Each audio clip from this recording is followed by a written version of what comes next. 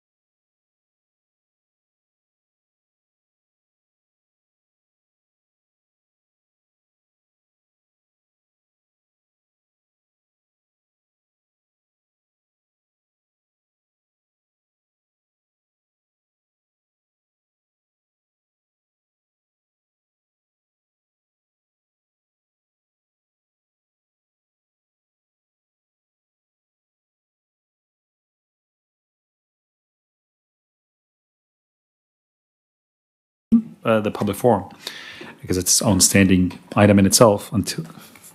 In accordance with clause 5.37 of Council's Code of Meeting Practice, I inform the persons attending that A, this meeting is being recorded, live streamed, and made publicly available on the Council's website, and B, persons attending the meeting should refrain from making any defamatory statements. In relation to clause 4.3, the provisions of this code requiring the live streaming of meetings also apply to the public forum. Today, we have 5 speakers who are going to speak on 6 different issues. The first person I'd like to invite with us here today is Mr. Robert Smith, who would like to speak on COM05, the media and social media policy, and he'll be speaking against it. Thank you. I would like to ask for a 2-minute extension before I start because I have timed at about 4.5 minutes. So thank you guys for the opportunity to speak today. Let me paint a picture for you. Alan, a 42-year-old brickie, gets home from work. He helps his kids with their homework and sits on the couch. Scrolling through Facebook, he comes across a Liverpool City Council post about a new park. Scrolling through he sees that someone commented that they want a new footy stadium. He wants to reply to them, let's settle for a new playing field instead. He can't. His opportunity to participate in the discussion ended before he got home from work. My name is Robert. I'm a resident and ratepayer. Professionally, I'm a data analyst and a business process analyst for a local city marketing company. I support Council's commitment to maintaining respectful and safe social media platforms. I understand the concerns regarding derogatory, abusive and insightful comments, and I acknowledge Council's responsibility to moderate its online spaces appropriately. However, I do not support the proposal to automatically disable comments on weekends, outside business hours, after 3 days, or whenever moderation is unavailable. By doing so, you prevent people like Alan from having a voice. My primary concern is that the proposal would significantly reduce opportunities for community engagement during the very times where residents are most likely to participate. Most residents work, study, raise families, and manage other commitments during business hours. As a result, evenings and weekends are often the times when they catch up on council news and participate in community discussions.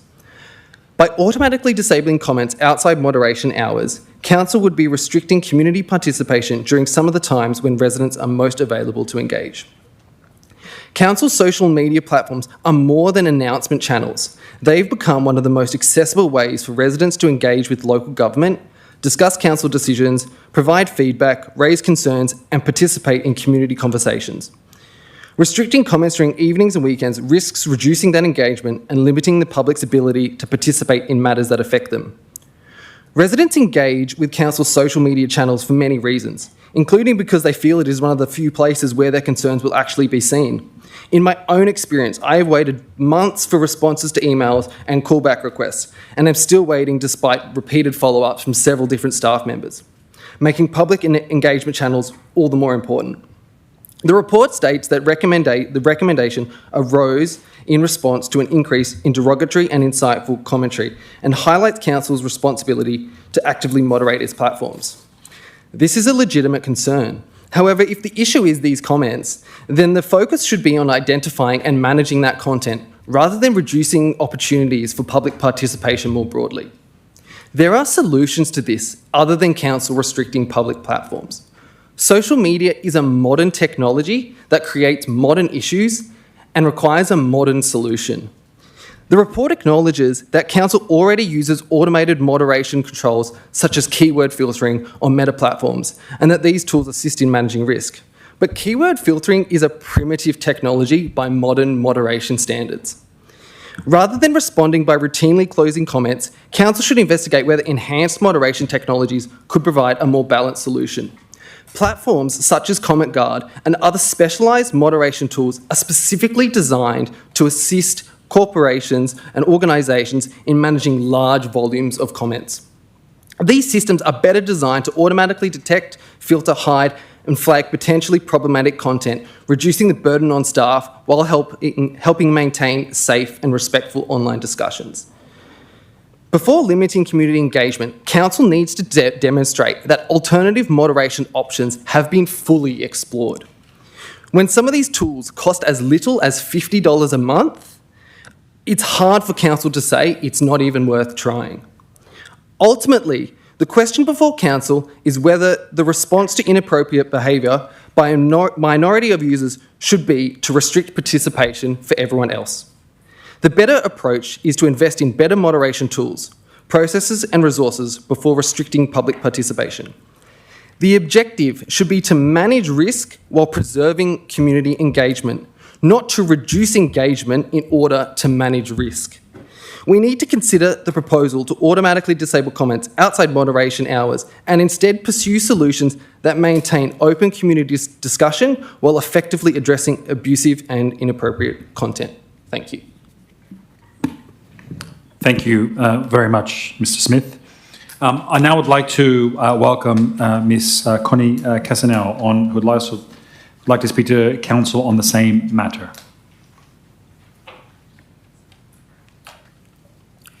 Good evening, Mayor and councillors. Sorry, before you start, did I pronounce your name right?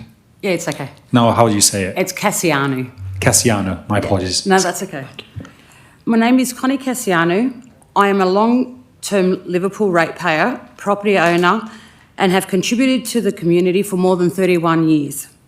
I am speaking tonight in relation to the media and social media policy because I believe the way councils communicate with the public is just as important as the decisions they make. The people of Liverpool elect councillors to represent our community, solve problems, and act in the best interests of the residents. We expect debate, different opinions, and strong discussion. This is part of democracy. However, there is a difference between debating issues and engaging in behaviour that creates division, hostility, or discourages residents from participating in public discussion.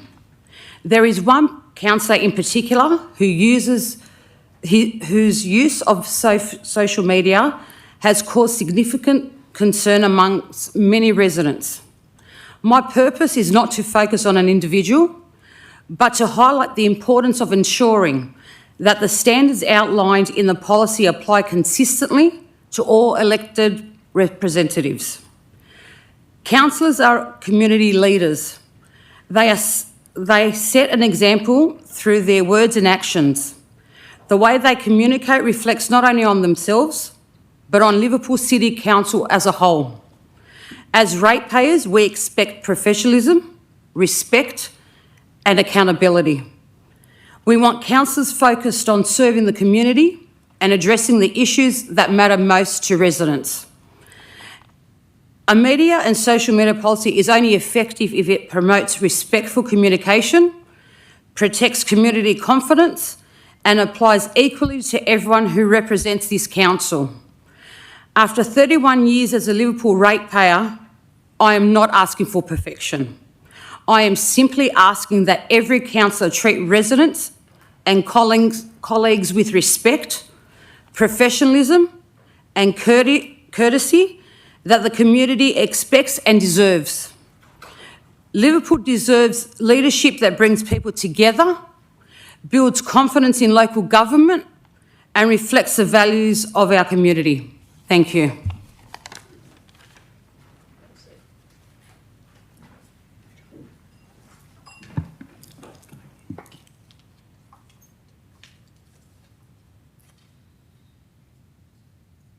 Thank you, Ms. Cassiano.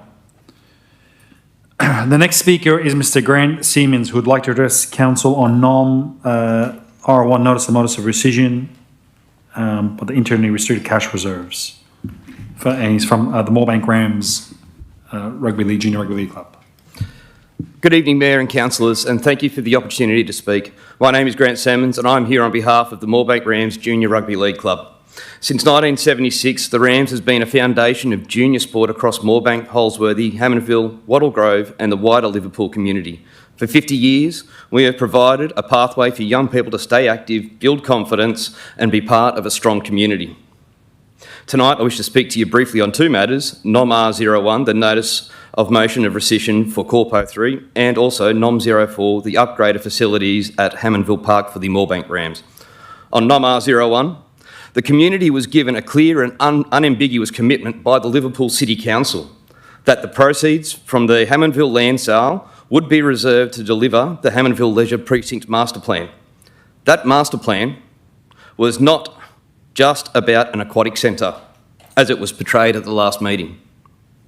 It includes the core sporting infrastructure essential to the rugby league and other sports at Hammondville, such as netball, baseball, cricket and soccer, including modern, compliant facilities for male and female players, including change rooms, operational facilities and amenities, upgraded parking spaces to ensure safe access, field and car park lighting upgrades, pavilion spaces overlooking the rugby league field, and improvements to the precinct that directly impact the safety of our children and support participation.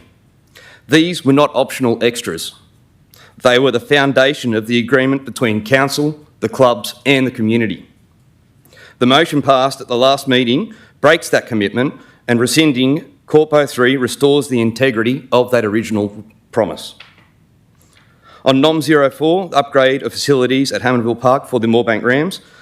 As I mentioned before, the Rams are the largest rugby league club across the Bankstown, Liverpool and Fairfield districts.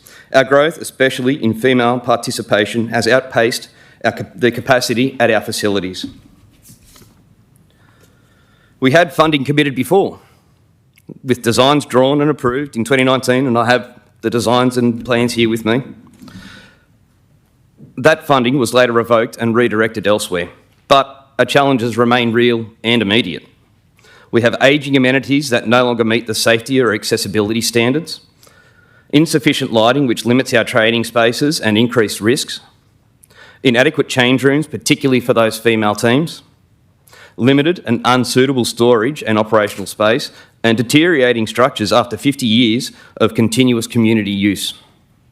A recent New South Wales Rugby League audit confirms these issues and identifies several safety concerns that must be addressed.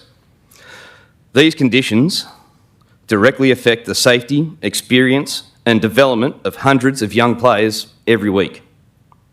That is why I am respectfully asking Council to support the NOM 04 upgraded facilities for the Hammondville Park for the Moorebank Rams, and to clearly define the funding scope and timeline requirements to finally address these needs.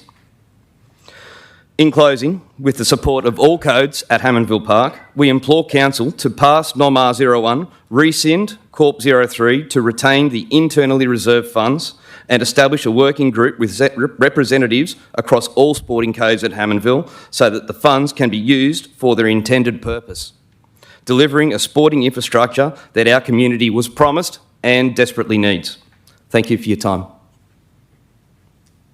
Thank you, Mr. Siemens. Our next speaker is Connie Harvey, who would like to address Council on CO 02. Excuse my voice. Good afternoon, Mayor and Councillors. I am Connie Harvey, the Libertarian Party advocate for South Ward.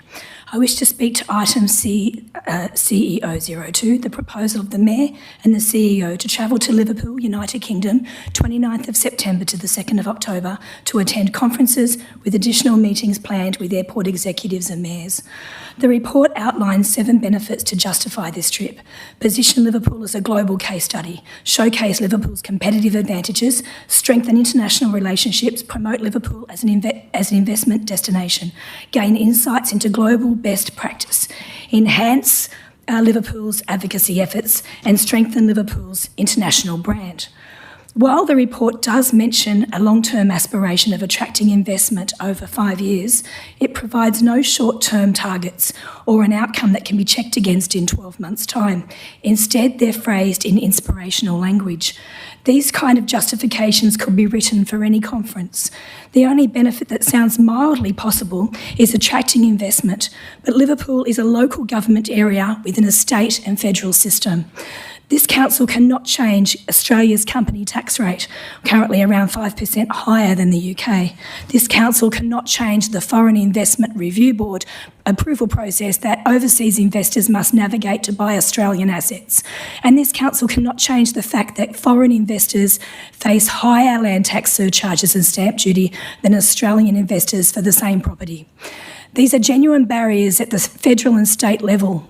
A presentation in Liverpool, UK, does not change these barriers.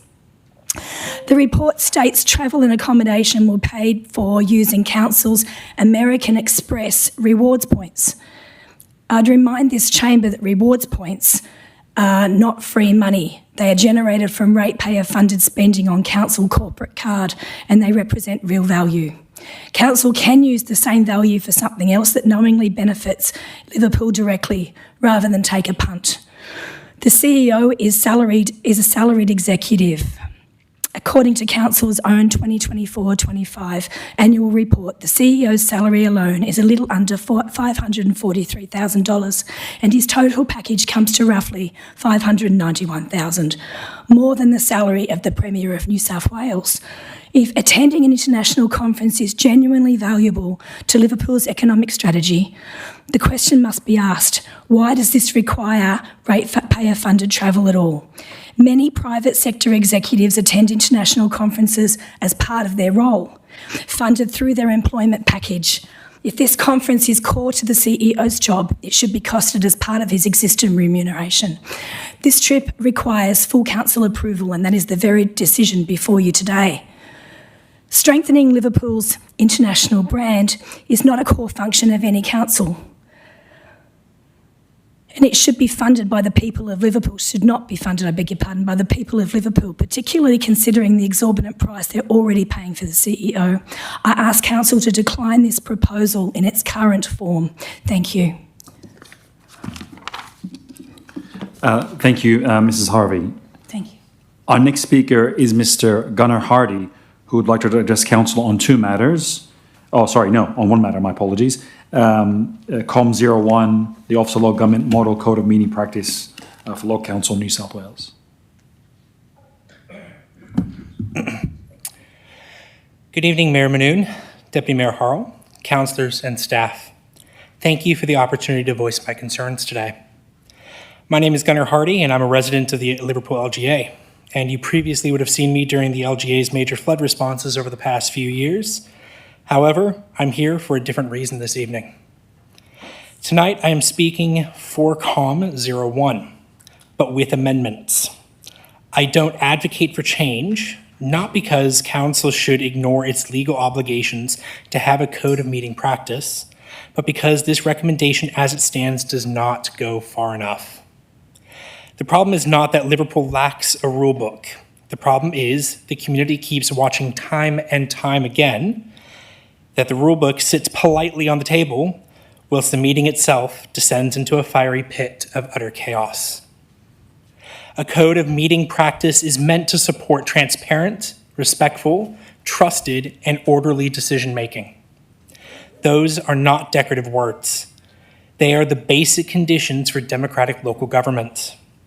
Yet as the last ordinary meeting, Council's own meetings record should record councillors being asked to withdraw comments and apologize, councillors being expelled, councillors leaving the chamber, and disorder serious enough to interrupt the business of the meeting. And not all infractions from all parties were equally acknowledged and dealt with, raising some eyebrows on impartiality. So I ask a simple question. What is the value of adopting another code? Or by reinstating the old one, if the people bound by it treat it as optional. Liverpool is already under extraordinary public scrutiny. There has been a public inquiry. There have been reports of dysfunction, workplace turmoil, code of conduct complaints, political conflict, and public confidence being damaged. Residents are not imagining this. We are watching it live at council meetings, reading about it in news and on social media, and paying for the consequences as much needed decisions are delayed or forgotten by theatrics. This item should not pass as a box-checking exercise. Yes, adopt the legally required code, but do not pretend that the adoption equates or equals good or fair governance. That is solely up to each and every one of you. A code without consistent or impartial enforcement is not accountability, something you, as a council, have an obligation to embody as leaders of our community. And if the question is, what do you want added? The answer is simple. I want to report back on how the code will be implemented, enforced, and reported to the community, along with a commitment that each of you will abide by and promote this code in every single meeting.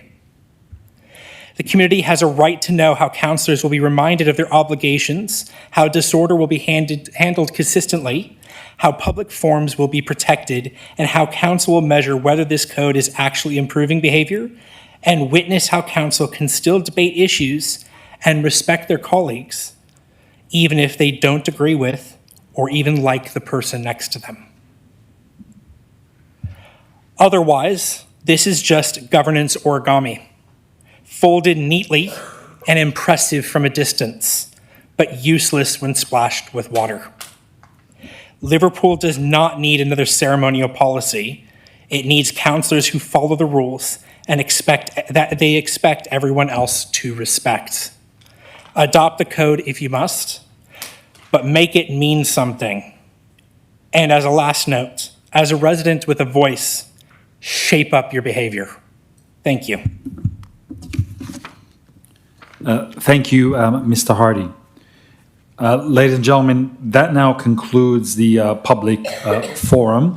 I just need to advise the community members that this will be the last public forum in its format, and that is due to the changes that the Minister for Local Government made to the model code of meeting practice, which was just been discussed or just been raised by Mr. Hardy, being ruled out and struck out by the New South Wales Legislative Council.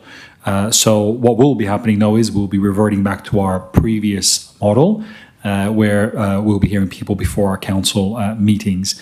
Having said that, there are some slight changes in that. So and that will be, I guess, covered in our code of meeting practice. But if anybody needs any information about that, for those speakers who are here, or just reach out to the council staff, and they'll tell you there are minor differences, but they are differences, albeit. So unfortunately, not everything, as the minister can while we supported his changes strongly, I think one of the first councils to do so, unfortunately, not in politics, not everything goes your way, and the minister unfortunately learned that with the legislative council. So feel free to tune into the upper house or the lower house and see how they go over there.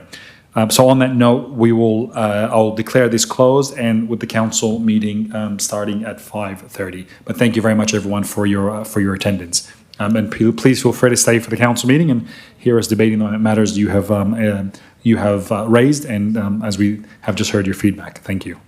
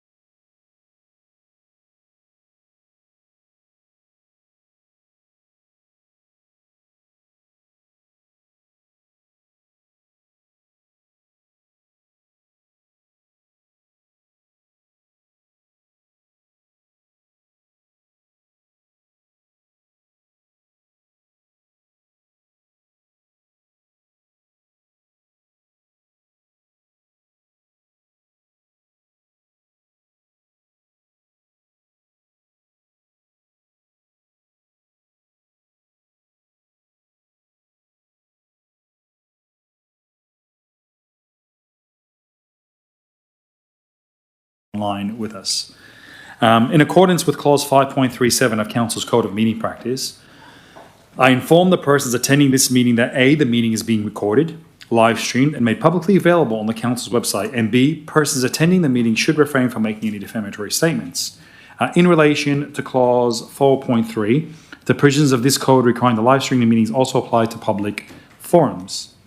To start today's proceedings, I would like to invite Father Anthony Morgan from the St. George and Prince Theodore Church in Liverpool, who will offer the acknowledgement of country and the prayer of counsel and affirmation. That will be followed by the national anthem. Could I invite everyone to please stand? Good evening to the Mayor, Councillors, Council staff and members of the public. Acknowledgement of country. Before we begin proceedings, we would like to acknowledge the traditional custodians of the land on which we meet, their ancestors past and present, the Karbrugal clan of the Darug nation. I also acknowledge that this land was accessed by peoples of the Darawal and Darug nations. Affirmation of Council. We affirm our hope and dedication to the good government of the city and the well-being of all Liverpool's residents, no matter their race or creed. Tonight, we affirm our hope for sound decision-making by Council, which will improve the quality of life in our city. We express our expectations and best wishes for Australia, our nation's future, the Mayor, Councillors and staff of Council, and all those associated with good government in Liverpool.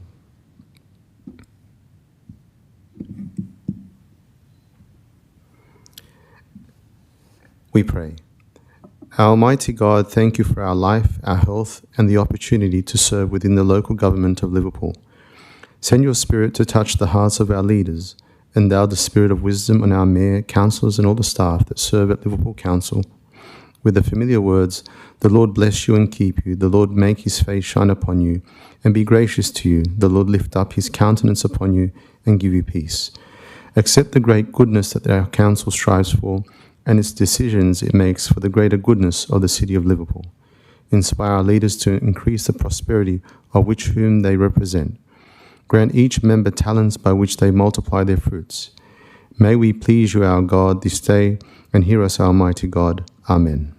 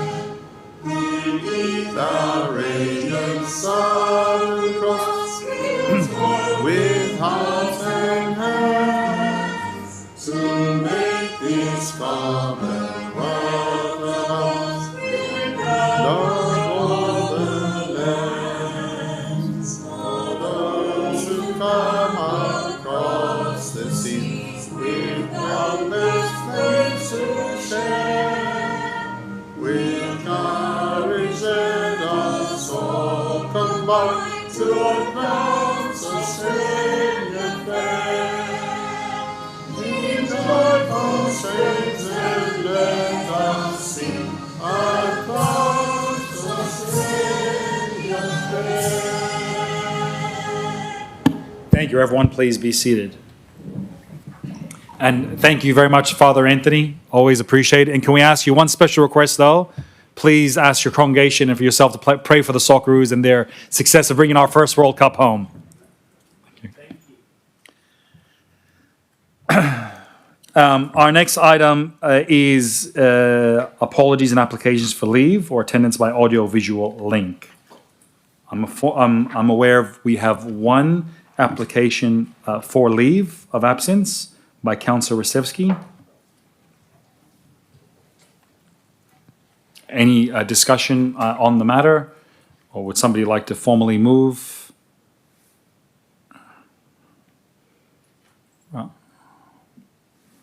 I'm happy to move it if move that we grant Councillor Recevsi an absence from the ordinary meeting. But I was talking to some council. I think they were just wondering about if there is any. I guess is on what basis, because I know myself, I've noticed, I've had people send me messages of Councillor Recevsi being active on social media, which I made you aware of, Mr. CEO, from the point he requested his leave. I'm saying, I guess on what council asked, on what basis is he requesting leave? Because councils need to make a decision. Whatever the decision is, it has to be recorded on what basis they're making the decision. Okay. So thank you through the chair. The councillor wrote to myself and the head of governance stating that he was medically unfit to make this council meeting. Are there any other questions from any councillors? No. Well, I'm happy to move that we grant him leave for this meeting. Just one question through the Mayor to the CEO. Did Councillor Rostevsky outline how long he's sought leave for, or is it just for this council meeting, or is there any specified date?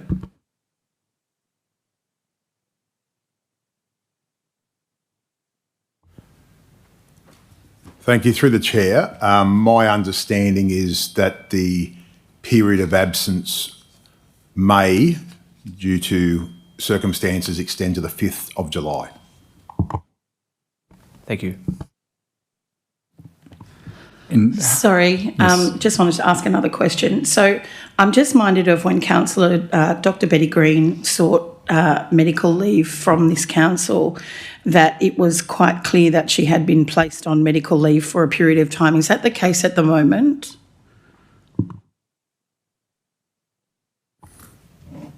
Yeah, through the chair, yes, as stated before, there's been an application for medical leave. And just to be clear, and so the community is aware, I guess, being transparent, does that mean that the councillor is not active in the community and is not performing the functions, or just is not coming to this council meeting and is seeking leave from this meeting? Thank you. Through the chair, my understanding is he's asking councillors he's advised councillors through the GM and governance team that he is unfit to attend this meeting. But could be still active on social media, doing council business, meeting with community residents. I'm just trying to understand if there's a medical.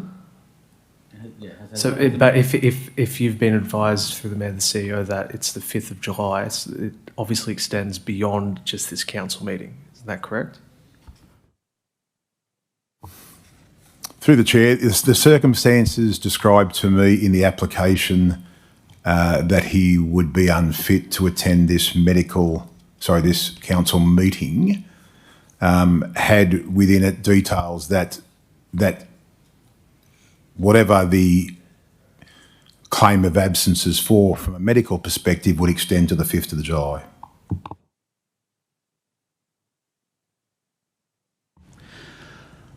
I think it might be important to note that in the recommendation then, and that medical leave is sought until the 5th of July. Can we have it added, please, as well as we need to have it as added?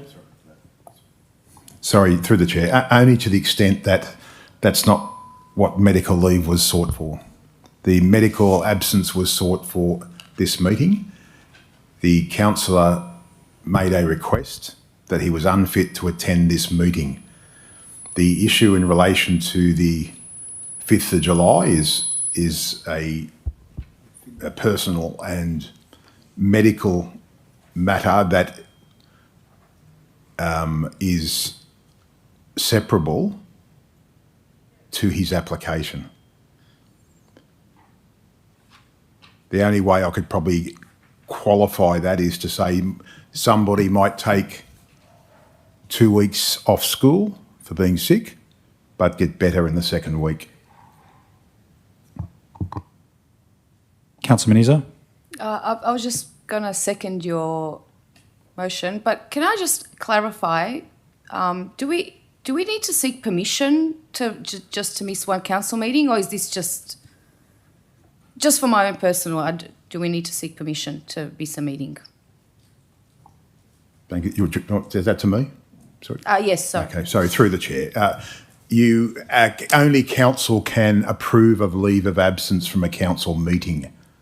The seeking of it is a matter for the councillor themselves, but only council can approve it. It must be a decision of council to approve the leave.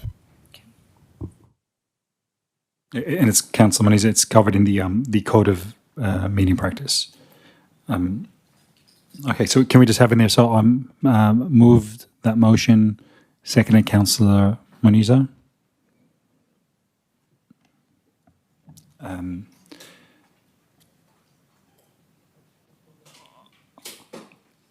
Could you repeat that, please? Which part? Sorry. Repeat what you just said before that. Moved by myself. That we moved and seconded Councillor Menizer. Yes.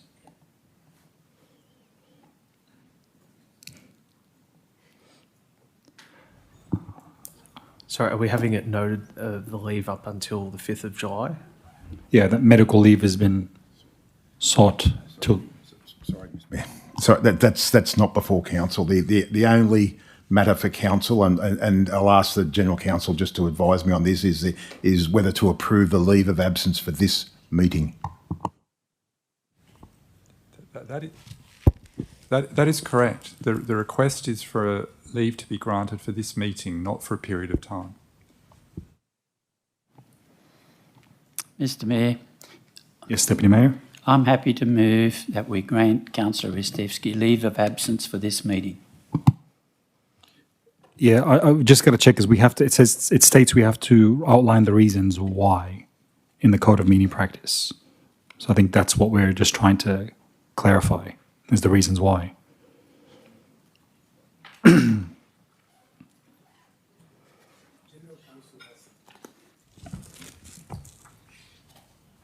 So I believe that the need to give reasons arises only if you refuse the leave. Only refusing. Okay. Okay, is there any further discussion? No, okay, I'll put the motion. All those in favour, please raise your hands. Against, I declare it carried.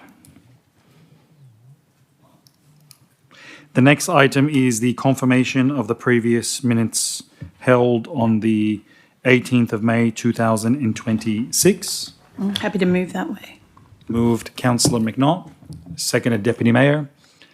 Any discussion? I'll put the motion. All those in favour? Against? I declare it carried. Next item is the declarations of interest, and just before we bring up the declarations of interest, it would be, I have to declare one, but I was just wondering if I can get my previous one so I can make sure that they're consistent in the wording, exactly. And that's for PD 01 Hoxton Park Road, Liverpool. And just while that's being brought up, I'd like to welcome Councillor Carnegie and Councillor Monaghan, who have joined us here today. Councillors, I just need to point out that at the last council meeting, you were both expelled by myself from the council meeting for acts of disorder, and I made the statement that you'd have to apologise before apologise and withdraw your comments. And I just want to now give you each an opportunity to do that, right? Whether you choose to would like to apologise and withdraw your statements. Has council rescinded the code of meeting practice that has been disallowed by the Legislative Council yet? Not yet, no. All right.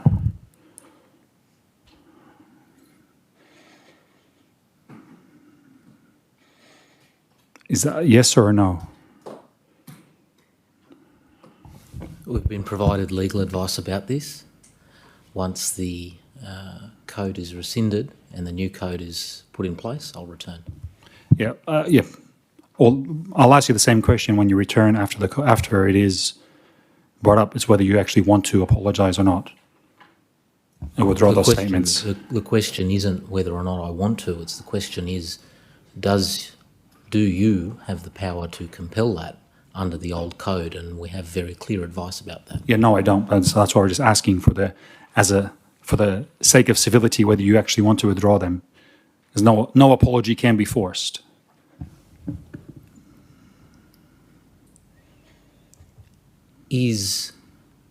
Are you saying that I can remain in the meeting without apologising? Yes. Then I'll be here. And I'll just for clarification, would you care to apologise and withdraw your statements? The question's patently been answered.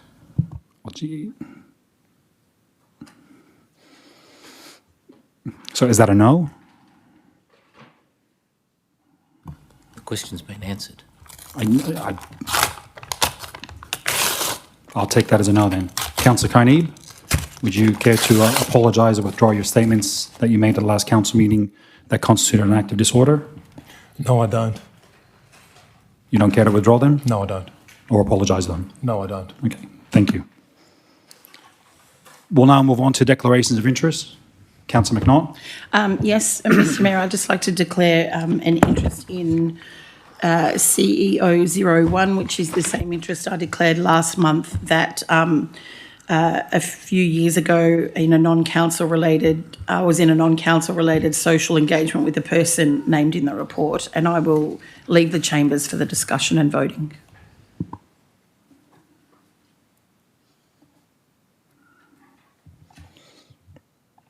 And you declare there's a... Non-pecuniary, less than significant, but I will leave the chambers. Thank you. Are there any other further declarations?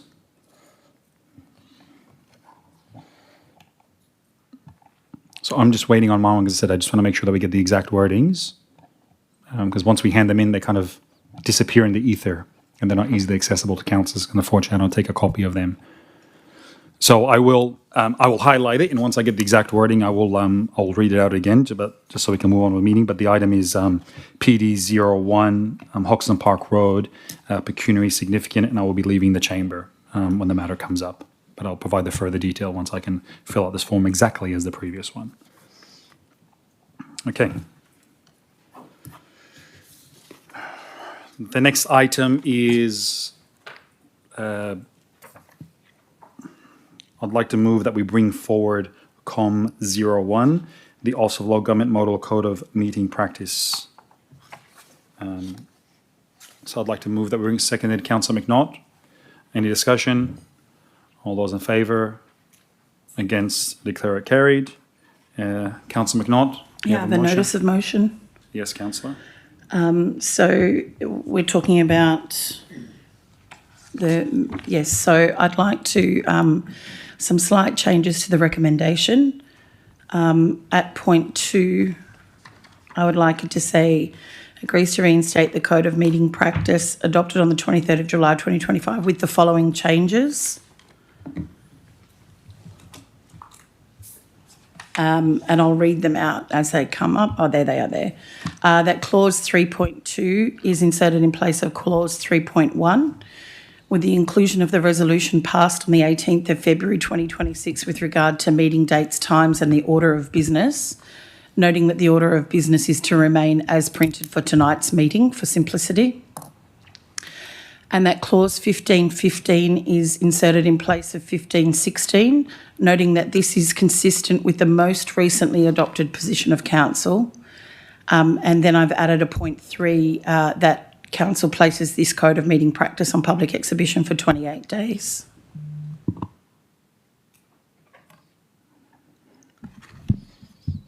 Do you have a seconder? Seconder, Councillor Amoon? Any discussion? Councillor McNaught? Yeah, yes. So did you want to speak for your motion, Councillor McNaught? Then we'll go to questions.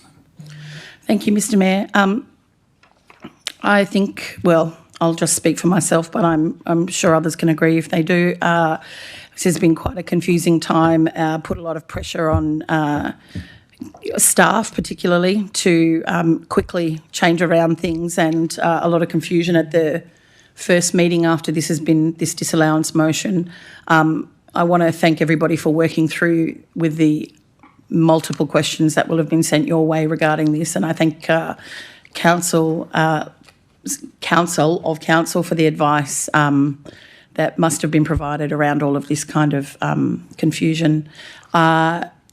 We're trying to make it as simple as possible, bringing back to the code that we had prior to the one that has now been disallowed, with some of the changes that we had voted on in the most recent Code of Meeting Practice.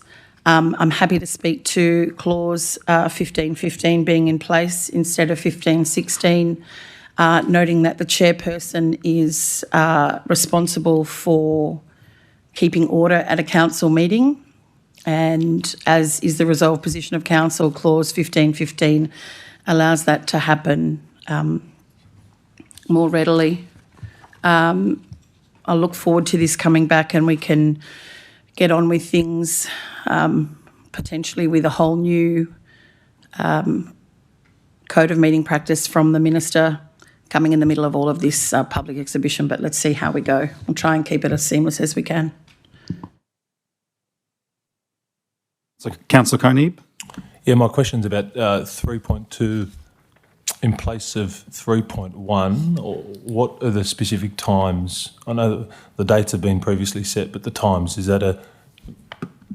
I can answer. That goes back to the extraordinary meeting that we had in February, which is the times that we have now, which then I suppose when we look at it, it'll start at 5:30 because the public forum will no longer be half an hour beforehand. It'll be part of the meeting.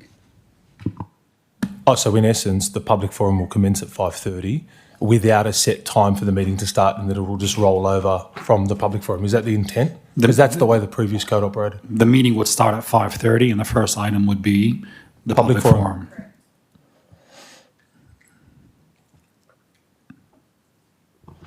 Is there any further discussion? That's I think great idea. So give other councillors to come maybe 5:45, 6 o'clock when we kick off, so they won't miss out a lot. Yeah, that's good.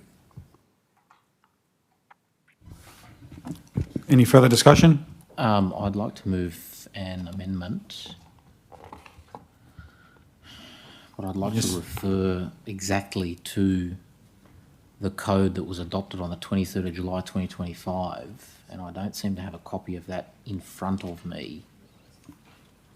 If I can, is there one?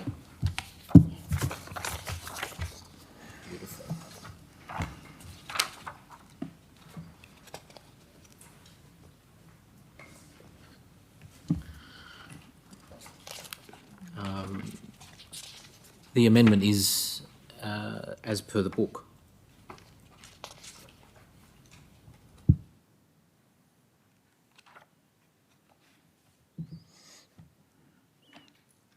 Yep, as per the recommendation of council staff, yes. So removing the rest of the points.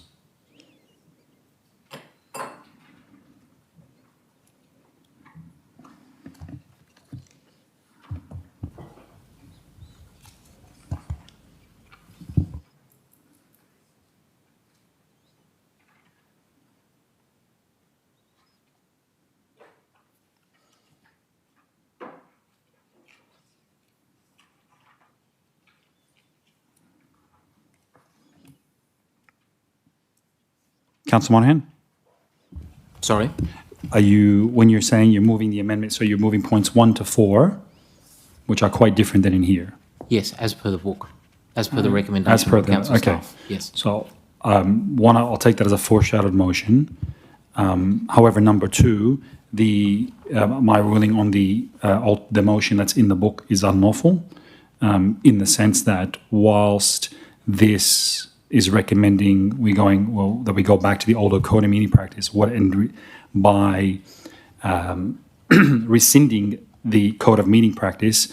However, what still exists as a resolution of council is a separate resolution regarding the times and dates of the council meetings. And just by rescinding the code of meeting practice does not nullify the times and dates in that resolution, which Councillor McNaught has done there in clause in the dot point under point 2. So that needs to be dealt with as well.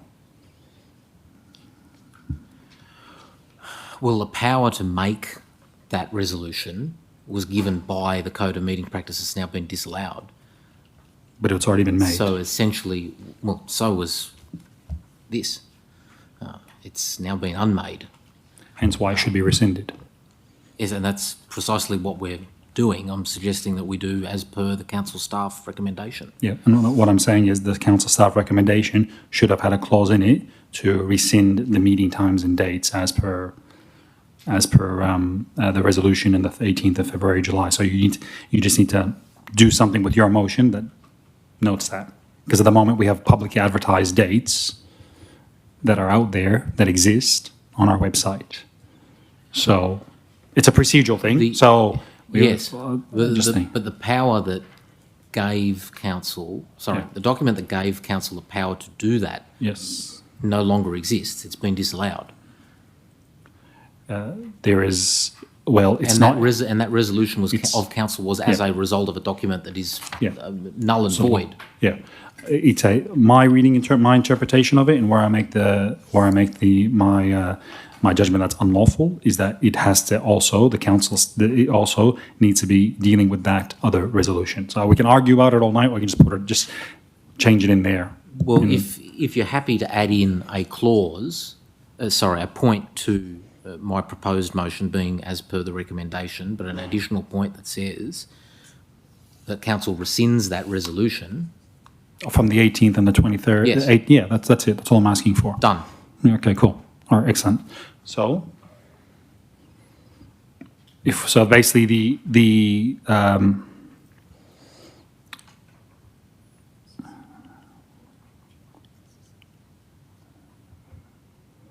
so that makes it. Then I guess I'm happy to accept that in its format like that as an amendment. Then well, it would have to be an amendment, wouldn't it? Because the code that we're currently operating under doesn't allow for foreshadowed motions. But here's the beautiful position that we're in. We're operating under something that doesn't exist. Well, it still exists as a council policy. It's whether it's inconsistent with Section 360 of the Act. Yeah, it's a document that's no longer, it's been disallowed. No. Yeah. So I think to simplify the matter, because there is a grey area that everyone is operating in at the moment, all local governments, because of this. So if we have that as an amendment, so which would be 1, 2, 3, 4, as per the book.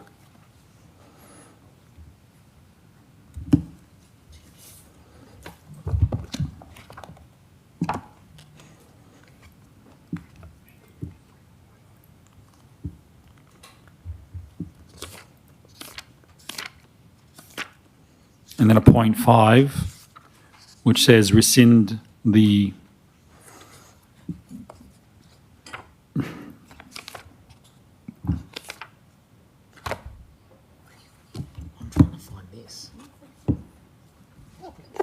rescinds the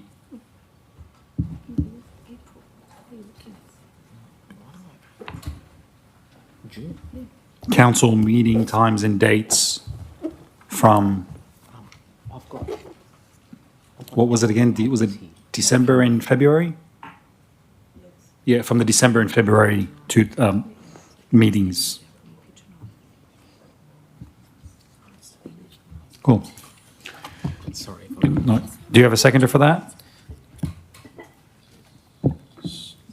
Yeah, just briefly. Wouldn't it be a foreshadowed only on the basis that what Councillor Monahan raises is adopting what's per the book, and what's per the book is in direct contrast to what's raised by Councillor McNaught, in the sense that Councillor McNaught has opted for 15 So just get to 15.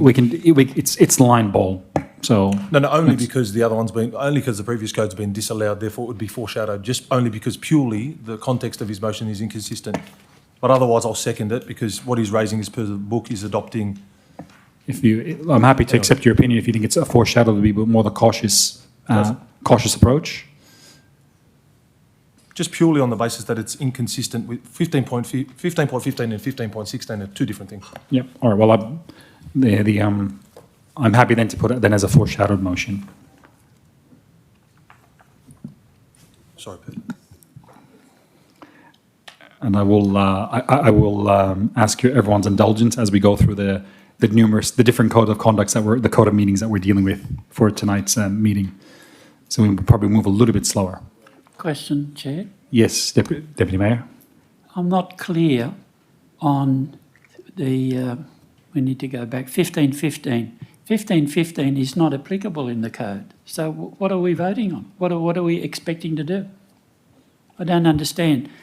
You're looking at the one that you're trying to implement is 23rd of July and 1515 is NA, not applicable. So what are you putting in? I'll take that as a question to Councillor McNaught as the mover of the motion. Well, sorry. I've tried. It's a one or the other. It's either 14 or 15.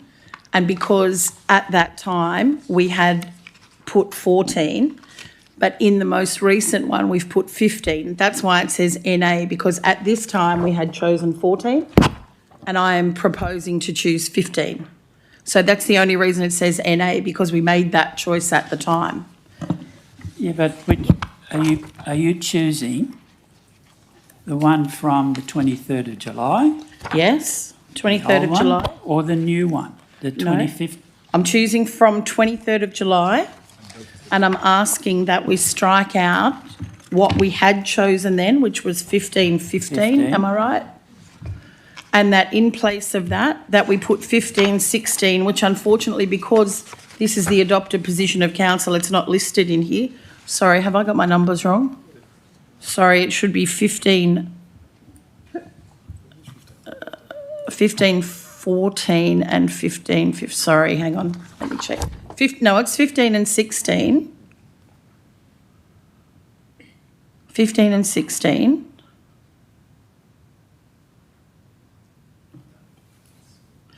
And I want 15 instead of 16. At the moment, in this one, we have 16 in the old one.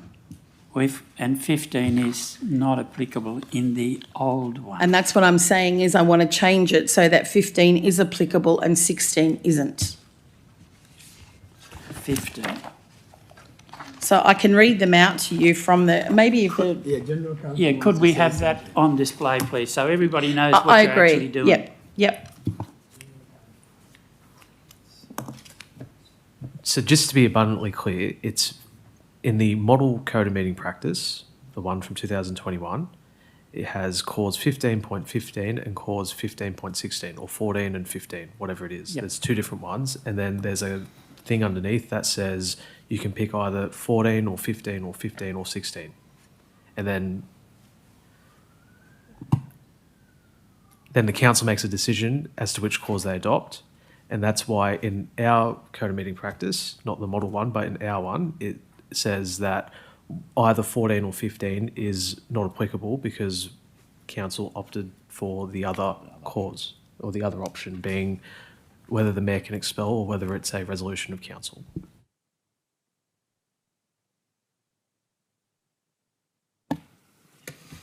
All right. So the point is, the one we're voting on, or the one that's being suggested by Councillor McNaught, is that the chairperson has the power to expel a councillor. That's basically the difference between whether you can or cannot expel a councillor. So that's what we're voting on. Thank you. That's the clarification I was after. Yeah. Yep.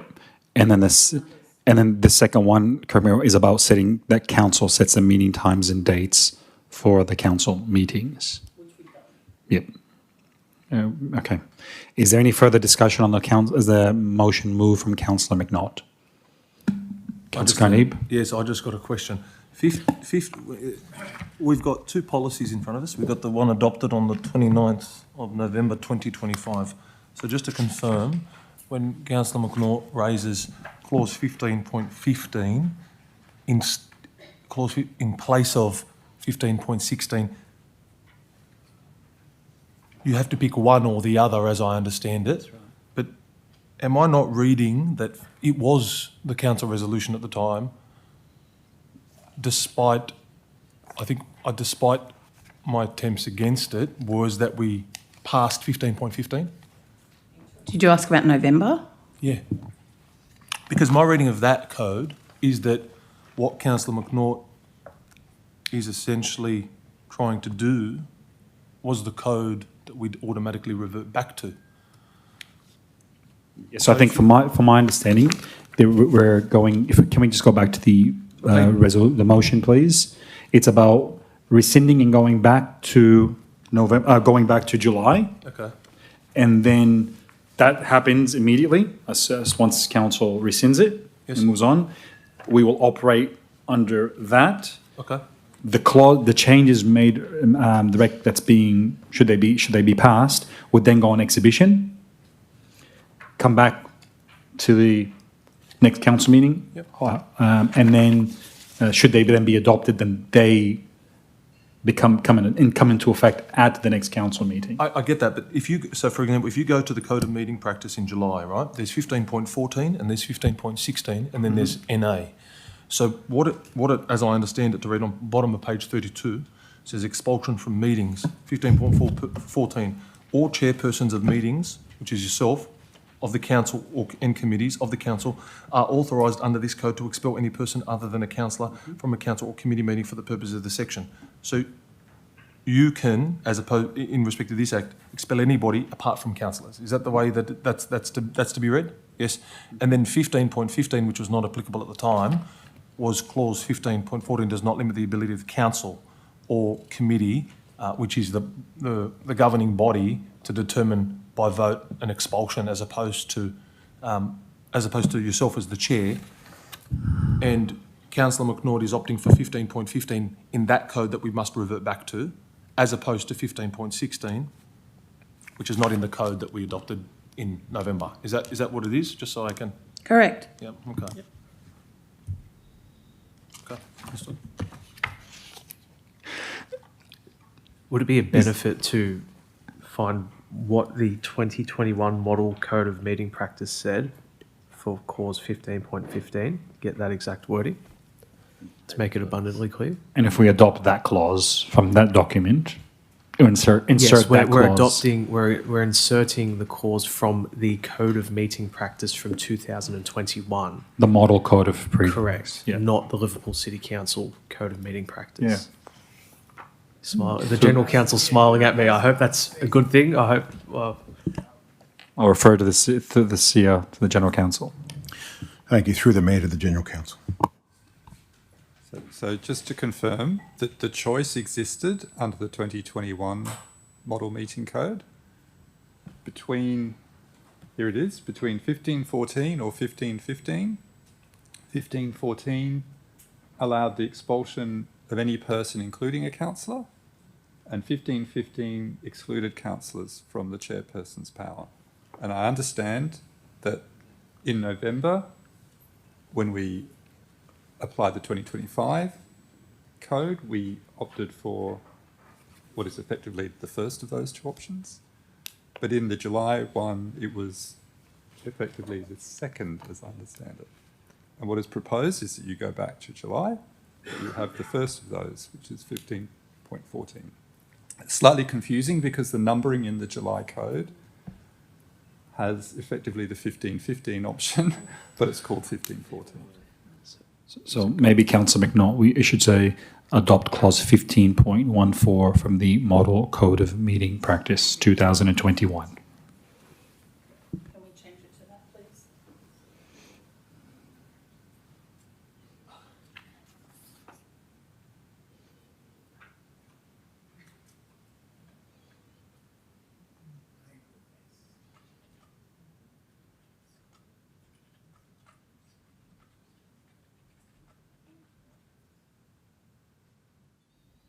So 15.14.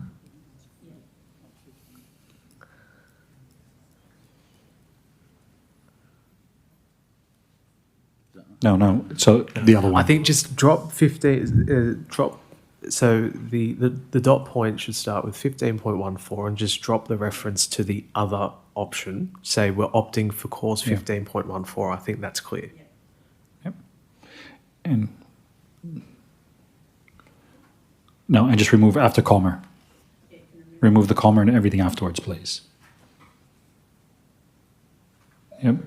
And just can we just go back? Can we bring up the model code and just to make sure? Can we go to 3.2 and 3.1 and just to make sure we've got we'll do the same, so we're consistent, please.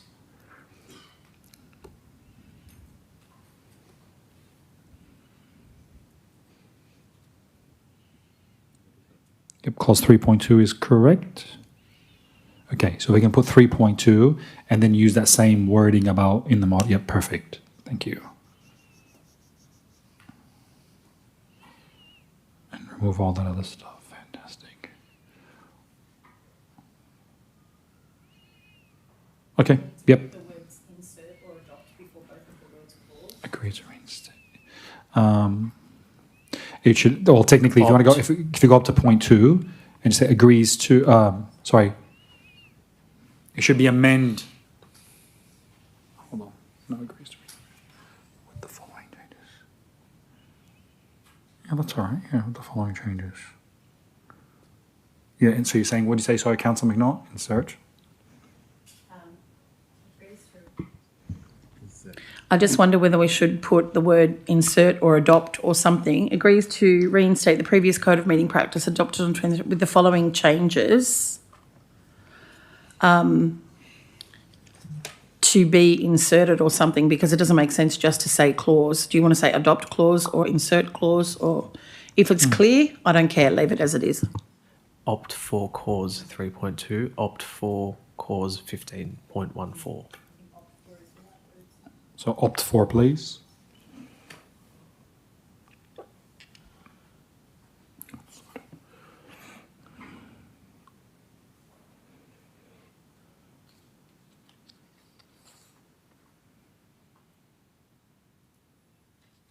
And I think just for abundance of caution, for clarity, that on point 3 should be places the above changes.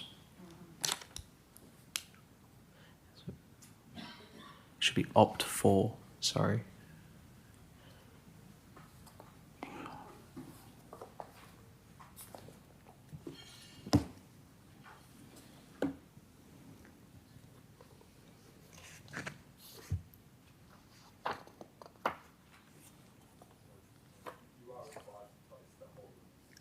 Yeah.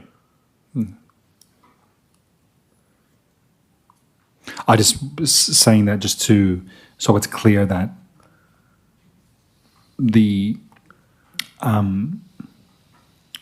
changes we're adopting and by reverting and rescinding are in effect. That's just the. But I think the intent is there. I think everyone understands. Without getting into too much drafting, but from a council's point of view, is everyone happy and understand that wording? Yep. Okay. So just to be clear, we're rescinding the 2025 Model Code of Meeting Practice that was disallowed. Yep. We're reverting to what is currently the the one that was adopted in July 2025, and then we're going out to public exhibition with the July 2025 Model Code of Meeting Practice with those two changes, clause 3.2, clause 15.14, and that's going out to public exhibition, correct? Yes. So we're going to be operating, for this council meeting, operating under the 23 July 2025 Code of Meeting Practice. Yes.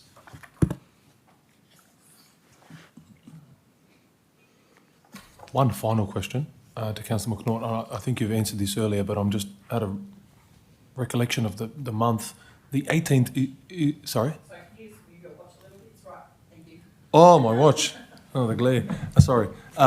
Now, are council staff able to just confirm the times and dates mooted on the 18th of February, because there were a few extraordinary meeting times and they were vastly different. I just want to make sure that the 18th of February ones are the ones that you've reflected and echoed on the record, which is 5:30.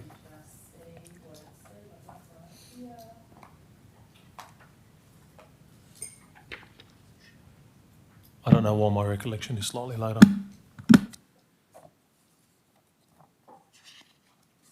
It says that the council meetings be held in the council chambers between 5:30 and 10:30, and the public forum to start at 5 o'clock. So that will be out, and it'll start at 5:30, between 5:30 and 10:30.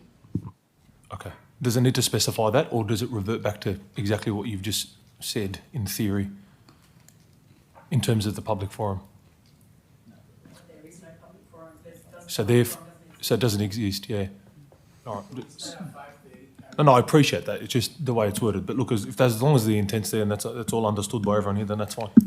So once we adopt this, the July meeting will then go to,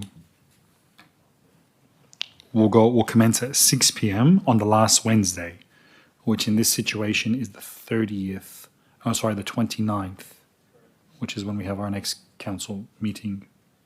Yep. So we start that one at 6 p.m. No, because the old code stipulated a time. Right? Yeah, microphone, please. Yeah, it should have passed after that. Okay, so that was moved, Councillor McNaught. I'm sorry, I forgot who the seconder was. Councillor Amoon. Is there any further discussion? The amendment. Well, now I ended up going back to, after Councillor Carnabe's advice, as a foreshadowed motion. Yeah, so I still don't think that that's right. I still disagree with my friend about that. We're still operating under the old code because that's been disallowed because we haven't rescinded the new one yet, which doesn't allow for foreshadowed motions. I still think it should be an amendment. Yes, but on the same basis that you were the part about the apology. The apology is entirely up to you if you want to kick me out still. No, because this is where the grey zone exists. Is that we cannot operate inconsistent with the model code. But we haven't rescinded the new one, the one we're operating under yet. No, that's our code. The model code is the government's code. So we have to be consistent with the 21 code. And therefore, the clauses about amendments and foreshadowed motions, that would be inconsistent. For example, if we were to say, we want to operate like the now disallowed code, that would be inconsistent. As is the apology and refraining someone from entering, it would be inconsistent. So we couldn't maintain that. Could we just get clarification, just for my information? Yes. Yeah, by all means. We get clarification about that. Just so we don't go to General Counsel twice, I've got another question, just to not lose sight of a position. I just want to understand how the vote's going to go. Let's just presume, for whatever reason, it goes as a foreshadowed motion. This motion gets put, it passes. Subsequent, how do we... I'll wait till you finish. No, it's fine, because the question's towards you and then to the chair at first instance. In circumstances where the old code still had the ability to put up amendments, let's just assume, for argument's sake, that the code didn't. Can you just refer, just so we're clear, 21 code versus? There was still an ability to do amendments prior to in the 21 disallowed. Code. Yes, there was still an ability to do amendments to motions. Was there not? They were different to foreshadowed. Of course, that changed in the one that's been disallowed, but there were still amendments. My question is, just trying to future-proof my position in about 5 minutes, if the advice is that it's a foreshadowed motion and then this motion gets put and it succeeds, the basis in which makes it a foreshadowed motion is the part about 15.4 which allows you to expel us as the chair as opposed to the council body. The other aspect of this motion, which is also in dispute, is the commencement of the meeting times, which is in theory consistent with the old code, like you indicated that the next July meeting has to start at 6. So if we were unsuccessful in the current foreshadowed amendment, whatever you want to call it, on 15.14, it doesn't disallow us from moving an amendment to Councillor McNaught's motion that purely if we're unsuccessful on the ability for you to expel us, to change the meeting from 5:30 to 6 in line with the current code. I would have thought that that would have been an amendment, but obviously we can't put that until this is determined, right? But I can still put that afterwards as an amendment. I thought I'd ask that before you go to General Counsel because there's two things you're going to ask him. It was a very long question and a very well-structured question. And I would need time to exactly digest it. But I can say ultimately on this basis, I'm happy to go with whatever would make everybody happy until we've rescinded this and we have clarity. So we can, but like I said, if you want to deal with it as an amendment, and if Councillor Carney, if you're happy to deal with it as an amendment, I'm happy to deal with it as an amendment. I'm content with that, yeah, because if this amendment, for example, fails, I'm just going to tell you exactly what, if this amendment fails, and understanding the lay of the land, I presume it will, the second amendment is going to try to seek a neutrality of a time, which is the timing of 6 o'clock. Yeah, so I'm with you. Like I said, so an amendment, and if that fails, a further amendment can be essentially half of what this is. I guess I said before, it's line ball, and be mindful of time and everything. So if you're happy to say, you know what, deal with it as an amendment originally, I'm happy. You happy with that? Okay, so if we just go back then for a moment to Councillor Monaghan's. Now the movements. So this what's on screen now. We've already have a mover and seconder for that. Councillor McNaught and Councillor Amoon. Yep. So if we can now move down to the amended motion, if we can make sure that Councillor Monaghan's motion is an amended motion, please.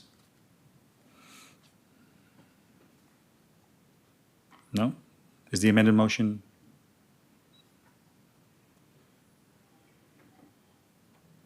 Which was in the amended motion is what's in the booklet.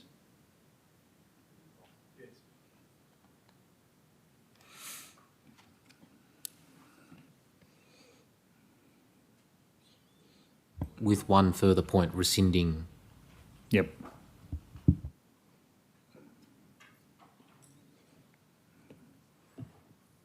Yep, and just at point 5, rescind the times and meeting dates as previously resolved by council. And that was moved Councillor Monaghan, seconded Councillor Carneeb. Okay. So while they're doing that, I think we can.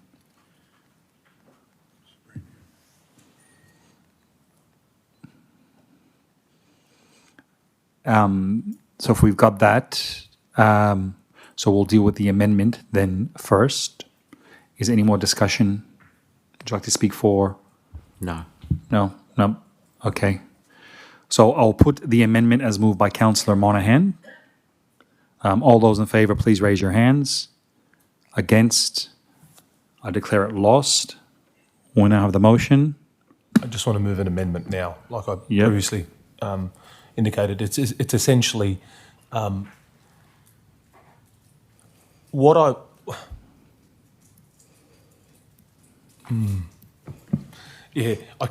what I essentially want to do, and rather than go about it in adopting it as per the book, because in theory, what I might do is essentially, just for ease of convenience for a script writer, to copy and paste Councillor McNaught's motion. Can I ask what your objective is of your amendment? To have the meeting start at 6 o'clock, and to allow you to expel me, essentially. It's the way I'm going to need to frame it for ease of convenience. Not foreshadowing certain behaviour, are you? No. Of course not. No, of course not. Never do that. So, Councillor Carney, can I recommend this? Yes. Right, and this is not only to you, but the rest of councillors. And I foreshadowed this, I think, at the last meeting. that we re-look at our meeting times and dates.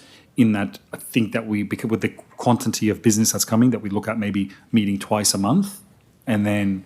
So I think it's not the issues about the start time; it's really the issue of the end time that comes. I don't disagree with you, So- like in terms of long term, but just for the time being until that becomes an agenda item where it goes to 2 nights from 6 to 9, for example, Yep. across 2 fortnights. My intent is to have them commence at 6. Yeah, I guess the next meeting is starting at 6. Correct. We've got, I think, 5. It's a pretty big break. I think we have like 6 weeks to the next meeting. If we can have a discussion beforehand, before the council meeting, and then we can take a position in July, should this code of meeting practice be passed, where council sets a time and meeting dates, then we can deal with it at the July meeting. And I appreciate that, but for the time being until we get to that point, I'd like it to be a joint position that we start at 6. It's clear that the council body wants you as the chair to be able to be the ability to do so in terms of expelling people, and that's fine. But in terms of the time, that's something that I want to move as an amendment. Isn't it the same thing? Resolution, model code, agrees to reinstate. I just want to get some clarification, if I can, through the CEO to the General Counsel. Considering that exact item was just that exact amendment was dealt with as part of the now lost amendment, are we able then to re-vote on it without it being rescinded? Because theoretically, then you can keep on just moving an amendment, which is the same amendment, which is lost, was slightly different. Well, you can, but it's got a different intent behind it. Half of it's gone. Half of it, but that one particular point. No, I appreciate that, but it's not the same amendment. To the question, through the chair to the General Counsel.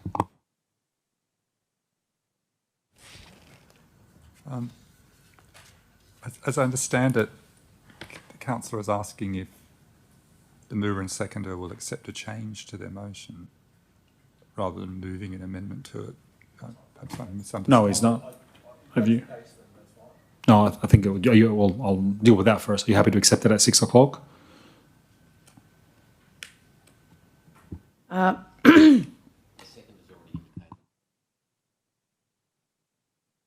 I just want to ask.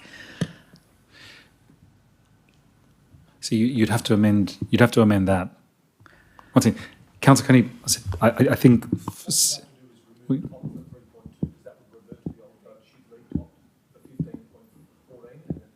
Sorry, microphone, please.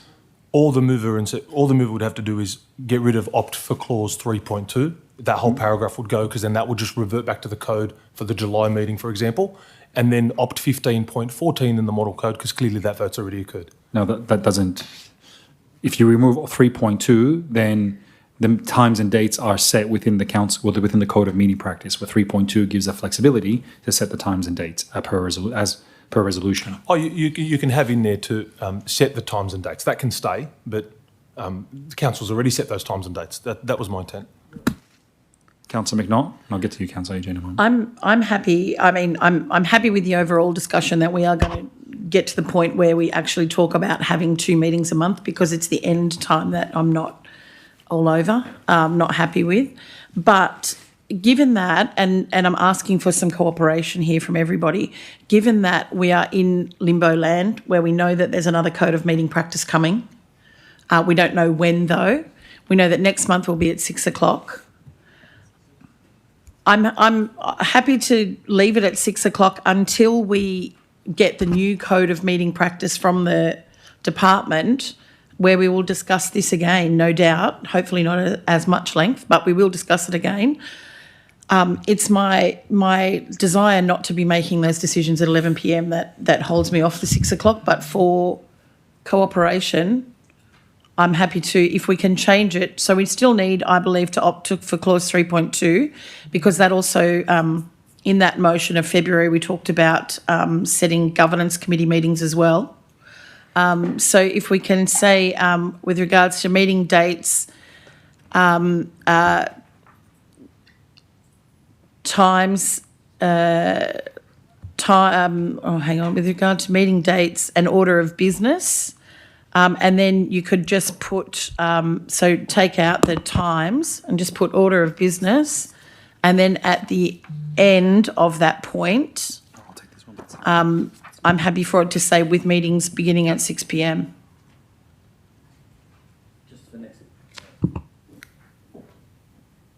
Through the chair, that's just for next month, yeah, the 6 p.m. Not for the continuation. Once if this passes and goes out to public exhibition, it's going to be 6 p.m. the whole lot. Is that what you want to do? I think doing what wants to be it's the whole 3.2 has to be rewritten then because and you have to kind of rescind that motion, amend that motion, which is resolved from back then. So I'm saying, Councillor Carney, let's just have a discussion about it and let's sort out the next council minutes and move on. We have, and thankfully, Councillor McNaught agreed that just for the time being, until we have that business agenda item before us, and it sounds like everyone's on board with a 6 to 9er, for the time being, all I'm saying is we just revert back to the code that states that it starts at 6 o'clock. The inclusion of council can still set the time and dates for meetings is fine, so it can change at any point in time. Yeah, but then, sorry, just procedurally, what this motion's all about is rescinding existing motions and going back to a position. So, but with the way I'm just purely wording now, we'd have to come up with different words because we're referring to those meetings which has times and dates as part of it. So you have to change those. You won't. So what you would do, right, is in my view, so long as you just removed opt 3.2 and that entire paragraph, all that needs to occur, if that's the intent, and I thank Councillor McNaught for a position, if that's completed, all that needs to come before council, and council staff are listening to this, it just needs to come back before the next council meeting when it's gone out for public exhibition, and then it reverts back where we formally adopt it. It'll just be tidied up there. But for the time being, removing opt 3.2 allows that to occur. That's all I'm suggesting. Okay. Councillor AJ, one sec. Councillor AJ. Through the Mayor, the CEO, if I may, I think the Director of Community and Lifestyle might have a solution. Yep, just one sec. Councillor AJ. Yeah, I think we missed the first point. Because we lost the public exhibition from 5:30 to, like, they wanted us to include it in the meeting, isn't that right? That's the intention.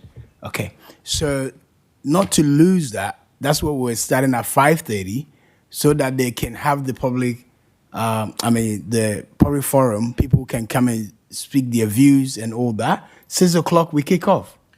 That doesn't allow us to do that. It doesn't work that way anymore. Oh, get rid of all that? Yeah, don't worry. Yeah, if there's half an hour of speakers, you're effectively starting at 6:30 if you start at every meeting at 6, assuming there's half an hour of speakers. Okay. I'm just saying. I'll, through the CEO, refer to the Director of Community and Lifestyle. Thank you. Through the chair, I'm all after solutions, so I'll refer to the Director of Community and Lifestyle.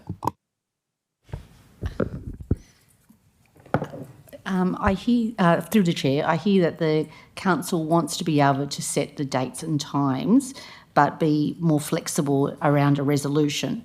So if we adopt 3.2, we could bring a report back with the 6 p.m. frequency time and set the dates and times at the next council meeting, possibly. So that gives you the adoption of 3.2, doesn't specify it in the code, but it will specify in the code that you're adopting 3.2, which will go out to public exhibition, and then we adopt the dates and times as per what we've discussed. All right. So then, what if we just then say we keep opt? We say opt 3.2 is a model economy practice 2021. Full stop there. We probably don't need to do it. We probably can delete the rest of the stuff, and then we could add another point. Just we don't do it yet. We add another point which would say, direct the CEO to come back with times and dates for future meetings, looking at 2 meetings per month. That's fine, and until that occurs, it'll be at 6 o'clock. That's perfectly Well, fine. we actually have to resolve it next meeting. Yeah. Our next meeting is at 6 o'clock. And then, yeah, correct. And then, yeah, that's fine. Yeah. Okay. So, it would be a different point. So it'd be a different number, not a dot. And it'll be direct the CEO. Direct the CEO to provide a timetable for future council meeting dates with a frequency of 2 per month. I'm happy to starting at accept, 6 p.m. or with later starting time. I'm happy to accept that amendment into the motion. Great, wonderful. Seconder happy, wonderful. I'll put the motion because I'm sure there's no more discussion. All those in favour? I declare it unanimous. Thank you. So now we'll go clarity. Sorry, everyone. That was very painful, but this is the very unique procedural matters we have to deal with. So we're now dealing with the 23rd of July Code of Meeting Practice. You can chuck the other one in the bin, because it doesn't mean anything anymore. Recycling. Huh? Recycling, yes, thank you, Councillor Hart. I'm sure the CEO would love some paper to turn into something else. Okay. Rescission motion. And I just take this opportunity to thank our typist too. It's our first time. She's a fill-in, and I think she got this job like 20 minutes before the council meeting. So thank you very much for your help, and please everyone be a little bit patient with her. They're doing a great job so far. I'm going to go to the rescission motion, NOMR 01, the review of internally restricted cash reserves, 18th from which is on page 56. Mr. Mayor, do we have mayoral minutes first? I'm happy to move to the rescission motion now. Okay. Page 56, tab 2, with recommendation on page 56. Moved, Councillor McNaught. Seconded, Councillor Amoon. Any discussion? Yes, I just want to clarify a few things on the record. Through to Mayor, the CEO, when we talk about our internally restricted reserves, i.e. reserves that are set up as per resolutions of council, such as the Hammondville Precinct Reserve, does that count towards unrestricted cash when we have to go to the banks and give them our loan ratios, or ratios for the loans that we have? Yes, it does, Councillor, through the chair. So by unrestricting that cash, the internally restricted cash, and putting it into the general fund, that doesn't actually impact on our ratios the same way as if we were to take funds from the general fund and put it into an internally restricted reserve. It doesn't impact on our ratios with the banks. Thank you, through the chair. When we get into the ratios, I'll just refer that to the Director of Corporate Services. That's correct, Councillor. The banks include internal restrictions with unrestricted funds when they do their calculation. So it just to be abundantly clear, it makes no difference whatsoever in the eyes of the banks. That's correct. Thank you. I'd like to speak in support of it. I move this rescission with Councillor McNaught and Councillor Amoon. We've heard from local stakeholders, we've heard from the Moorebank Rams about the need to upgrade some facilities down at Hammondville, the Hammondville precinct. This is not about a pool, this is about the entire precinct. That money was set aside back in 2024 as there was a promise to the community via extensive community consultation that the proceeds of the disposal of the surplus land down at Hammondville will be set aside for the eventual upgrades to that precinct. And I think we need to make sure we continue and stay the course with that position that was taken by council, as it was a significant promise made. Whether you agreed with the sale or not, it was a promise that was made, and I think we should be doing everything possible to ensure the community has confidence in the decisions that council makes, and certainty. Should council rescind, I'd also like the opportunity to speak for the motion, or the notice of motion that was given. Deputy Mayor? Yes, I actually have some questions around this. While I don't have a problem now with the rescission motion, my issue was, at the time, why was all of this done in the first place? If it wasn't the issue that we talked about, we needed a certain amount of money in reserves so that the banks didn't get the opportunity of modifying the interest rates. And on that basis, I supported that we needed that money in the unrestricted reserves. But it turns out that that's actually not necessary. In fact, why do we have to have $25 million in an unrestricted reserve at all times. To me, that seems ridiculous. That's $25 million that could be spent on essential services rather than have a continuous $25 million sitting there. I know we haven't got it at the moment, but why do we need to do that if it's not necessary? And in terms of the banking, that was the issue at the time that I understood it to be. But if we've got the money there and we don't need that, I fail to see why that money... In fact, I fail to see why all of this needs to go into unrestricted reserves if it's not necessary. Through the Mayor to the Deputy Mayor, my understanding was there was a resolution of council that Councillor Rostevsky put up that there should be a minimum of $25 million in the internal restriction, and I think there could be a question of whether we actually need that or whether it should be rescinded, because I think it was based off a misunderstanding that what the banks consider unrestricted cash includes internally restricted reserves that council have. That is obviously the underlying basis to all this, and if we had that clarification at the time, I don't think we would have made that decision in the first place.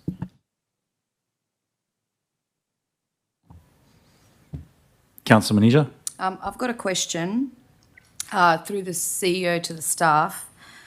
So, if these funds for Hammondville go back into the the restricted funds, can they be used until before the master plan is complete, or are they sort of just sitting there waiting for more money?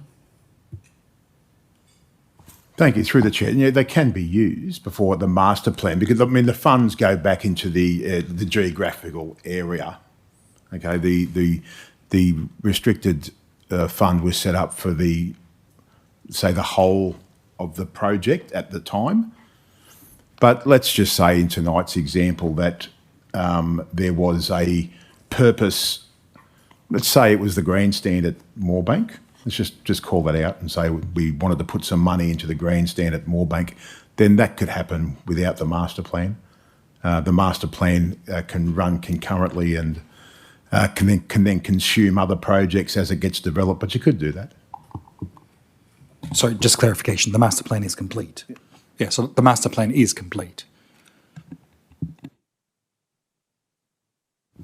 My question's to the CEO. Why has none of this money been spent yet?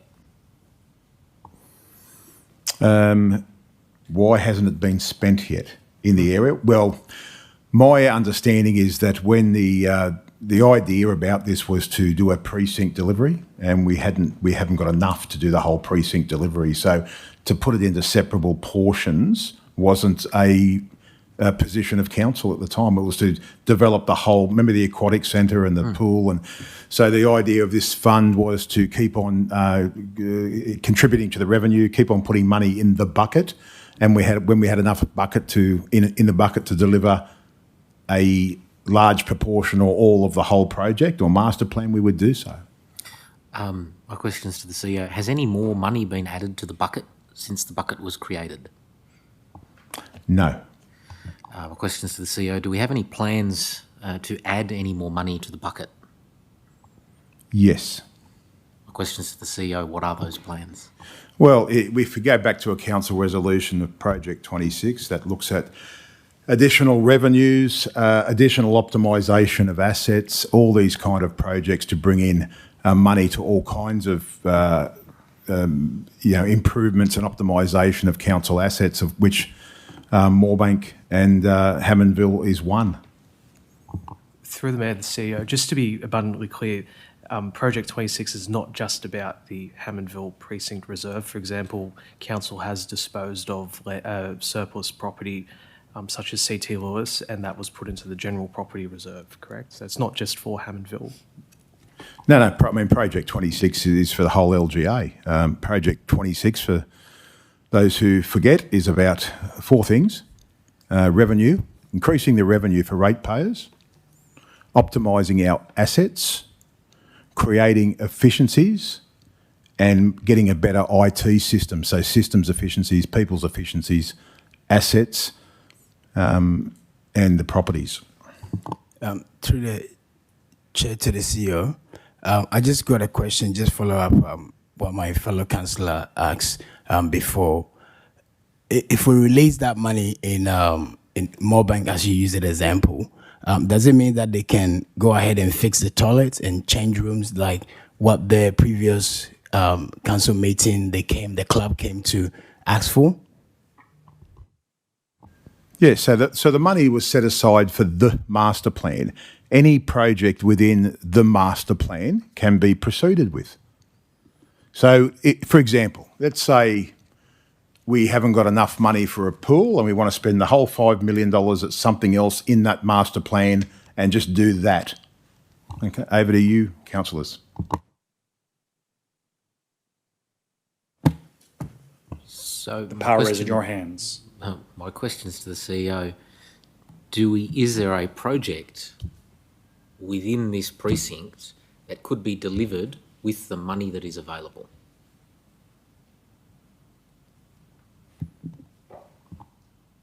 Well, the answer is yes. I mean, if you're talking about a shovel-ready project, one of the components of the wider master plan, no, but because essentially Moorebank is a renovation, maintenance, a refurbishment, making it better project. You could spend your money that way. Council could spend its money that way. Is there another shovel-ready project that we could buy for $5 million that's ready to go? No. So, again, my questions to the CEO.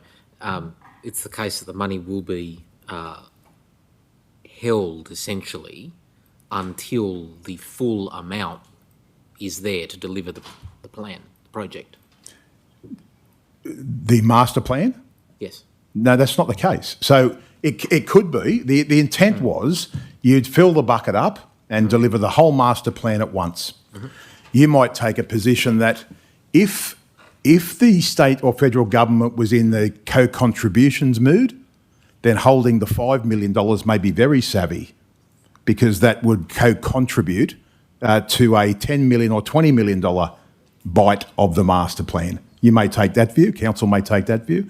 Council may take an alternate view, is to go and spend the $5 million we have in the area it was designed for, and now with restricted funds for it, and exhaust the $5 million currently in the bucket and cross your fingers for a grant that is not co-contributed. And I'll just want to add a point, councillors.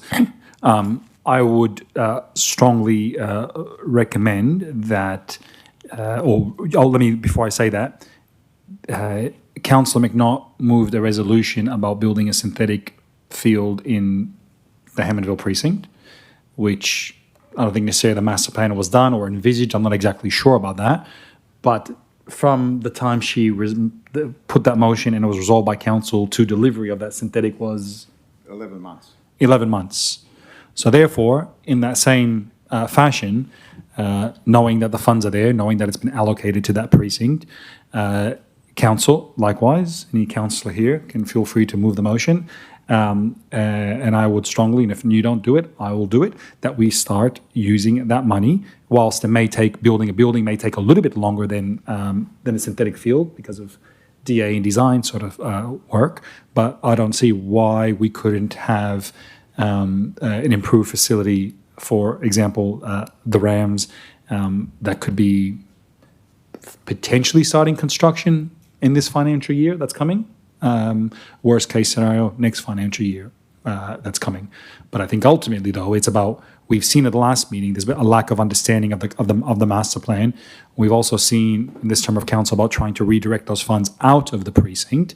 And I think that's the first stage now, is, I guess, establishing a unified position about saying, well, no, the money was, and if I can understand the argument correctly by Councillor McNaught and Hart, is that the money was promised to go into that precinct, it should go into that precinct, let's get back to that position, and then from there, let's now work on what we can do, that $7 million in the short term, versus waiting to save up $50 million and doing the master plan, which I would advise against because it will take too long. My advice is, let's start moving on it. My question is to the CEO. Have we made any approach to the federal or state government to see if they are in fact in the co-contributions mood? Often. And are they? No. For this project?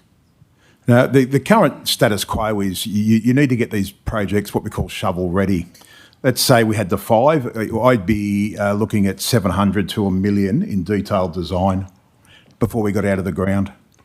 So on the whole master plan, not on the grandstand. But the answer is we ask all the time. We have a whole grants team. In fact, we put 2 new people on the grants team only recently, and we are seeking grants. It's one of the revenue streams we need to improve this financial year.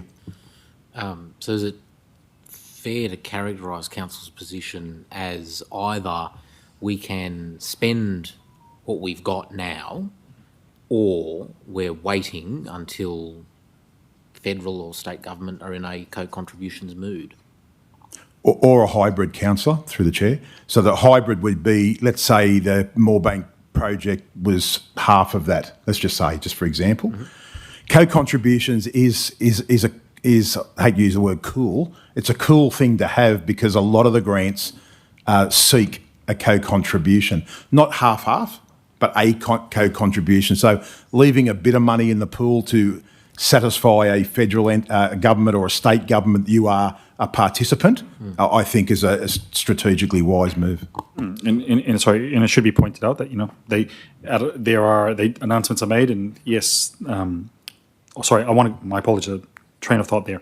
I want to clarify from my previous statement. Councillor McNaught actually has put up a motion, NOM 04, about this exact issue. So about allocating funds and getting things moving, but I'll let her speak on it when it comes up. But we probably should bring that, subject to what happens with this, we should probably bring that forward and deal with it. Yeah. To the chair, to the CEO, I'll go back to our last meeting, and when I heard the beautiful club did their presentation. We have all been kissed before, when your dad promised you or your mom promised you to buy you a Christmas present, and then they change their mind down the line, and you kind of like feel hurt. The intention of the sale and the purpose of the sale was to be able to let the money stay in that region, to use it for Moorebank. That's what we promised them as council resolution. Last time, I think we got the misinformation, and now it has come back to the table. I'll go back to fairness and equity. I believe that the Moorebank Club deserve the upgrade. Toilets was broken, change rooms were not fixed. So if we can release the money and start small until we wait for the bigger project, I will urge all councillors to support this so that the club doesn't have to come here all the time to seek us to release the money. So I will ask everybody to support them. Thank you. Councillor Monaghan? Yeah, one more? One other question. To the CEO, given we need some money to entice essentially the state or federal government into the co-contributions mood, as a rough order of magnitude, how much are we going to need in the bucket as a minimum? Yeah, you'd like to have 20%, sorry, through the chair, 20%, councillor, would be a good number. Only because you want, if the grants are large, you want to grab as much as you can. So co-contribution, the residual co-contribution amount, you want to have a bit of coin to contribute. So if the government come up with like $100 million grant options, you'd like to have 10 in there. If it come up with a $50 million, you could probably go for less than 10%.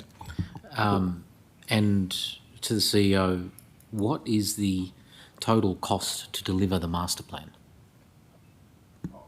Sorry, through the chair, I don't know. It's obviously because we haven't got design.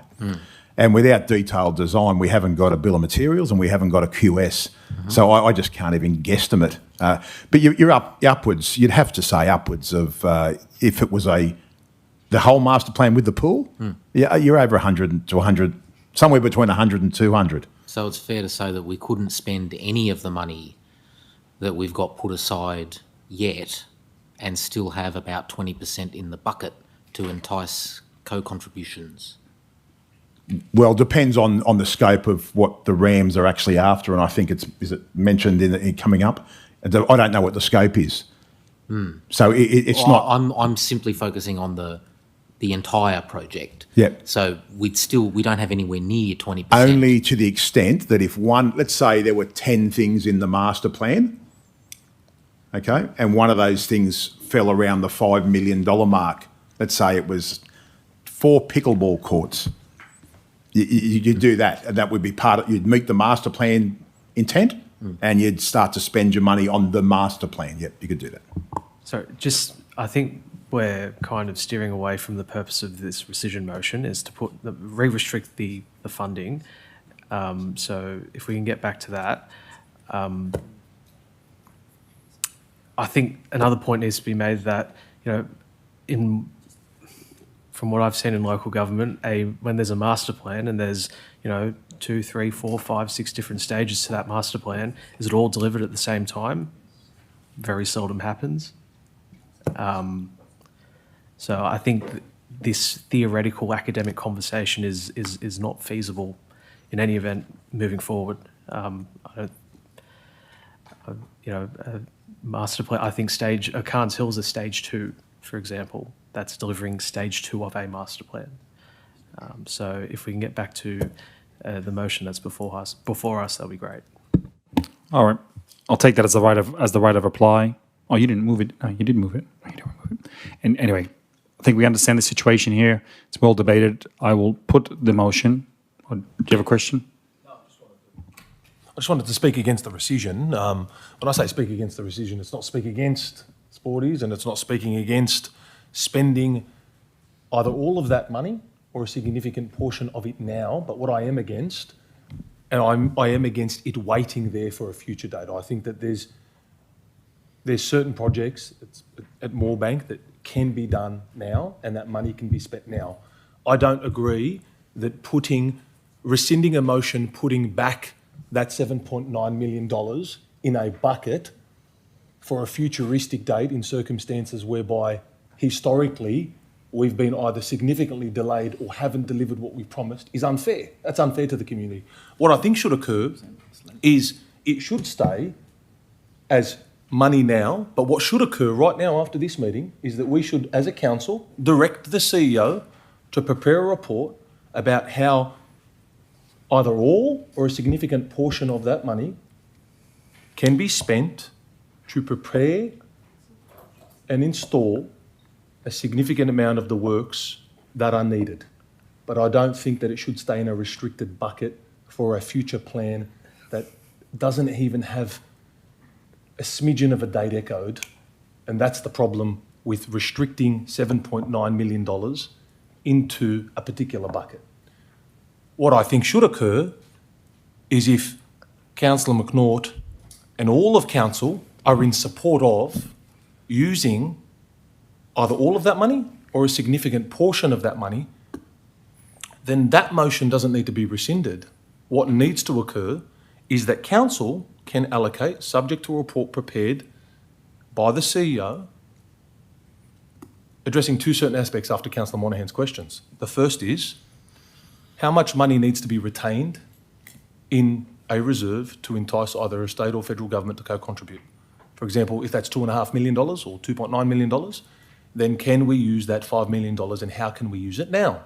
And that report can come back to Council rather than restricting it all over. Oh, sorry. Is that an accident? Yes. Okay.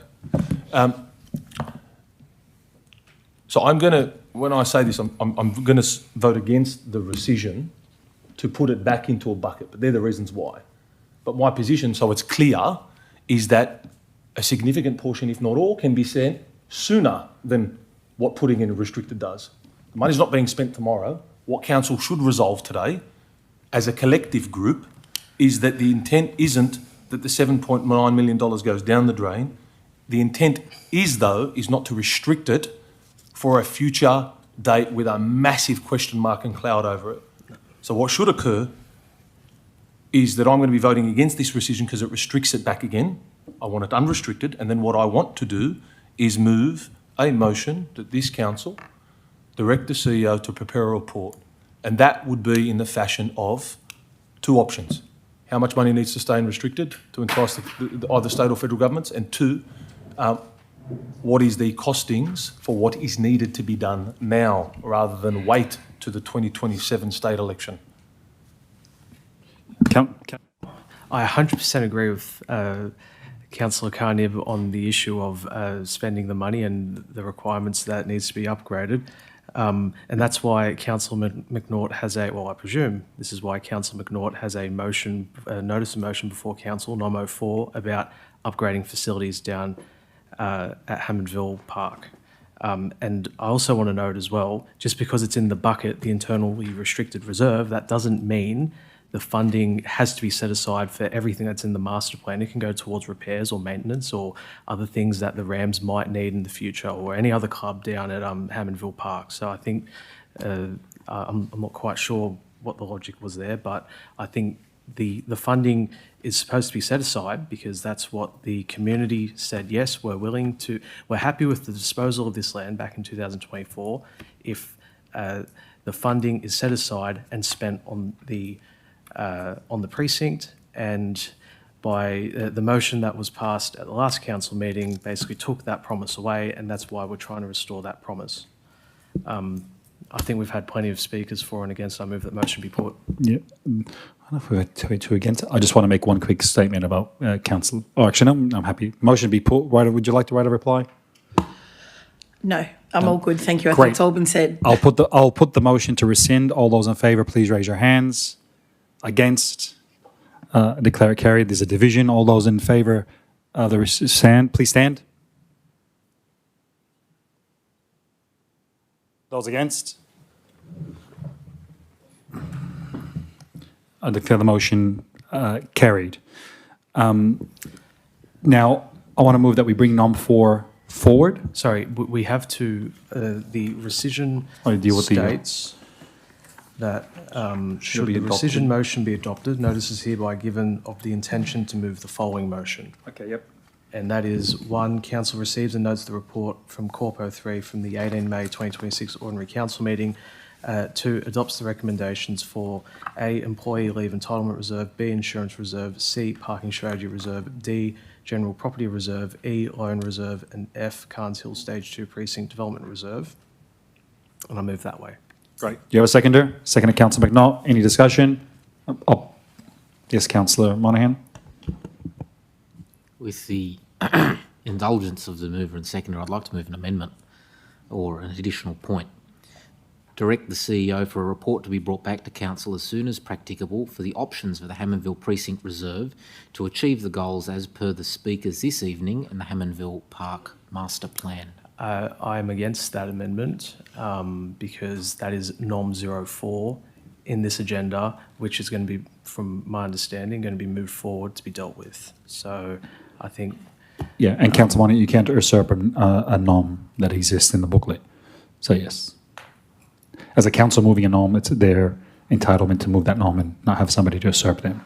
So we can have that discussion in a few moments once this goes through, hopefully. All right, just being mindful of time. Yes, I'd still like to move that as an amendment. That doesn't preclude. Well, it doesn't preclude NOM 4 being debated. No, it's out of order because if it's adopted, then there's no point for NOM 4 because NOM 4 is materially the same thing. No, it's not. It's a specific project. I'm asking for a report generally. Sorry. Yes, Councillor Hart. Sorry, can you turn your microphone for a moment, please? Off for a moment. The original intent of this report, Corpo 3, says they're internally restricted cash reserves.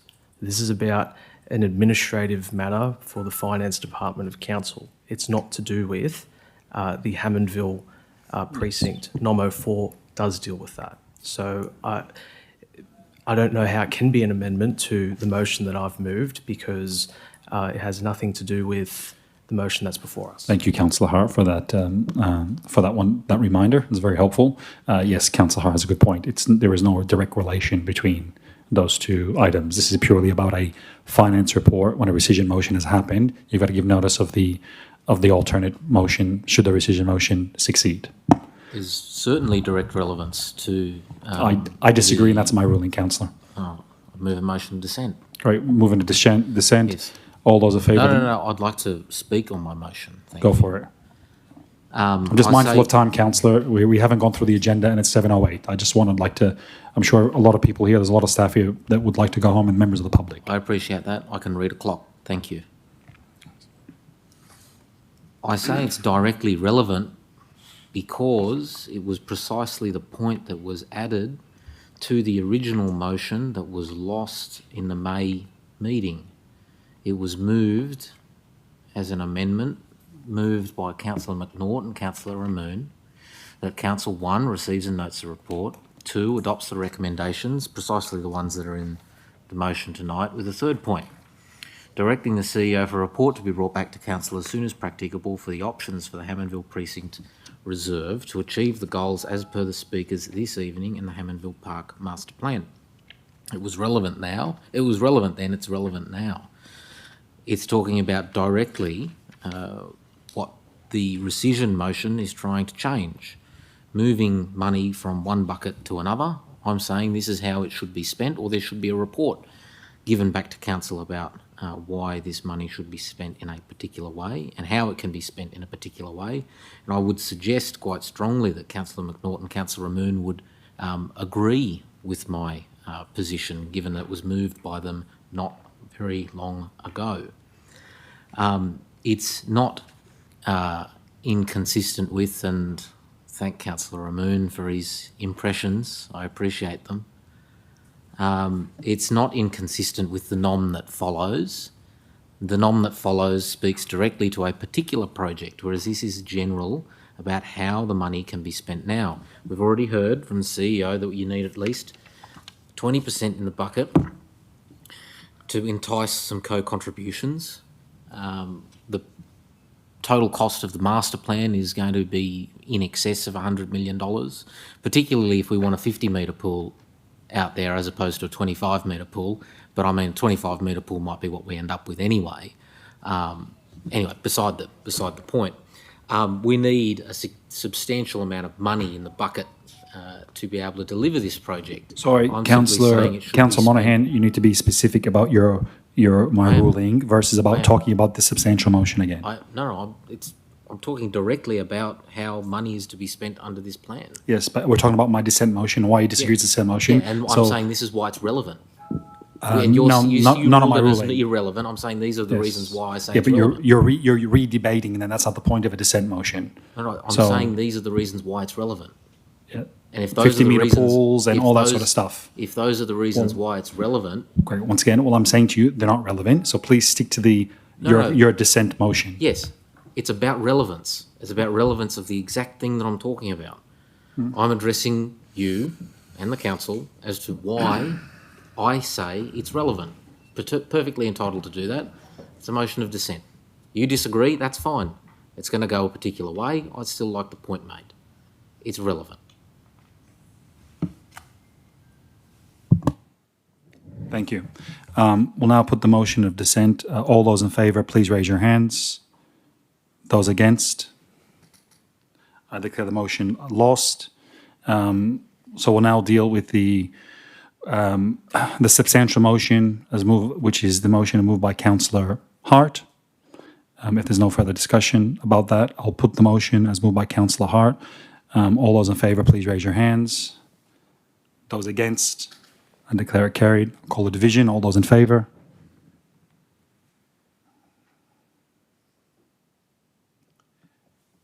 Thank you. Those against? Thank you. I now want to move that we bring NOM 04 forward. Do I have a seconder? Seconder, Councillor McNaught. In discussion, I'll put the motion. All those in favour? Against? I declare that carried. So, Councillor McNaught, NOM 04. Thank you, Mr Mayor. I'm happy to move that way. Do you have a seconder? Seconder, Councillor Ramoon. Any discussion? Yeah, with me, I've got a electronic. Did you want to speak for your motion, Councillor McDonald? Or did you say? Yeah, I do. Thank you. A lot has been said tonight already, but I thank the Rams very much for coming back to the second meeting to address this again. I'm pleased to see that that money has been returned to the reserve to be spent at Hammondville Park. I'm just asking now for the details that we have spoken about earlier tonight so that we can have some projects at that point of being planned and shovel ready. So I'm asking for staff to work with the club and then to bring a report back to council with some plans and some costings required. So as soon as possible, just to get an idea of what's actually needed to be committed there. And given the discussion that we've had at length just prior to this, I hope that my fellow councillors will support this motion. Thank you, Councillor AJ. Yes, and I also just want to emphasize on it to the staff and the CEO and the directors. Please spend the money. They've been waiting for too long. Don't let the money sit there. As Councillor Kanib said before, there's no need to let the money sit in the account when there's a need for the Moorebank Rams Junior Rugby League to have a better facilities. You know, there's a good scripture that says that do not despise small beginnings. So even if the job is big, once we begin small, upgrade the bathrooms, the ramps and all that. I mean, look, we don't know what the future holds. We can get good money to do the whole master plan. So please, let's continue to just do this thing we have promised the club to do. Thank you. Thanks, Councillor McNaught. Thank you, Councillor AJ. Can I just make maybe a couple of points of suggestion as well? And in following Councillor AJ's good relevant there, it all starts in a small way, that a point 3 that looks at that the CEO look at a staged implementation of the master plan as a point 3 and potentially as a point 4 to also discuss with the other sporting groups. I'm more than happy to do that. I would like this to be inclusive of all of the groups who are down at Hammondville Park. Yep. Thank you.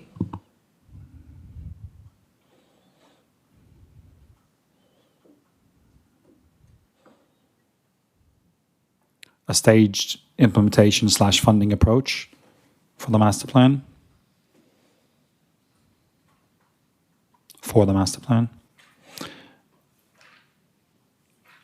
And another point, commence discussions with the other codes.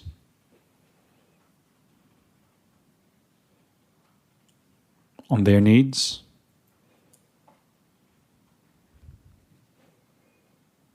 Yep. And I just want to say, I know Sporties is doing their work at the moment. I'm just thinking whether we should just have another point saying also discuss with Sporties, consult with.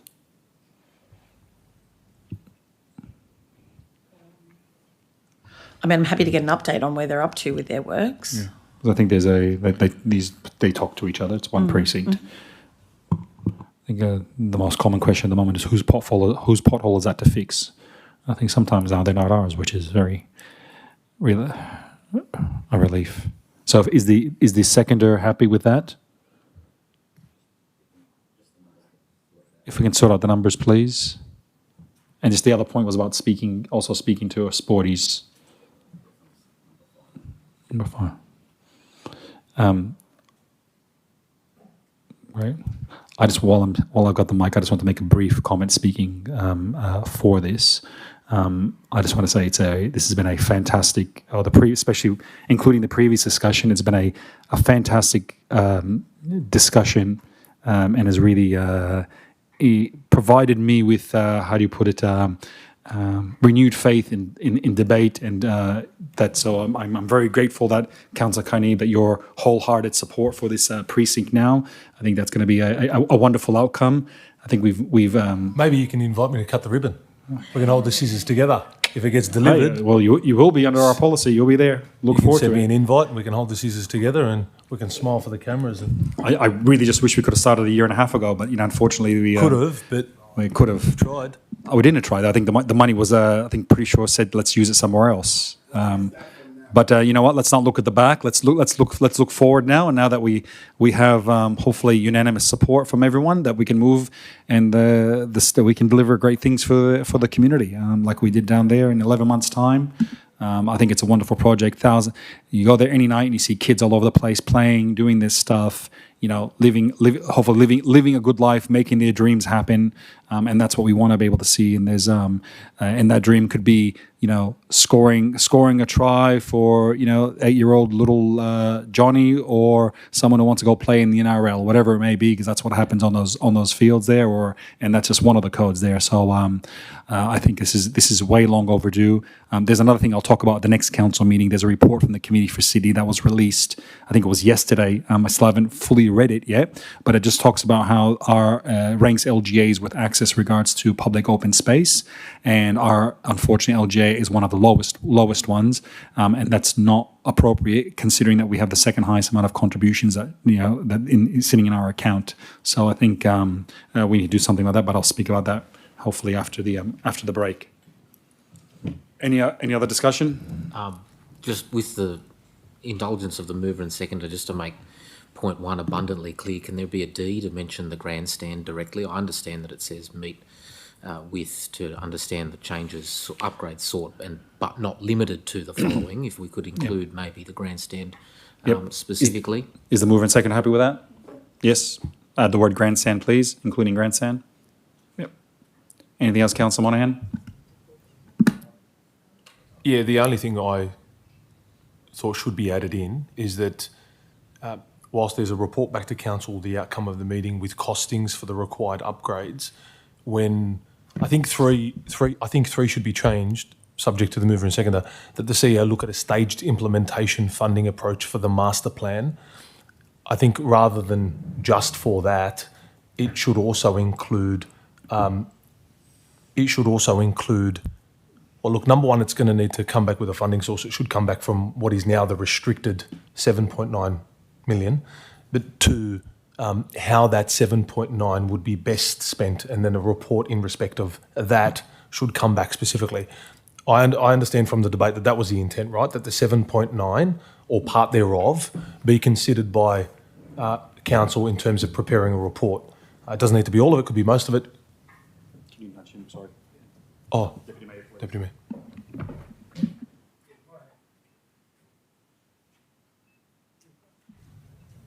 Yeah, just in terms of point four, that the CEO look at a stage implement and funding approach for the master plan, and a report come back to council in respect of the now current point three, as to how the $7.9 million held in internally restricted funds for this precinct can be utilised, rather than wait for the funding for the entire master plan, because that's the problem, right? That's the staged implementation and the funding approach for the master plan. That kind of puts us at square zero, which basically says, well, the master plan is likely to cost in excess of 100 million, but we want to spend the 7.9 now, or a significant part of it, and how do we do that? So I think we should put in there that the intent of this council is to utilise either all of that money or a significant portion of it for the implementation of that stage approach. Otherwise, it may just stay in there until. Point two says that. Report back to council outcome of meeting with costings and required upgrades. Sorry to the script writer, you don't need to put the intent of this. Look, it's a matter for the mover and seconder as to whether or not they want to specify that the $7.9 million in internally restricted funds is particularly for this precinct. Councillor McNaught, as to whether you want.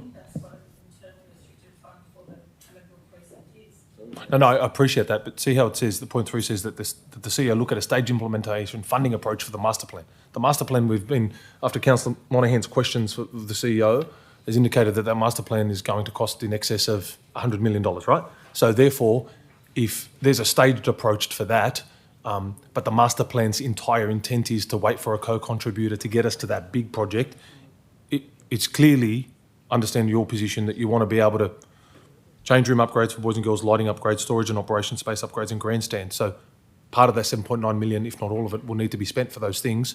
So therefore, that funding source needs to be identified as to come from that, but not wait for funding for the entirety of the master plan.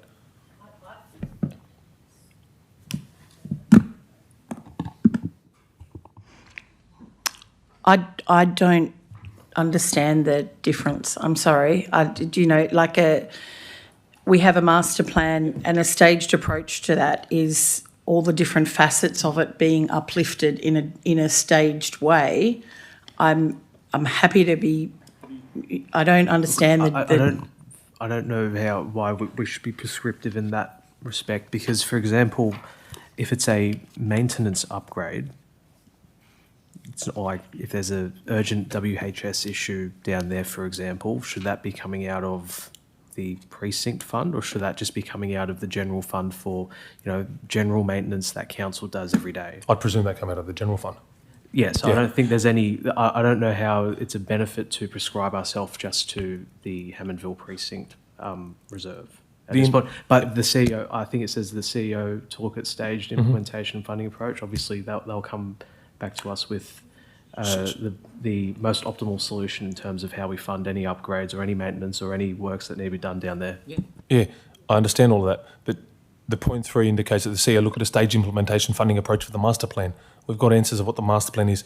Would you be against putting in that the source of funds comes from the internally restricted and can be up to 7.9 million? That's all, just explicitly for everybody to see and hear. I don't see what the problem is by putting in the internally restricted figure now as the 7.9 million as a baseline, so the CEO knows that he has that to work with. Isn't that the intent?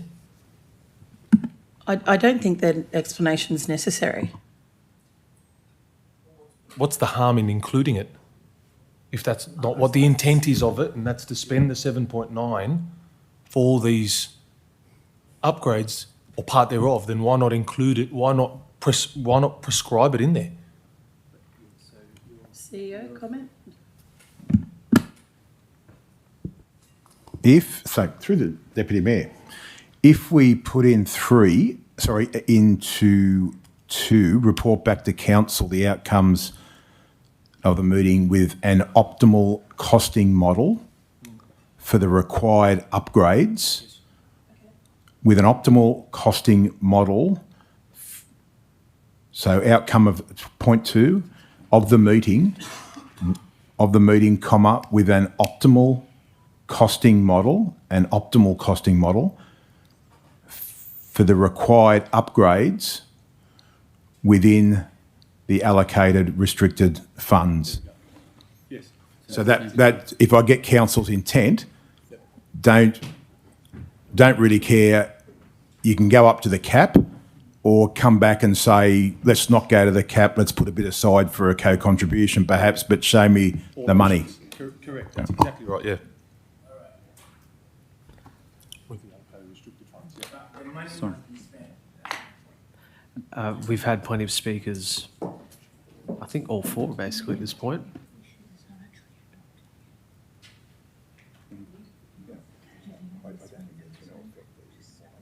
I move that the motion be put. All right, move that be put. The mover of the motion, you would like a right of reply? No, thank you, Mr. Mayor. I think we've spoken at length on this tonight, and I look forward to investing the money that was put aside into those clubs down at Hammondville Park. Wonderful. Okay, all those in favour? Declare it unanimous. Wonderful. Thank you, everyone. I'll now call a recess till 7:56 p.m. Thank you.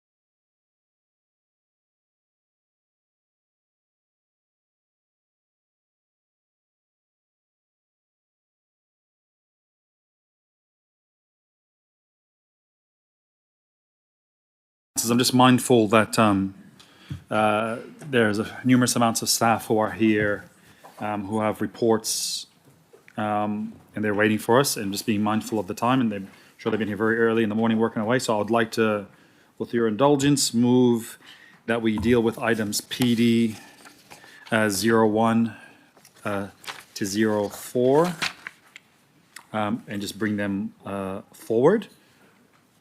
Having said that, I've got my declaration of interest from the previous meeting, which says, so I'd like to declare an interest on PD 01, post-exhibition report, site-specific development control plan, Hoxton Park Road, Liverpool, page 119, tab 8, recommendation on page 120. Interest is pecuniary, significant. I've known the owners for their ownership of the new... Oh, no, wrong one.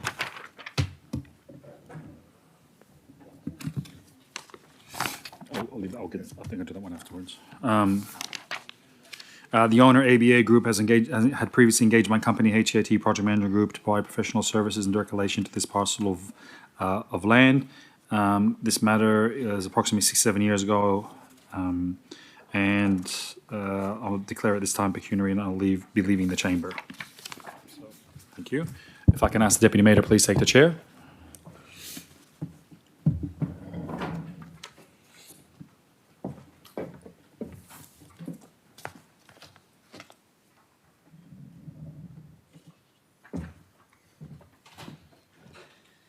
So we're looking at PD01. PD01.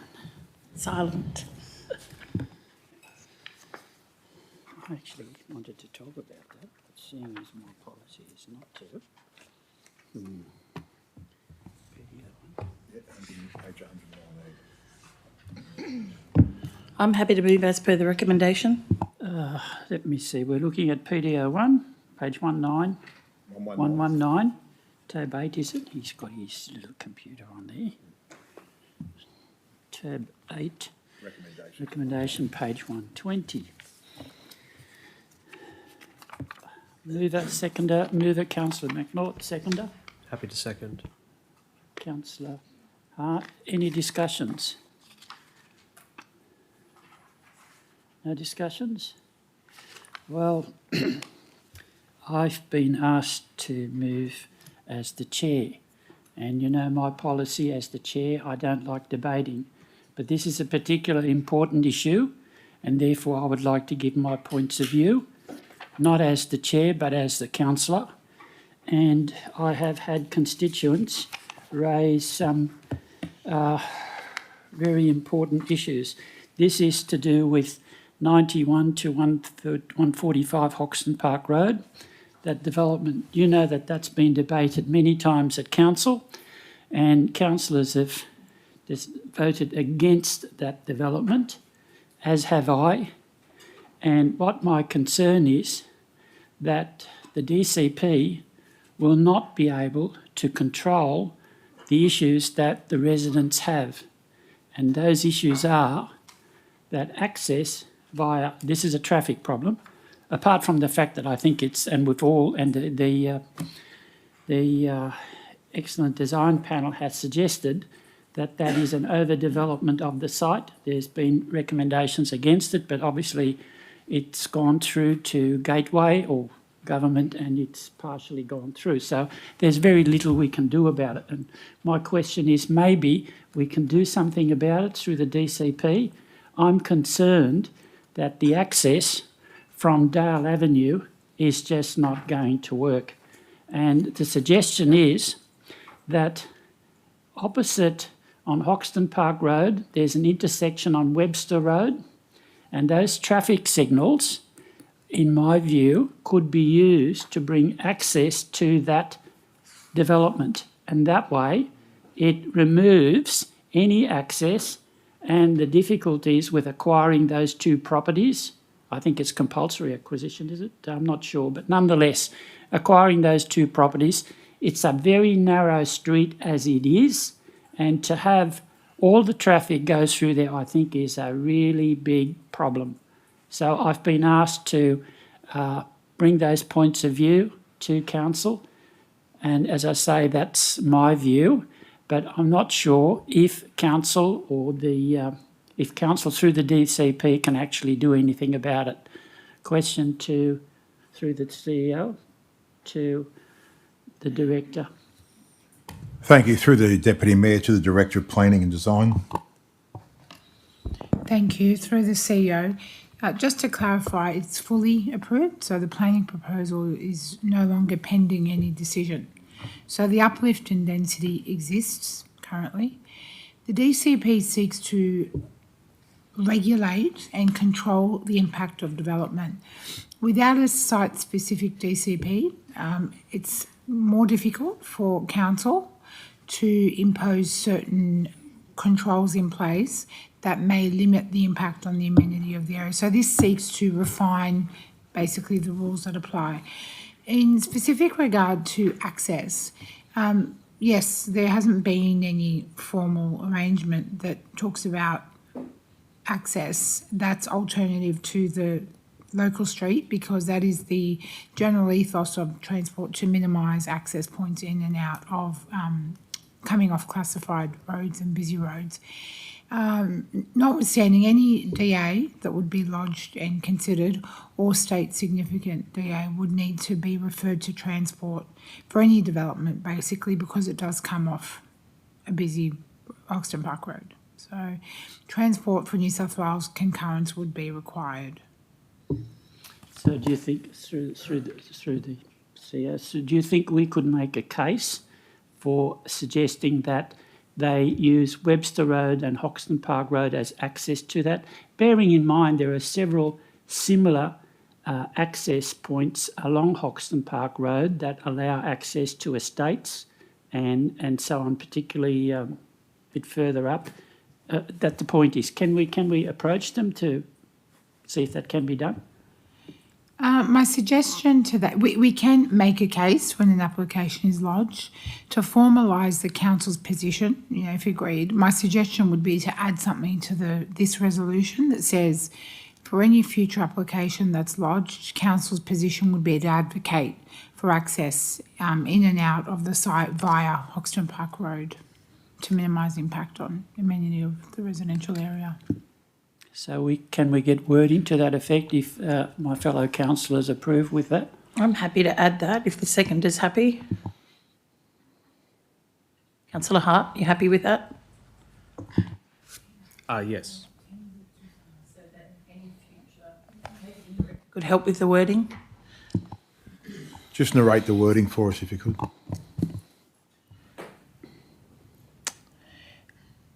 Note that council, sorry, don't write that. I was just trying to think. Notes its formal position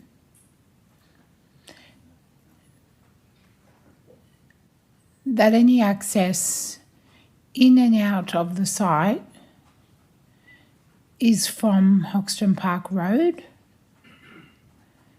and that this position be conveyed as part of any future application for development on this site.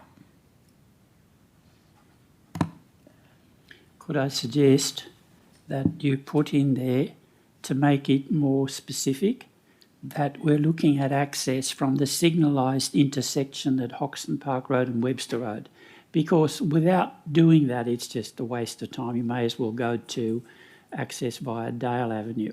But if you make Webster Road, which is already a signalised intersection, that would make more sense to do that. And that's been the suggestion by the residents in that area, rather than come from Dale Avenue, which is going to cause enormous traffic problems in that area, to make that access via Webster Road. I think that's the far more logical suggestion.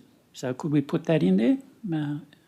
So it would read like specifically a signalised intersection at Webster and Hoxton Park Road. Webster Road and Hoxton Park Road. That can just go as a, they can go in under 5 after the full stop.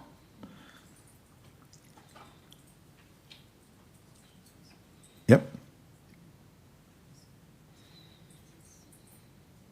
That's just, and councillors should be assured at 126 under the subject heading risk when they're making their decision here is, should a site-specific DCP not be implemented to control the bulk and scale of future development at the subject sites, there's a risk of that the future development within the precinct will have greater amenity. So to not go ahead with this, the future developments will have greater amenity impacts on adjoining sites. Thank you for that. That's taken care of my issues. Any other councillor have any discussion, any issues with this? Any discussion, questions? No? So I put the motion. Those in favour, please raise thank you. And voted unanimous. Unanimous, yep. The Mayor can come back in. Yep. Happy to vacate my position. Excellent.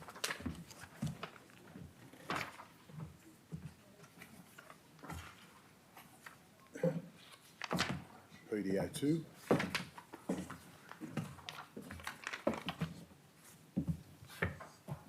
Thank you, everyone. Thank you, Deputy Mayor. The next item is PD 02, page 128, tab 9, with a recommendation of page 129.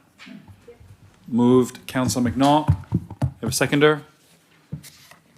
Seconder, Deputy Mayor. Any discussion? I'll put the motion. All those in favour, please raise your hands. Against? Is that unanimous? Unanimous.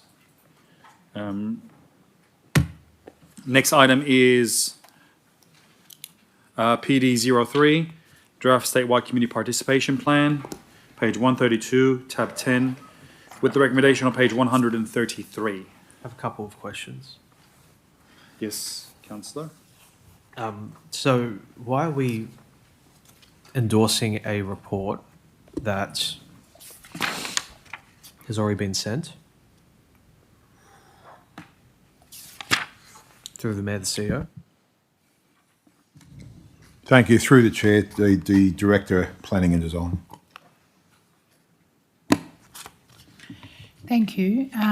Through the CEO, often in response to state government consultation for planning matters, the time frame is tight, and what we tend to do is ensure that at an officer level we meet the time frame of submission, always with a caveat to the department to advise them that there will be a council endorsed position on the submission to follow.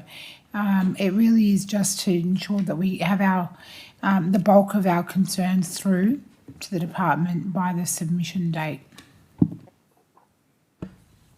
Through the Mayor, the CEO, so theoretically, if we're in a situation where council staff made a submission, it was put to council and council did not agree with that submission, what would happen? I just think this is, it's not good process, to be frank.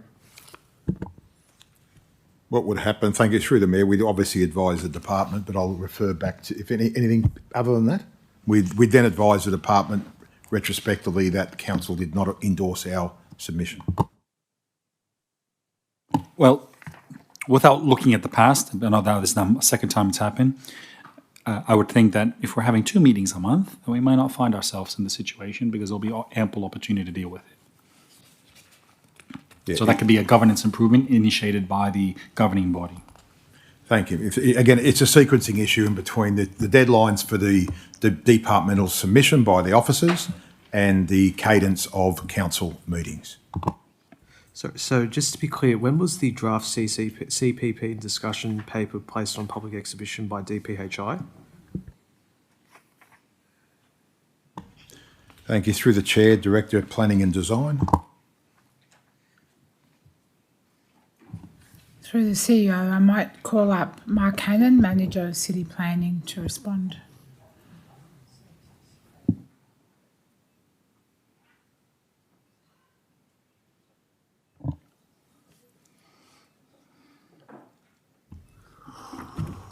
through the chair, or through the CEO, sorry, was on exhibition from April through to June. So it closed on the 3rd of June.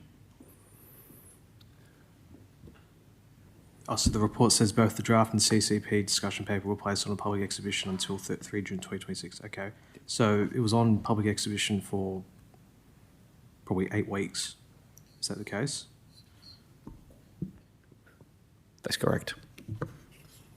Look, I just think, I won't make further comment, but I think just next time it would be great for us to actually endorse I think 8 weeks is sufficient because there'll be 2 council meetings during that time where we get our input and get our say before it's sent off. Thanks. Somebody want to move the motion? Moved Councillor McNaught, seconded. Councillor Hart. Deputy Mayor, question? I had a question, but it's obviously too late now. My No, question seconding. was, Yeah.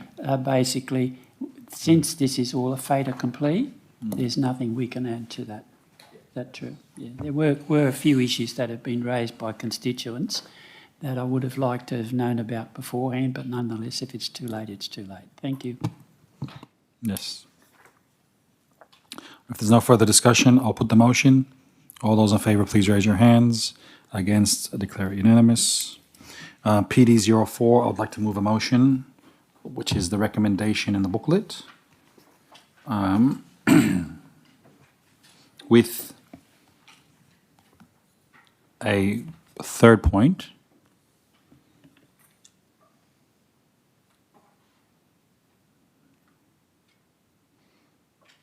which says that the committee, in considering any proposed amendments to the design, have regard to the associated cost implications and the potential impact on the overall project budget, noting the challenging economic conditions currently affecting the construction industry. Any recommended amendments should, wherever practicable, minimize additional cost. Is there a seconder? Seconded, Councillor AJ. I'm happy just to quickly speak for it. Design DEP creates good outcomes, but we just have to be mindful that it's not adding significant expenses onto projects. I don't know. I want to leave it at that. Any further discussion? Yes, Deputy sorry, Mayor. Mr. Mayor. I had some issues again raised by residents, and this is what they're suggesting. The scope reduction is a missed opportunity, and that is the new DEP scope removed additional development types, e.g. childcare, mixed use, senior housing, due to concerns about DA timeframes. I believe this is the wrong trade-off. Design quality in these topologies directly affect community well-being. I would suggest that we retain the scope but introduce a fast-track pathway, say 10 business days for lower complexity items, and create a delegated approval mechanism where the coordinator, city design, can approve minor DEP exemptions without requiring manager DA sign-off. Those sorts of issues. I don't know if that makes sense. Can I recommend that moving as is and maybe adding that as a point 4 to come back as a later report? Because there's merit in that. Yeah. Do you have the wording that you want to read out, or could you maybe just send it? Or it'd probably make it quicker to read it out. I didn't have it in terms of as a So could we just put maybe as a point 4 that receive a further report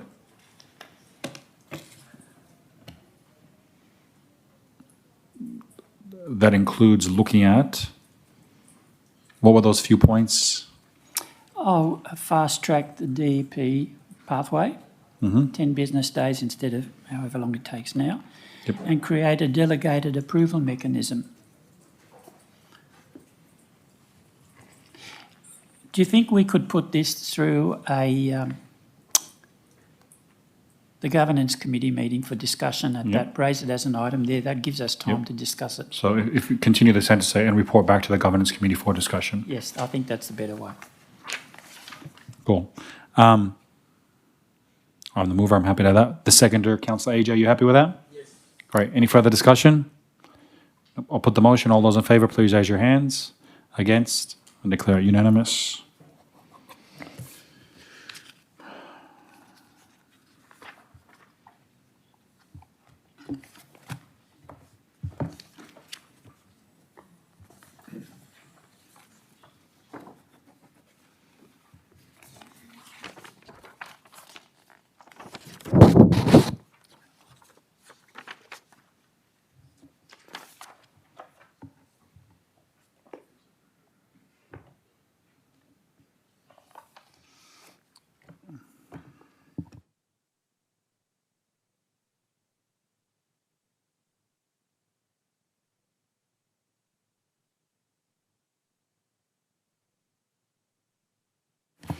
Great. So we'll now move to item CEO 01, which is page 61, tab 3, with the recommendation on page 61. Oh, yes.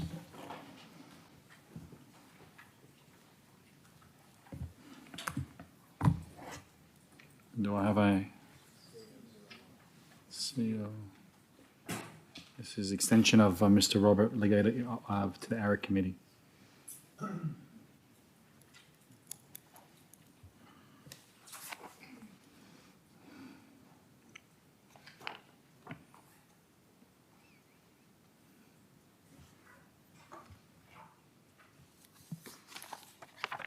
Anyone want to move that way? Happy to move. Councillor Hart, any seconders? Recommendation. Second to Councillor Moon. Any discussion? I'll put the motion. All those in favour, please raise your hands. Against? So I just have one question. Yes. It's not. I don't think it will impact on the outcome of how I vote. But can we just, through the mayor and CEO, who's the current councillor representative on ARIC? The deputy mayor. It is. Yeah. So representative deputy mayor. Yes. No. It's Councillor Rostevsky, isn't it? Councillor Rostevsky. I just heard deputy mayor from my right hand side. No, they said Rostevsky. Yeah, Councillor Rostevsky is on the current ARIC. I think ARIC meets in the middle, about the 14th of the next month. Can we get just taking on notice? Can we get a attendance record of Councillor Rostevsky at these meetings, please? You can have that noted down if you like. All right. Any further discussion? I'll put the motion. All those in favour? Against? I declare it unanimous.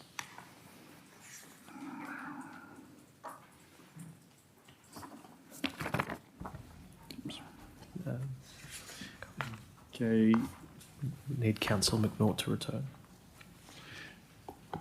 I should declare an interest on it. Oh, yeah, sorry. My apologies. Speak of the devil. Yes. The council, today is budget night, and I did want to move the budget forward, being a very important piece of business. And I'm sorry for jumping around, but it is a very important document. So on that note, I'd like to bring forward Corp 03, the adoption of the draft 26-27 budget revenue pricing policy, fees and charges, and long-term financial plan for 27-26, which is included in the addendum, and there's a memo regarding submissions. Do I have a seconder? Second to Councillor McNaught. All those in favour? Against? Declare it carried. Councillors, I'd like to move that item. Sorry, Sorry? I wanted to move an amendment to the budget. We haven't moved the budget yet. Haven't moved the budget. Oh, sorry. Yeah. Your agenda? Yeah. Just thought it was moved quite quickly. So I'd like to move, let me just get it up, move the budget. Sorry, which one is it?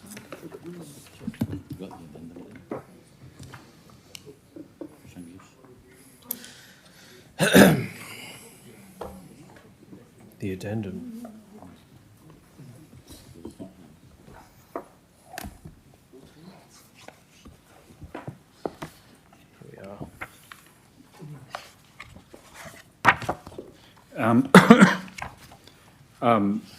Councillors, basically, I would like to move what's in the addendum booklet, points 1 and points 2.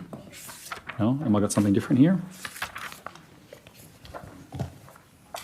I'm sorry. Page number 0, recommendation on 0.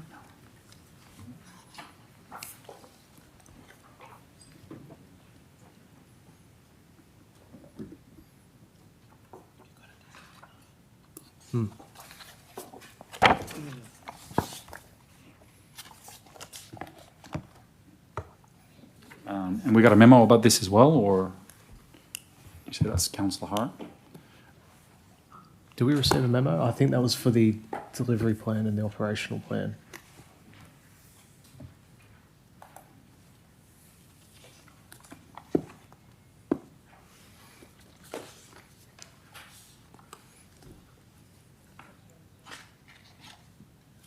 So I'll refer to through the CEO to the CFO. the CEO. The memo that was circulated includes submissions received both on the DPOP and the long-term financial plan.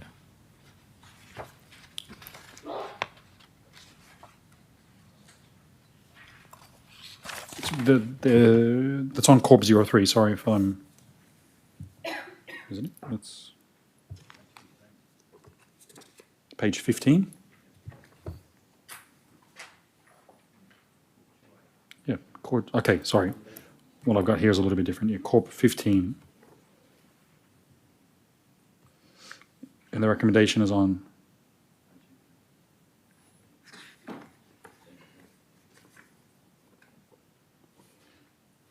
Yep. And I'll just confirm that the wording is, we're happy with that wording. Have to change anything. Notes versus adopt. Or it says adopts there after this comma.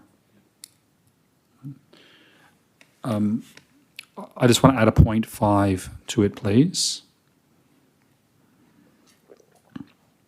The council receive in August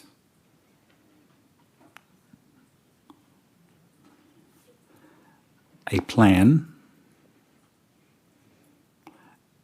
to urgently utilize the contributions, the restricted contributions, totaling over $300 million.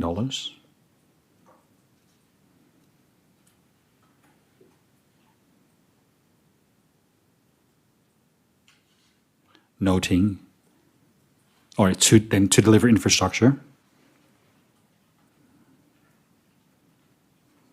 noting that it is the second highest balance in the state.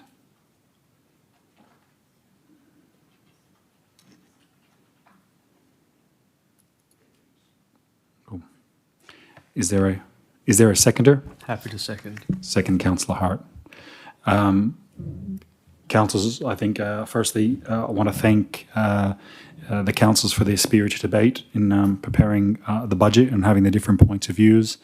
And I think this demonstrates that once again council is in a strong and solid financial position, and that we are have dealt with the challenges that came through over the last 5-6 years, and having a position where we're in a slight operational surplus is a very positive situation, whilst also increasing frontline services, as discussed at the last council meeting. So what people want is more people cutting the grass, cleaning the streets, especially during peak times, so we don't have the surges like when it rains a lot or when grass grows like crazy in summer. This budget covers that.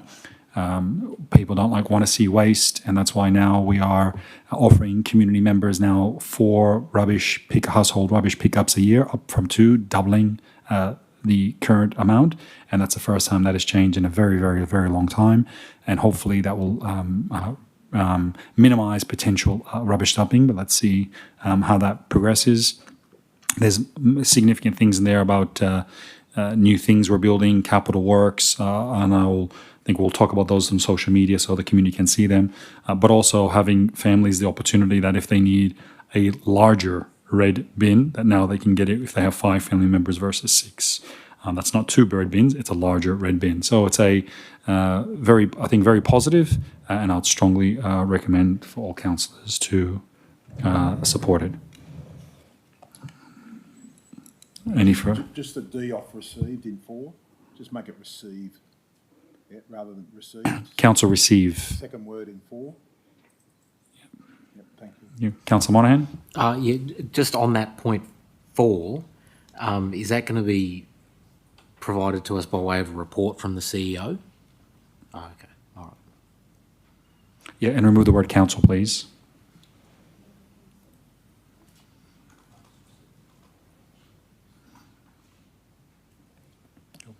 Any further discussion? Councillor Hart? Or Councillor Meza? So, can I just, this memo that we've received,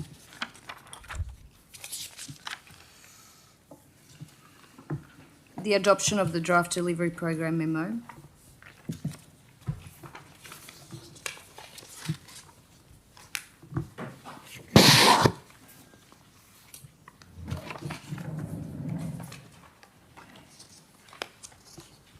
page 2 of the memo, is it my understanding that Synergy Park is now included in the budget, or am I reading that wrong?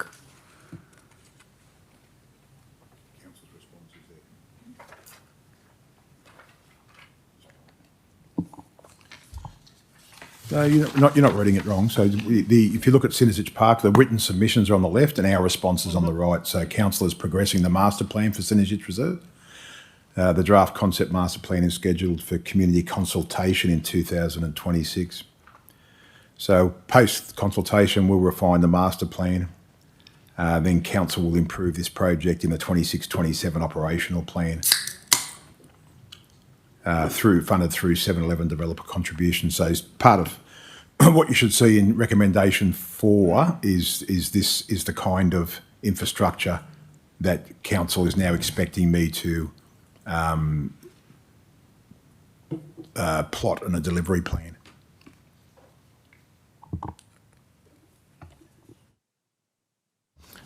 Questions to the CEO. In the current budget that we're just about to vote on, will council be providing funding to progress a park in Edmondson Park, Synergy Park in particular? Just, I guess, revert to the Director Corporate Services about how that funding is arranged. I should just say, Councillor Monahan, that you should refer to the Capital Works program. That's where it is. I'm assuming you've seen it. Okay. If I can be directed to the specific line item that says that there's money for this plan, I'd be much appreciated.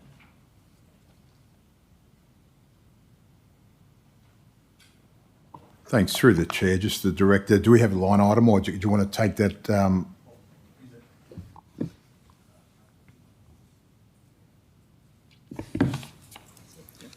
Through the Chair and through the CEO, in the book that you've got in front of you on page 177, 178, through to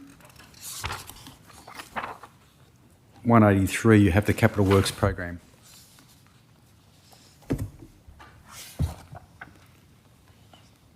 For next year. So if it's in there, it's booked to be done. If not, it's not.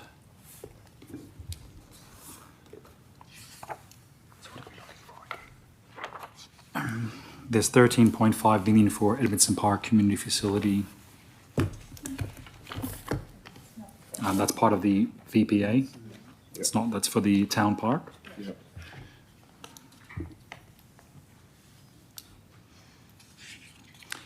There's 18.4 million for Flood Detention Basin 14, which is Edmondson Park, which I believe is part of, Basin 14 part of Synergy Park.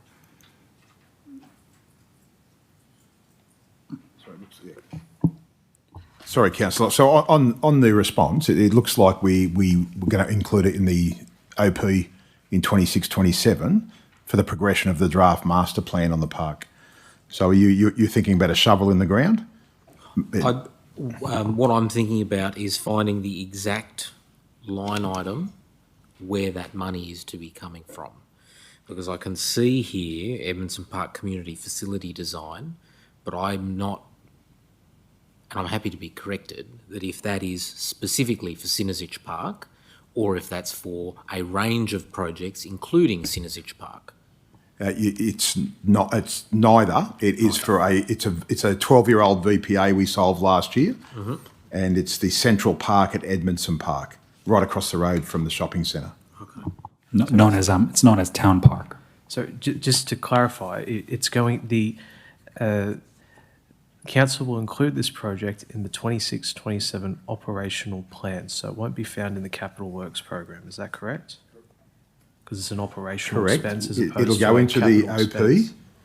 for progression of the draft master plan. That's Right. what. So there's no actual capital works occurring because they need to do the master plan. Correct. I think that resolves the matter. But it's still there. There's still land acquisition. And That is a capital works. Yes. That is Capital Works for Yes. Synergy deliver- Park. I think there's still to deliver the park. 1 or 2 blocks left. Isn't there a question with notice about it? Synergy Park, which is Basin 14. The Synergy Park sits in Basin 14. So I get A lot of the numbers confused, so my apologies.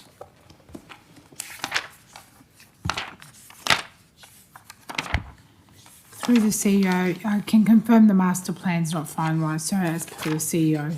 It's in the operational plan for the finalisation of the master plan, but I'll get the information on the land acquisition.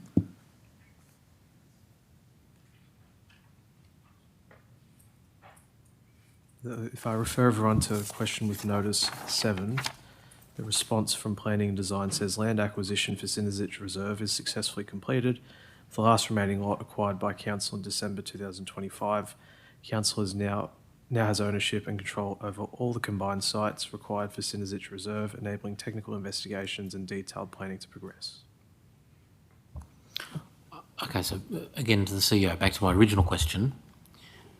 The specific line item, dollar figure that is in any financial statement for the next financial year allocated to progressing Synergich Park. The first question I asked, I was directed to the capital projects, and then now I'm being directed elsewhere. I just want a specific figure. Thank you, through the chair. Impossible. It's not on the capital works program. Okay, so we haven't got a figure to do something we don't know what it is yet. So where is the money to progress the plan? Where is that found? In which document? It's not in the document before council. It would typically be, it'd be the release of 7-Eleven funding.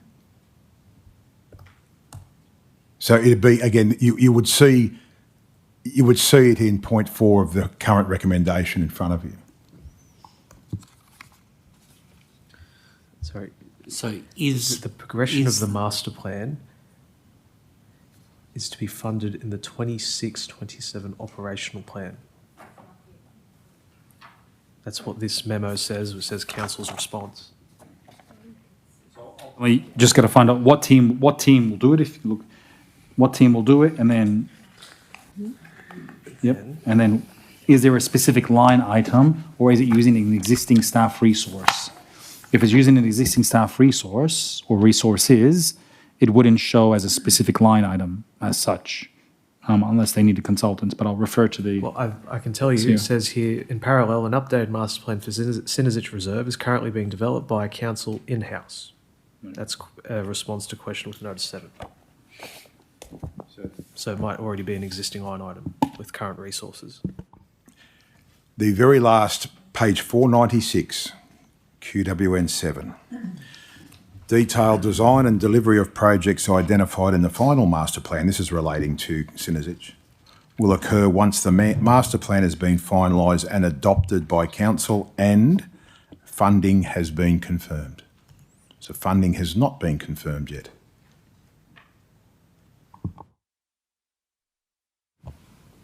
Funding hasn't been confirmed. As described at 496, last paragraph. So how does that interact with the memo we've received? I think you referred to Councillor Hart's point that where it said it's being done by internal resources. It's in the operational plan, and I assume it would fall under a specific project, which would be an employee. If you're looking at the projects by directorate sheet that councillors received during the budget process.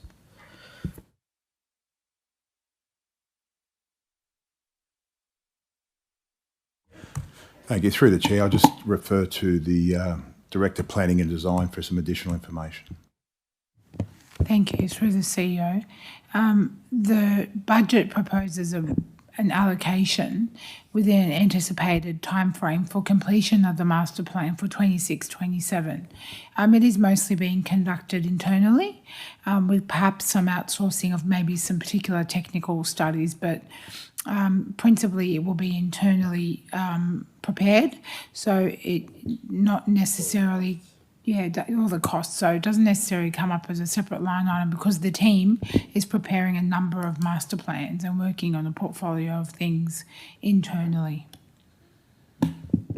And I should note that a few months ago we resolved to establish a committee to provide governance over a lot of these projects. So hopefully there can be a great opportunity to see it progress. I think, well, I'm not sure if it meets on a monthly or bi-monthly basis, but looking forward to our first meeting very soon. My question is to the CEO. What stage is the progress through the master plan for Synergy Reserve? What are we up to? Thank you. Through the Chair, Director, Planning and Design. Thank you. Through the CEO, it's up to the stage where technical studies are being progressed at the moment to inform the concept. And that, as I mentioned before, would include a range of internal and external technical studies.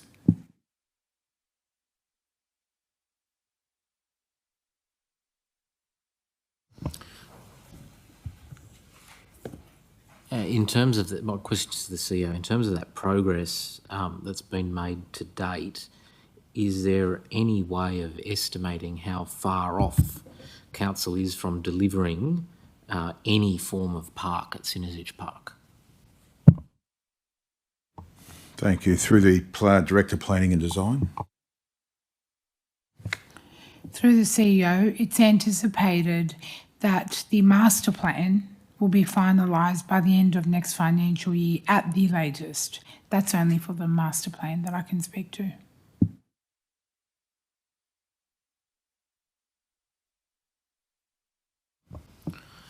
What questions to the CEO?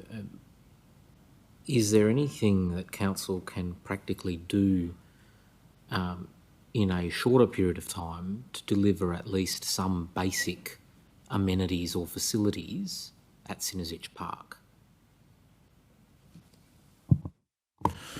Thank you. Through the Chair, it probably doesn't sequence that way, but I'll refer back to the Director, Planning and Design.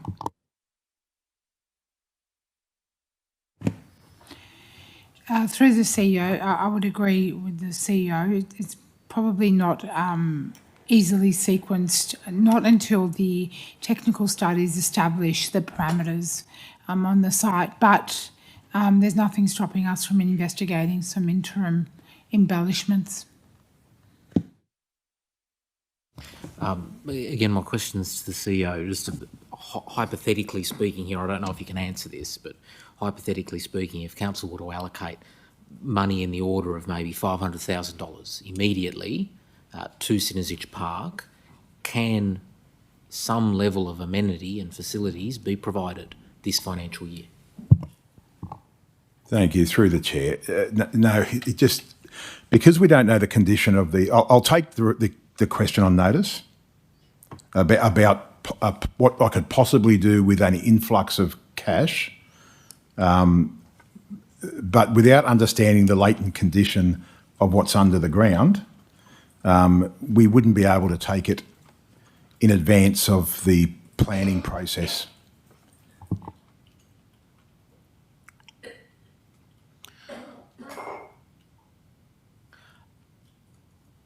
My questions to the CEO. So at this stage, the position that council is in is that at the end of next financial year, we'll have a plan. Through the Chair, yes. My questions to the CEO. At the end of next financial year, when we have the plan, we'll have an idea about how much the project is going to cost. Through the Chair, yes, we'll have detailed design and we'll be able to do some kind of cost estimate about the range of pricing for what the scope will be, and then council can allocate the funds in the budget. Okay.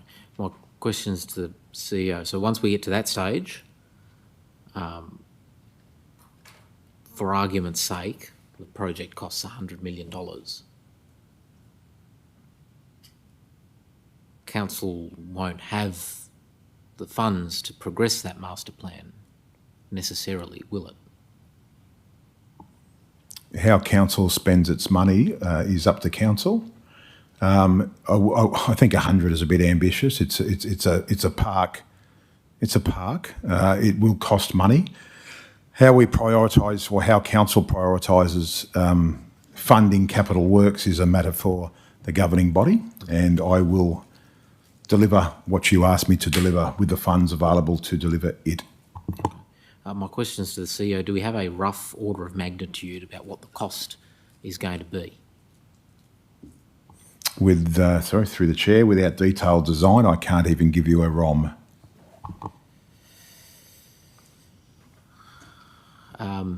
My question is to the CEO, are we likely to have a park at Synergich Park before or after we have a pool at Hammondville? Through the chair, I can't answer that question. Okay. My question is to the CEO, are we likely to have a park at Synergich Park before or after we have a pool at Carnes Hill? Through the chair, I can answer that question. I think we'll have a park at Synergich Park before the Carnes Hill, the keys are handed over. Questions to the CEO, at this point in time, when do we expect to have the keys for Carnes Hill?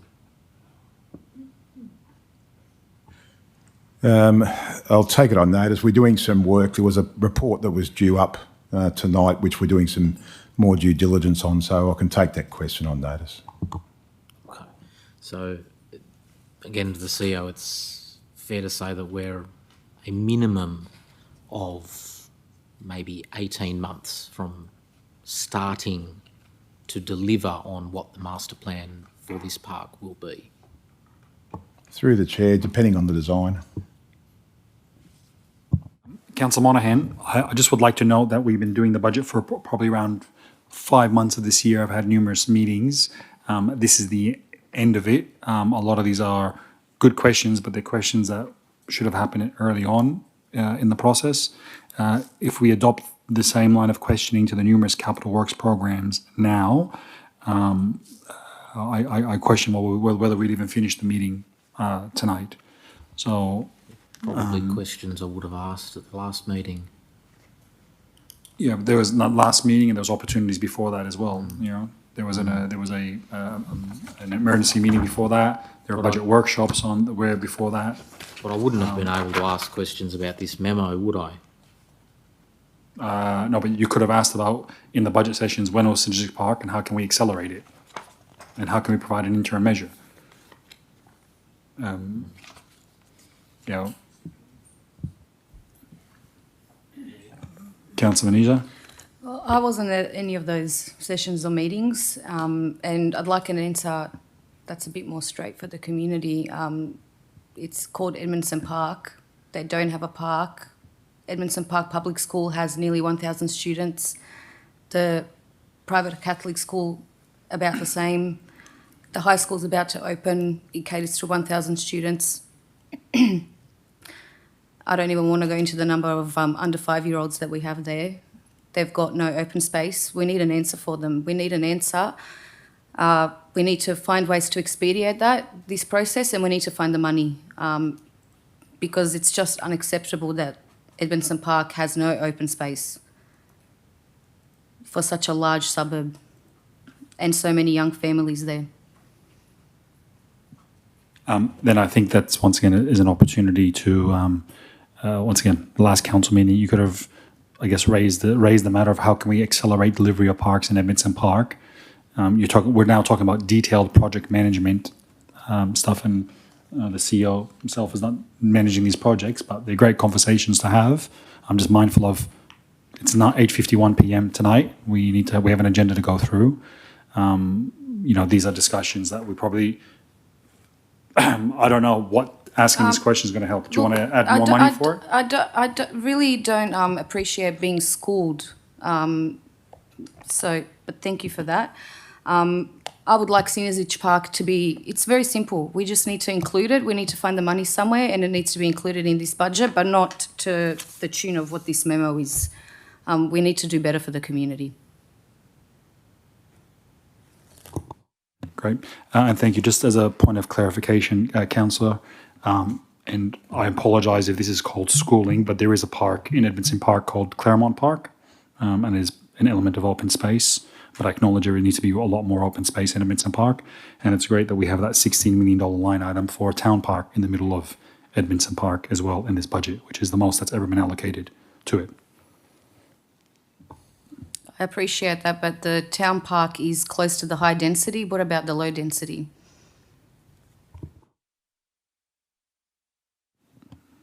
Yeah, I don't know which part, low density. Edmondson Park is a fairly large area.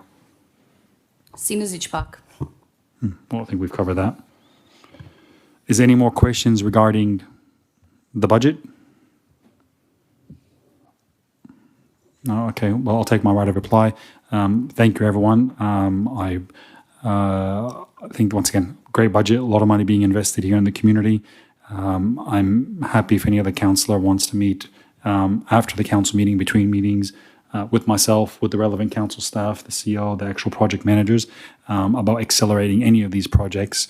I think from our point of view, from a governance point of view, we need to look at is, once again, are we giving the resources to the CEO that he needs to deliver a capital works program of this size? And then how do we do that? How do we do that in the best fashion possible, with the best governance model over it? So they're big numbers, there's big programs, the programs only get bigger and bigger. So on that note, I will now put the budget. All those in favour, please raise your hands. Those against? I declare, is that unanimous? Unanimous? Yes? Yep, I'll declare the budget unanimous. Thank you.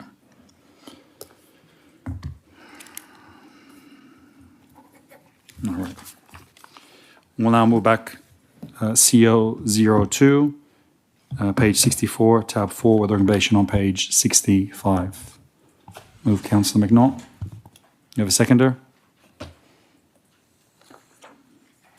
Second, Councillor AJ. Any discussion? Yes.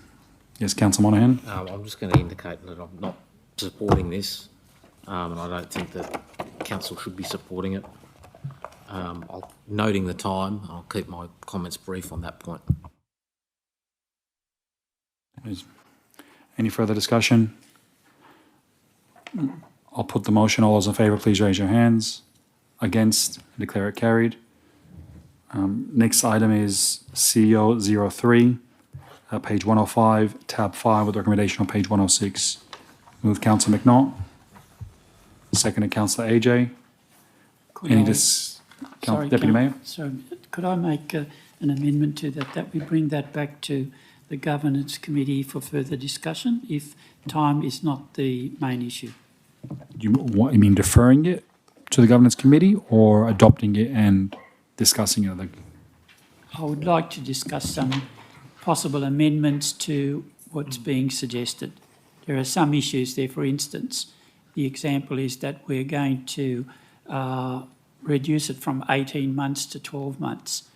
Quite frankly, I don't think that's adequate. I think we do need the 18 months. There are lots of issues that I would like to discuss, and we really don't have the time to discuss those here.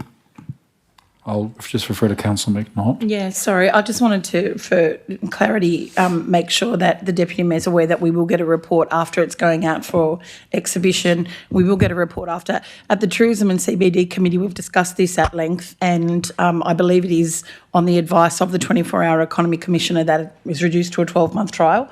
But I'm happy to be guided through the CEO, but we will get to look at this after the public exhibition, so we could discuss it at governance anyway, just as a general chat.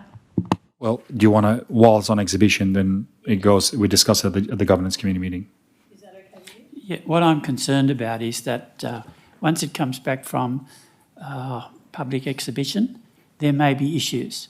I have issues. So those issues, that whatever they are discussed, and they may modify what we're doing. In other words, they may modify the SEP in what will happen. So I'm happy with that, providing we get an opportunity to discuss some of the things that I believe are necessary. Yeah, sorry, not defer. Just table for discussion at the next governance meeting. That's the one. So, mover, seconder, happy with that? Everyone happy? Any discussion? Just a couple of quick questions to the CEO. Can I ask why Railway Street is not included in the proposed precinct on page 108?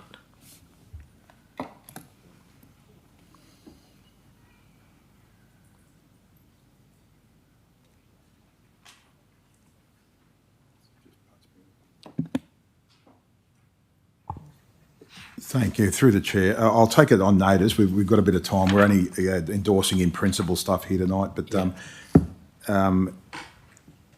it was a strategic play of the economic development team as it relates to the SEP. But I'll take it on notice. Okay, this is another question to the CEO. You may need to take it on notice as well. I'm happy with that. But the boundaries of the SEP, my first thought when I looked at it is why isn't Big Park and possibly the hospital included in part of that precinct, or at least the street along there?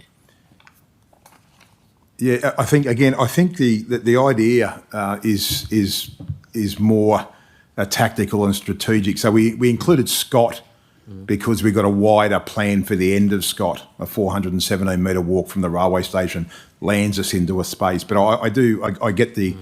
Do I know the exact rationale on the plan? I don't, but I'll take it on notice and we'll get back to council. All right, thank you.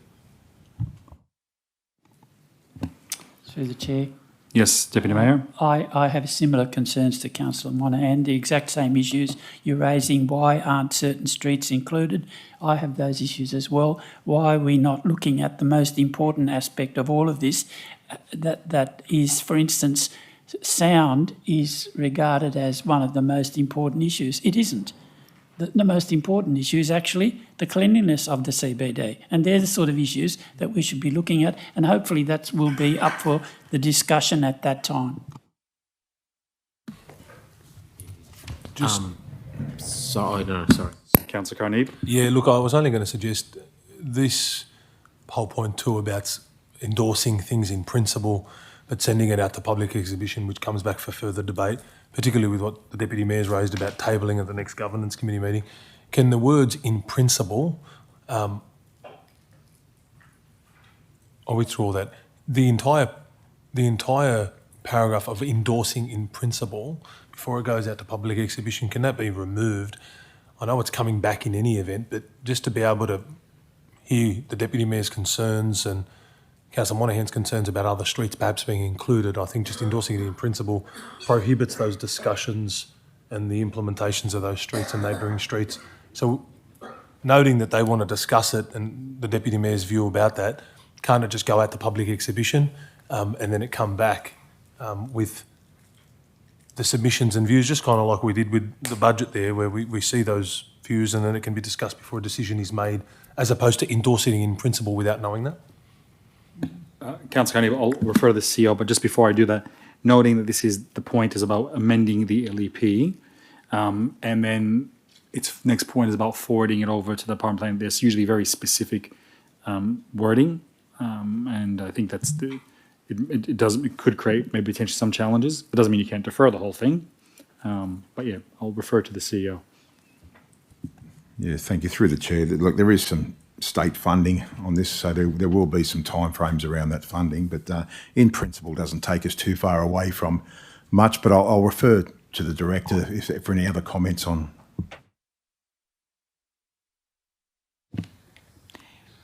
Through the CEO, I think the emphasis is that, as you mentioned, it was a strategic play and there was a specific criteria for that grant funding. So that will be key in terms of the information we provide to you. This is just the policy pathway to reflect those changes.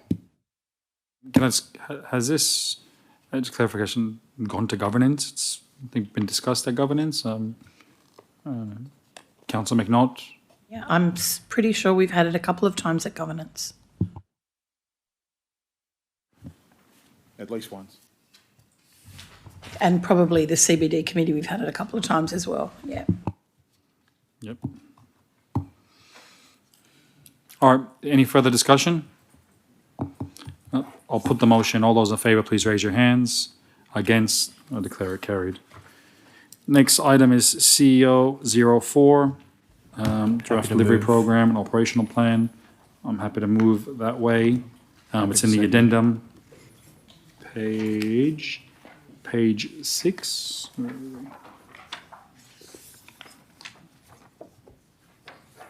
Happy to second. Seconded, Councillor Hart. Any discussion? I just want to say I'm surprised no one's made the joke yet of 26, 27, 67. So, sorry. I think I'm about to be expelled again. Sorry, is that an act of disorder? I apologise. Not yet. Not yet. Yes, well, we accommodate for all ages in this place, so all the children can get it. I think it was tried it was in a speech today, I won't say by who, by someone at a school, but they were high school students, and it didn't go very far. Because I think, a bit too, the high school students a bit old. Anyway. If there's no further discussion, I'll put the motion. All those in favour, please raise your hands. Against, and declare it unanimous. Next item is the Code of Complex. Mr. Mayor, I'd like to move that to the end. Yep, move that goes to the end. Councillor Hart, seconded. Councillor McNaught. Yep. Monahan? Yeah, sorry. Just before we vote on that, through the chair to Councillor Hart, can I ask why we can't just deal with it now? I would like to go into closed session to discuss the matter. Isn't it just understanding that there's a report and there's a certain amount of figures within that report, like it's a public item, it's in the... Yeah, and I'd like to move an amendment to the recommendation in which I would like to go into closed session to discuss it.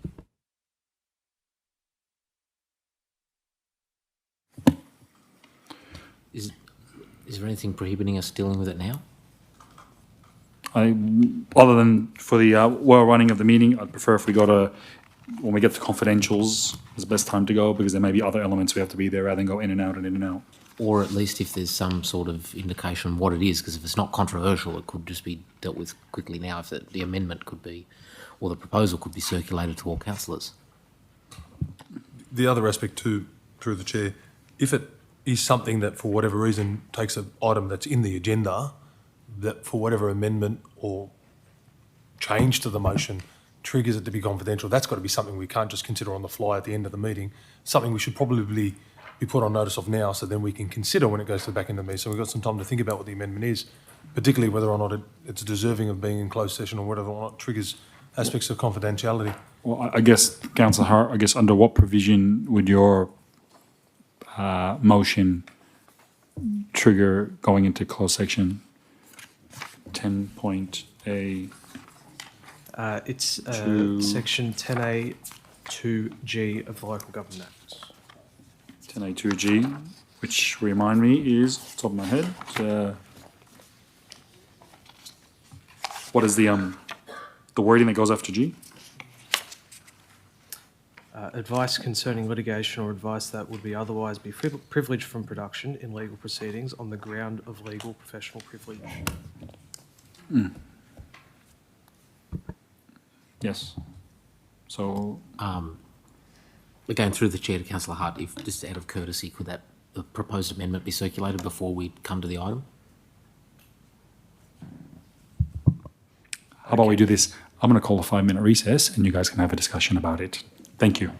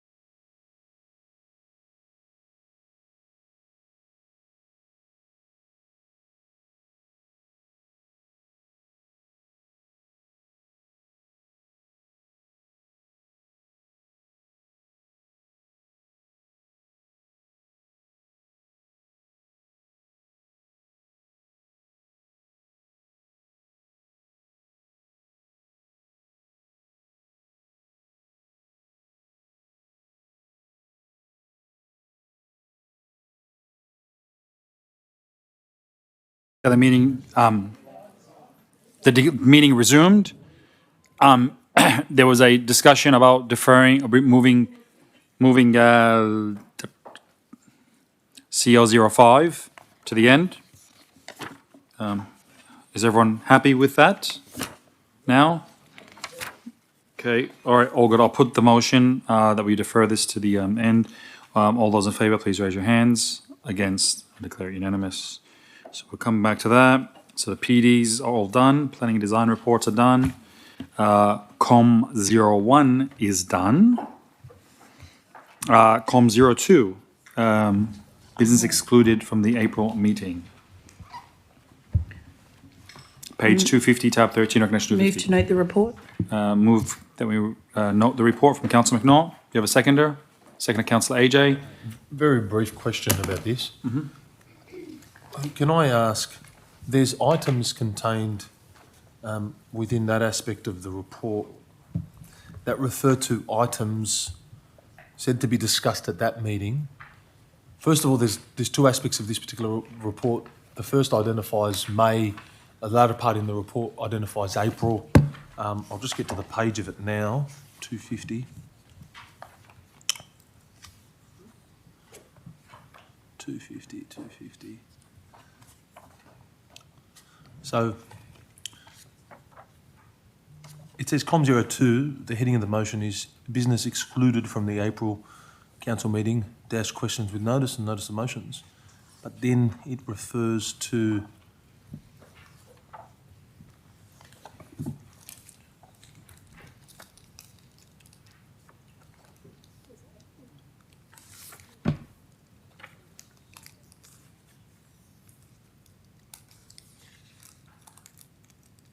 somewhere else in this document that indicates it was from May.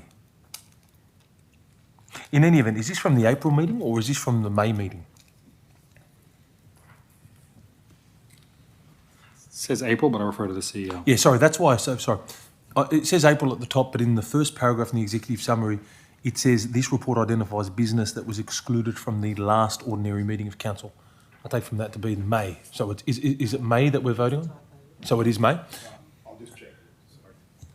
Yes, through the chair, that does look like an anomaly, so I'll just refer to executive services. The reason I ask that is, look, I know my attendance at the last meeting was short-lived, but my recollection of the agenda and certain notice of motions and questions with notice, unless the headings are different in terms of NOM, unless they're different in terms of the way I identified, I don't recall all of those. Like, I don't recall a NOM about by-election governance.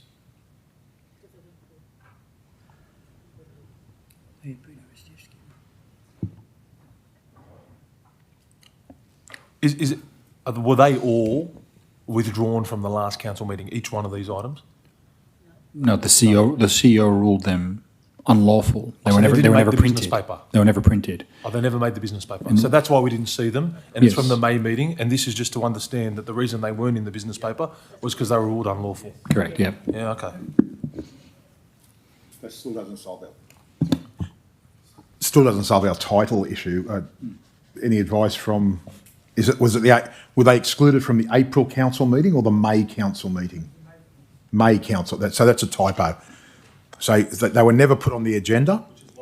Yep, and it was May. So the title should read May. Yep. No, but you would not have seen them. Yeah, you would Either never. way. With the councillor, they were drafted for. Yeah, but we. Anyway, look, now I understand what the answer is. Councillor. Sorry, just to clarify. A number of these items were put to April. We tried to work with the councillor to get them compliant to put up to May. So the report was originally drafted for April, then it was deferred to May. So you're correct in regards to it should have probably been updated for May. It was for the last council meeting, but a number of those we attempted to work with councillors to try and get them compliant for that May meeting, and then they were called to be excluded. So thank you. Final question. Is this meant to always occur, that is, that we receive a report as subsequent meeting, that anything that is not entered or allowed into the agenda at a previous meeting because it's unlawful, that the rest of the council body is notified? Has that happened before and just a report wasn't produced, or is this just the first time that the CEO's made a determination that a number of noms are unlawful? It's, in my memory, it's the first time I've done it. Yeah, okay. So the first time you have not allowed a nom No, or something into No, a it was business the first time I think I've reported. I think there's Okay. been some other ones where I think we went back to the book and kind of got it right. There's been some, but never to this level. Never is it. Yep. So is it moving forward? Are we going to start seeing this in the business papers if something is unlawful? Correct. You'll see it at the next meeting. You'll see the fact that it didn't arrive before council. And the reason as to why, which is that you say it's unlawful. Yep. Understood. That's fine. All right, if there's no further discussion, I'll put the motion.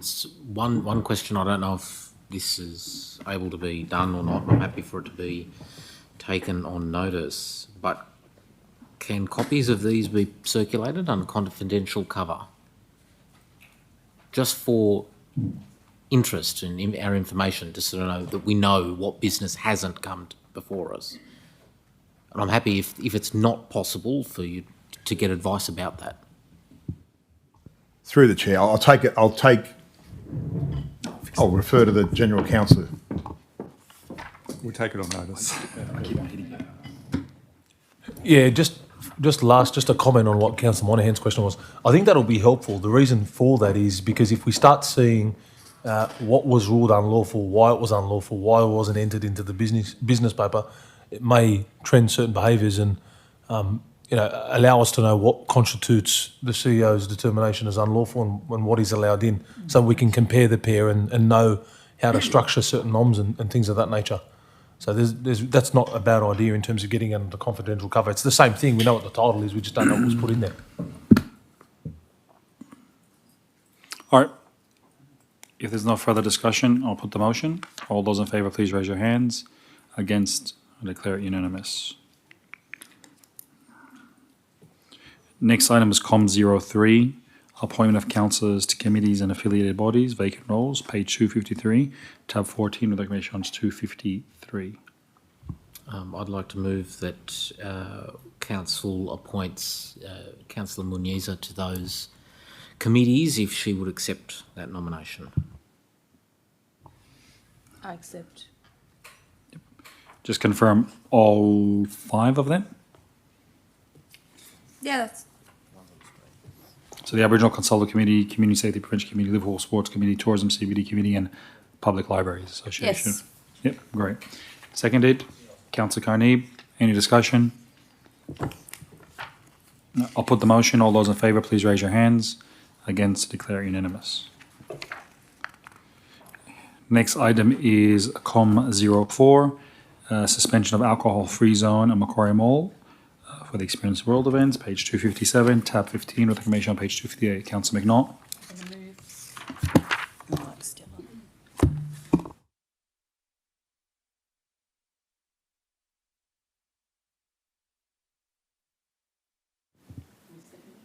Seconded, Councillor AJ. Any discussion?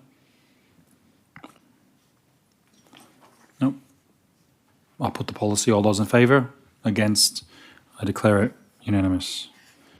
Next item is COM 05, media and social media policy, page 262, tab 16, with the recommendation on page 263. Councillor McNaught. I'm happy to move as per the recommendation. Move Councillor McNaught. We have a seconder. Deputy Mayor. Any discussion? Yes. Yes, I'm going to, I'll speak against the motion now. Before I do though, am I correct in understanding that there was a motion not long ago before council that what it did was, rather than strictly prohibit moderation only only between 9 a.m. and 5 p.m. Monday to Friday, that there was a motion recently, it would have been within the last 6 months or so, that what it essentially did was saying that after hours and on weekends, there was essentially pre-settings that would filter and shut off certain comments that would meet a certain level of criteria to not be permitted on the page. So that was occurring in the background and has been occurring, but what this does is absolutely stop any form of comments outside of those hours of 9 a.m. to 5 p.m. Is that the way it is? Or is that the way it's being proposed? Thank you. Through the chair, Director, Community and Lifestyle.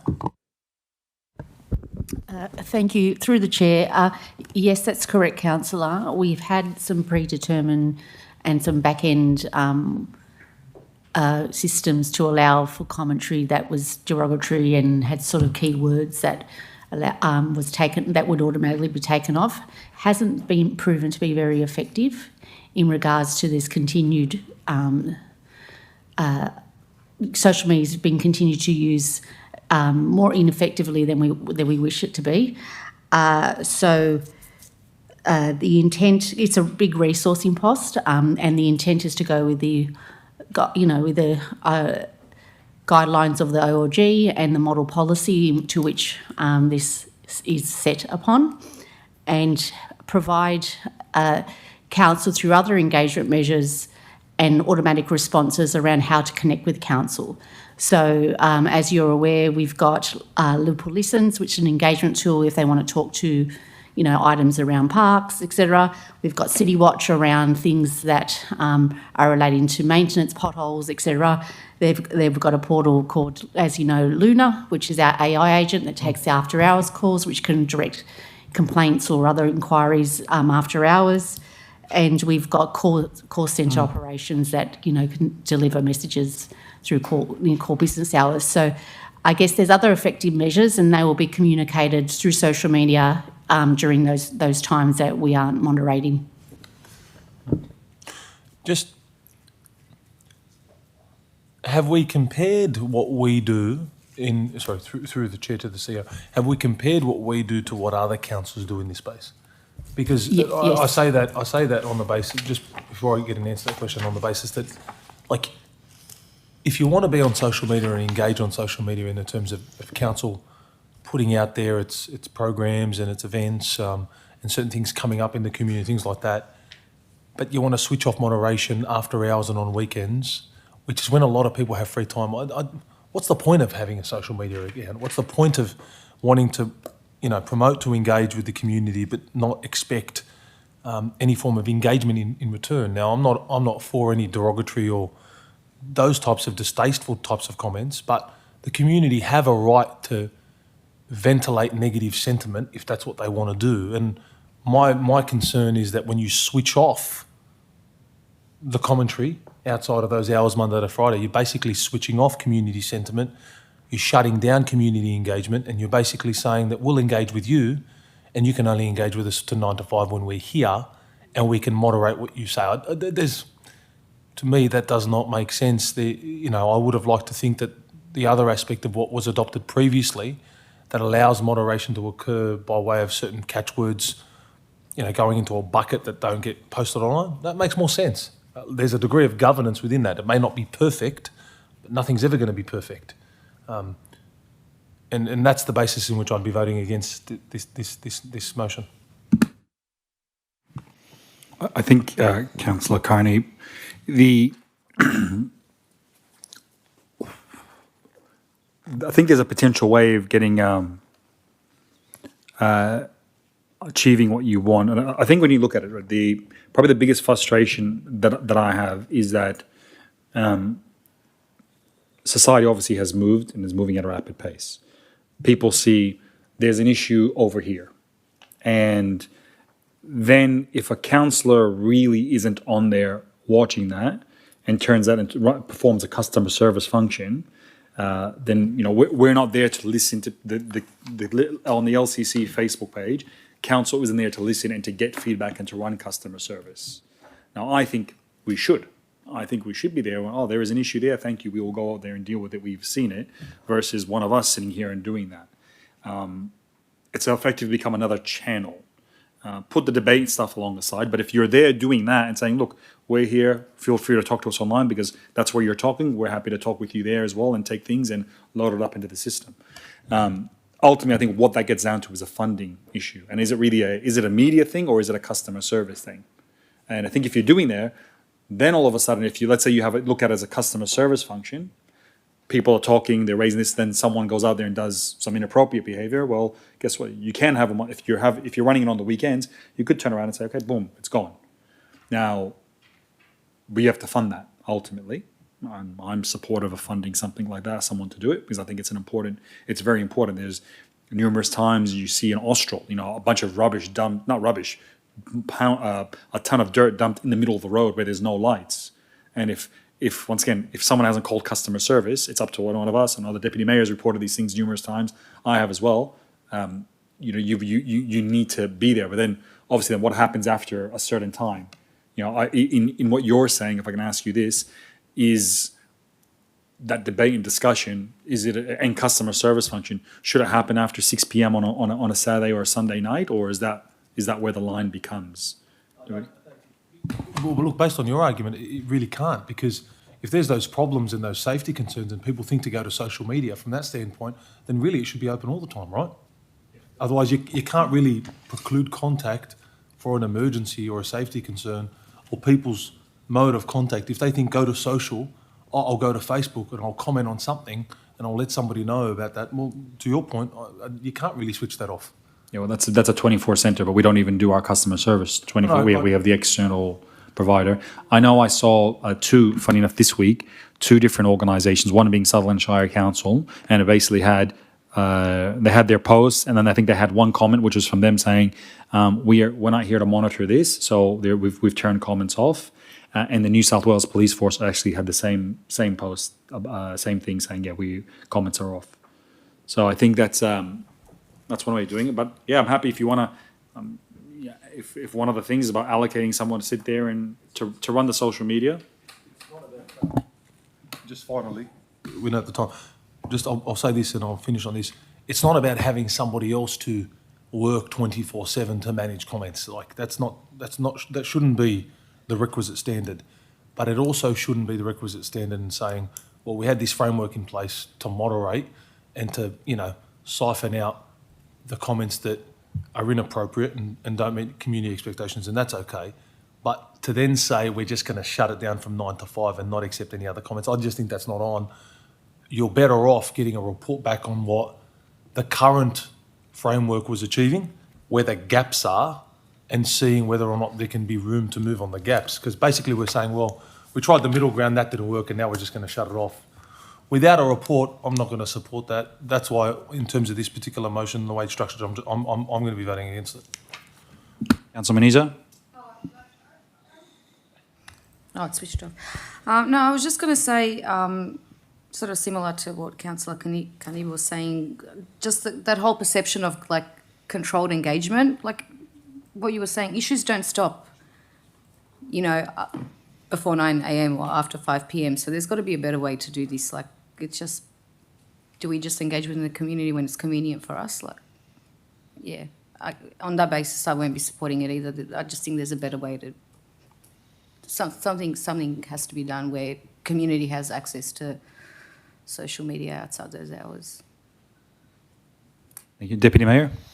Yes, we had a speaker here earlier this evening, and he raised, I thought, some good points. There is AI available that can actually moderate that.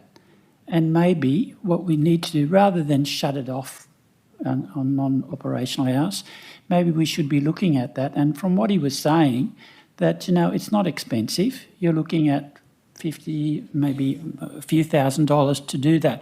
That would certainly save having staff on deck 24/7 to really monitor that. I would have thought that AI, I'm sure there is, able to have those posts without the disrespectfulness that occurs quite often, and that would monitor that. I think that could be done. Maybe we should be looking at that, and I would like to suggest that we do. Councillor AJ?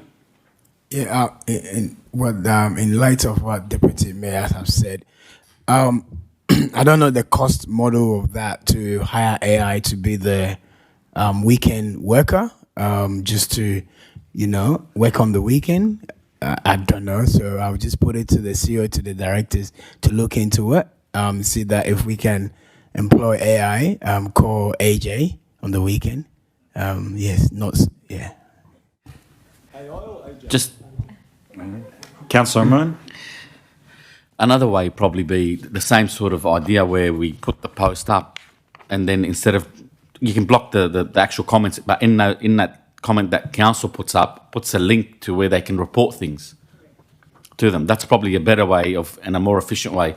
Instead of just saying we're not operating or we're operating between 9 to 5, leave us a message or whatever, or you can't leave a message now, direct them to a link where they can report the issue that they've got. If it's an issue of dumping, if it's an issue of hooning, if it's an issue of whatever that we normally see on Facebook, they can basically report it to that particular link, and then that's obviously our customer service is already onto that. Right. Councillor McNaught? Yeah, I'd like to speak for the motion, and I think we've had a lot of talk about this. Look, this has been in the pipeline for quite a while, and all of these ideas that are floating around, trust me, have been discussed multiple times at these meetings where we've discussed the social media policy, and now we're at the pointy end where we're going to adopt a policy that's been out on public exhibition, and we're still trying to fix what we asked staff to fix and model on a model policy a long time ago. So I do want to thank staff for the long time frame that this has taken to get where we are. From my point of view, you know, it's council's, and we've had presentation on this, it is council's responsibility to abide by harm minimisation qualities in what they put out. And like other organisations do, such as the New South Wales Police or Sutherland's Shire Council, when moderation is not available, whether that be AI, which we don't have enough information on right now, or whether that be people not there to moderate, we still have to minimise the harm that happens during those times, and that's our responsibility. The statistics would show that in the report, and there is a lot of information in this report that I have heard discussed again tonight on the floor. There is a lot of information here. The statistics do not back up what the anecdotal evidence says, and most of the interaction does not happen once 5 o'clock hits and once the weekend comes. I understand some people will not indulge on social media until after hours, but that's not the majority of people. What I would like to also point out in the report is that council has stated that they will put out an education program as well about how to report things that are happening and urgent, because if something does happen, and, you know, I like that suggestion of perhaps if there is the moderation says, you know, nobody's moderating this, but here's a link to report an urgent issue, that's fantastic. But we shouldn't be, to my mind, you know, it's about being responsible for what's written on your page 24/7. We can't be there 24/7. No one should be expected to read through all of that 24/7 either. So if I'm more than happy to continue to get reports about AI, as the gentleman mentioned tonight, but we don't know how much that will cost, and we don't know how that will be implemented. So, you know, I think we have come a long way with this. For me, I will be voting for the social media policy because of harm minimisation that happens. There are plenty of ways that people can interact with council, and I think the staff have done a fantastic job getting us to where we are. Thank you, councillors. That's been the right of reply. I'll now put the motion. All those in favour, please raise your hands. Against? I declare the motion carried. Next item is COM 06, Liverpool Life Distribution, page 287, tab 17, with information on page 288.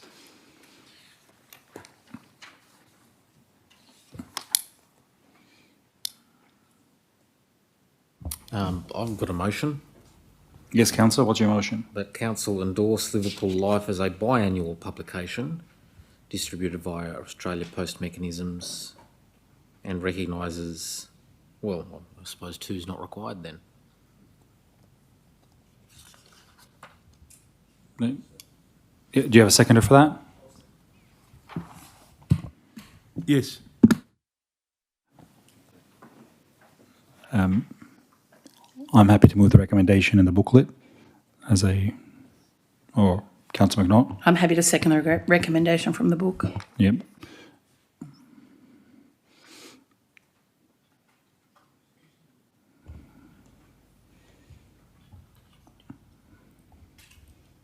So is See that as an amendment? Is that an amendment or a foreshadowed motion, or? I think it's an amendment, more so. A direct negative would be to say don't do it. frequency. Yeah, I think it's an amendment. Yeah. Councillor Monahan, like to speak for your motion? No, it's pretty straightforward. All right. I'd like to speak against. Yes, Councillor Hart. I think this has come before council before, Yes, it has. and I think it was a motion by Councillor Rostevsky, and council voted to not proceed with whatever Councillor Rostevsky put up. It was some form of cut in Liverpool Life, and I think from what I recall, the reasons for that is there are many people in the community, such as the 2168 community, that might not have internet at home or might not have access to ways of accessing information that many people perhaps on social media do. Leaving those people out, I don't think that's the right thing for council to do. And on the point of using Australia Post, I 100% agree, because in my experience, if you use Australia Post, at least you know it's actually getting to the letterbox. If you're using another provider, they tend to be unreliable. So if we're using the first-class way of distribution, I think that's fantastic. But I think there's multiple reasons why we should not be, if anything, we should be increasing the frequency, because we should be communicating all the fantastic achievements of council. Going backwards leaves a vacuum. There's a lot of misinformation out there, particularly on social media. And council should make sure that the facts are out there in relation to activities that council undertake, including our capital works program, and any of the other activities that we get up to, the fantastic activities that we get up to as a council and organisation. Thank you. Any other speakers? Councillor McNaught? I'd like to speak against the amendment and thereby speaking for the motion, so I won't double up. No. You move the amendment. You're the seconder of the amendment. I'll speak against the motion. Yeah, I'll speak against the substantive motion for the amendment, sorry. Yeah. Can we have that? I think if we just take the amendment is the actual, what should be on top? Well,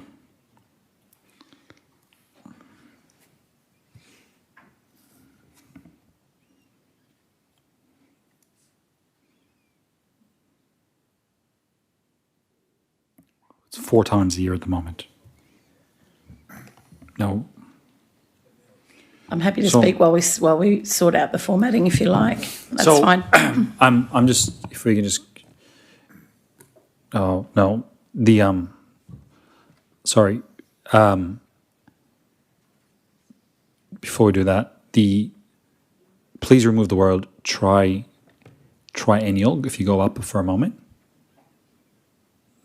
Where's the other one? No. I was going to get to that in a moment. Yes. Where does it say? Does it say biannual? Okay, biannual is correct. That's twice a year. Biennial is once every 2 years. So can we just go, triennial, remove that word, please, and just keep 3 times a year in brackets.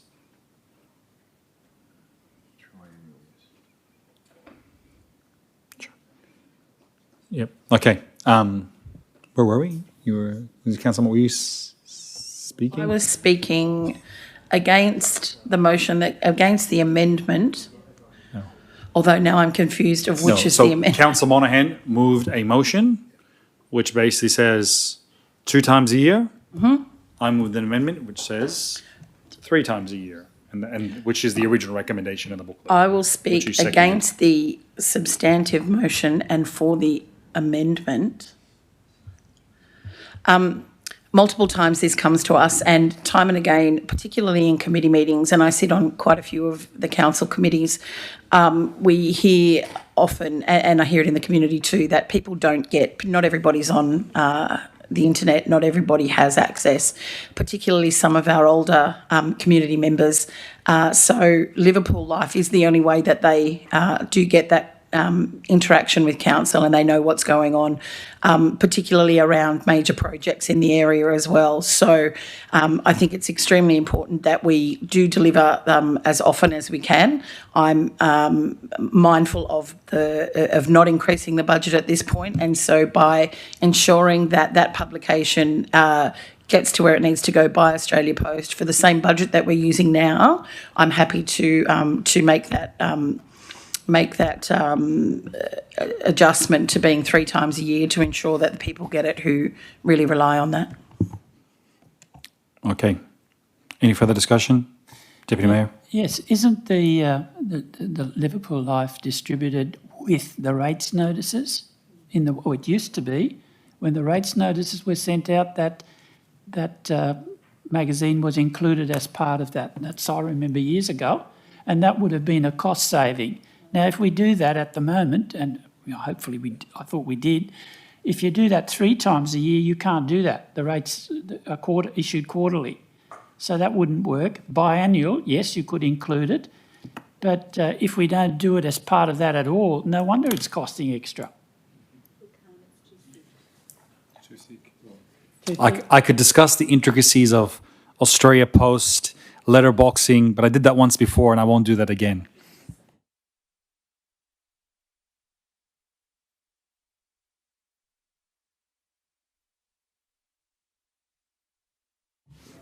Okay, we've Councillor Monaghan, would you like the right of reply on your? I know we have to vote on the amendment first.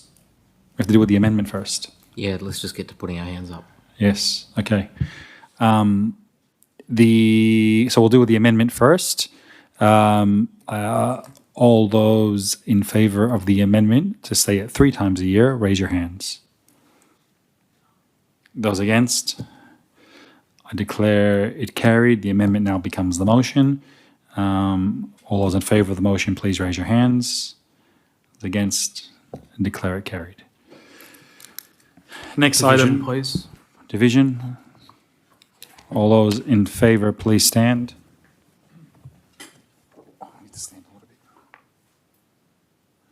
Easy for me to stretch your legs. You can stand. Against?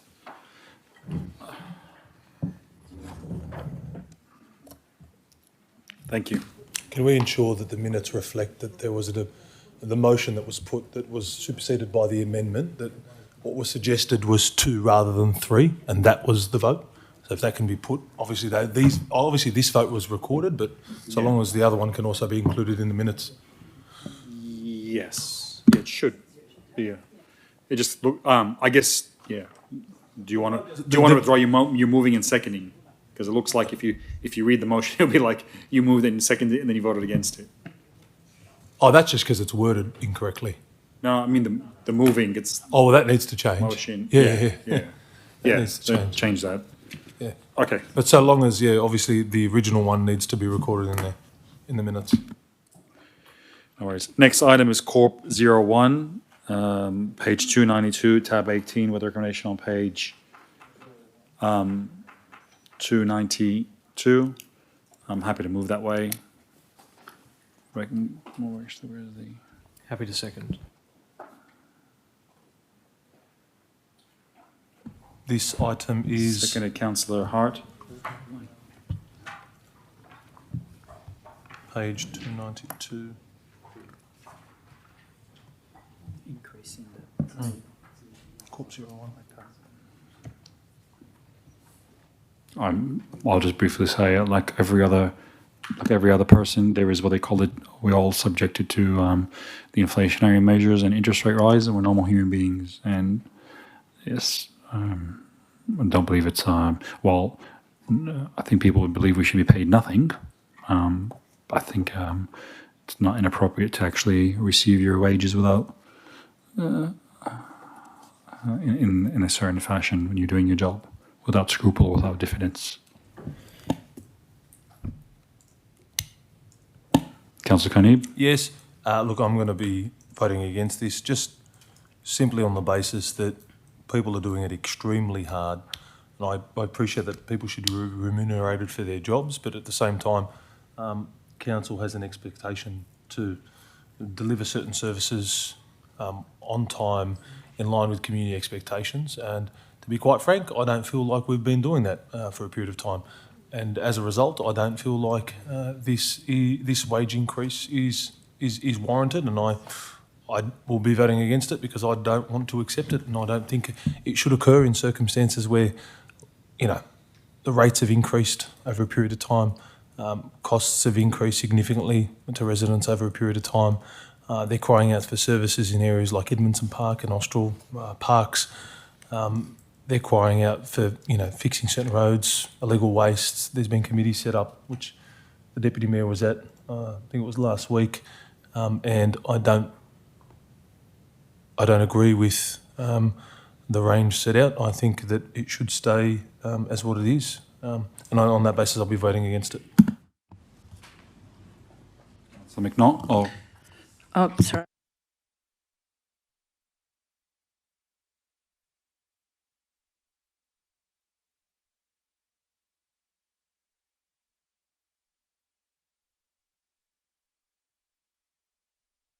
I can vote. No, there's tribunal set the range.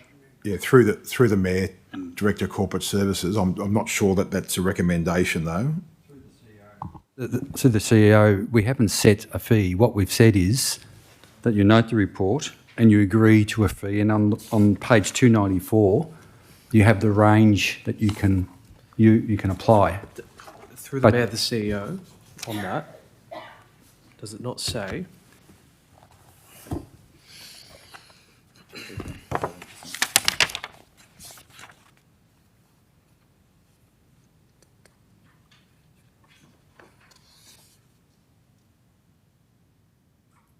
Previous years, council has set the fees at a maximum level determined by the Local Government Remuneration Tribunal. And we're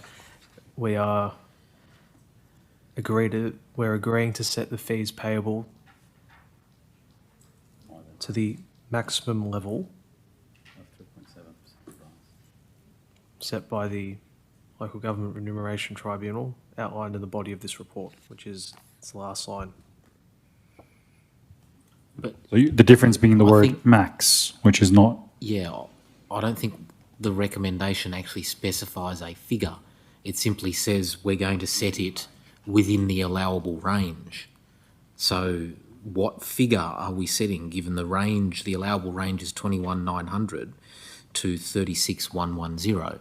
So I think council I think that motion needs to be amended to suggest what figure the mover and the seconder are suggesting. I take it from the comments that have been made so far that would be the maximum, but I'm happy to be stood corrected. Yes, at the maximum. So if it says at point 2, agrees to set the fees and payable to the mayor and councillors, rather than says within the allowable, so at the maximum range. So remove the words within the allowable, and have it say at the maximum range.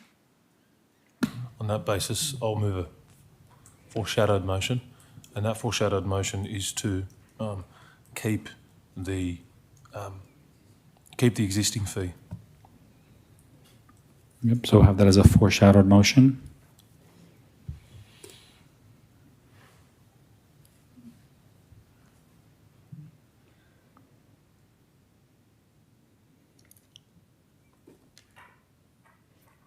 Okay, do you have a seconder? Yep. Second to Councillor Monahan. Sorry, Mr. Mayor. Just through the Mayor, we're not right yet on that first one. Just after 27 on the first one, point 2, within the allowable goes, within the allowable, within the allowable is deleted.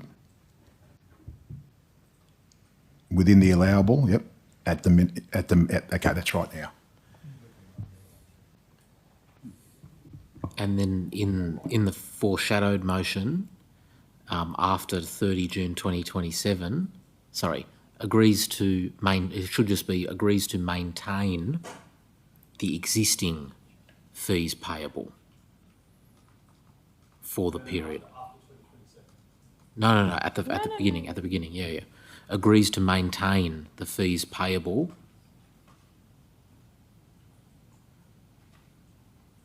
for the period of 1 July 2026 to 30 June 2027 at the existing rate. and then delete everything else. Didn't you say before minimum rate? No, existing. I thought you said minimum rate. No, I never said minimum. I said existing. Oh, okay. All right. I thought while you're there, you might as well go for the minimum, but okay. Sorry. Actually, you know what? Thank you. With the indulgence of the mover, agrees to set it at the minimum range. Yeah, that's what I thought you said. Yeah, no, that's a better idea. Okay. No issues with that.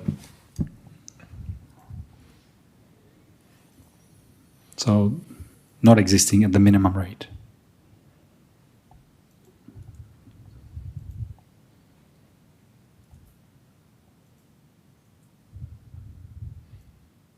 No, not the word existing, minimum.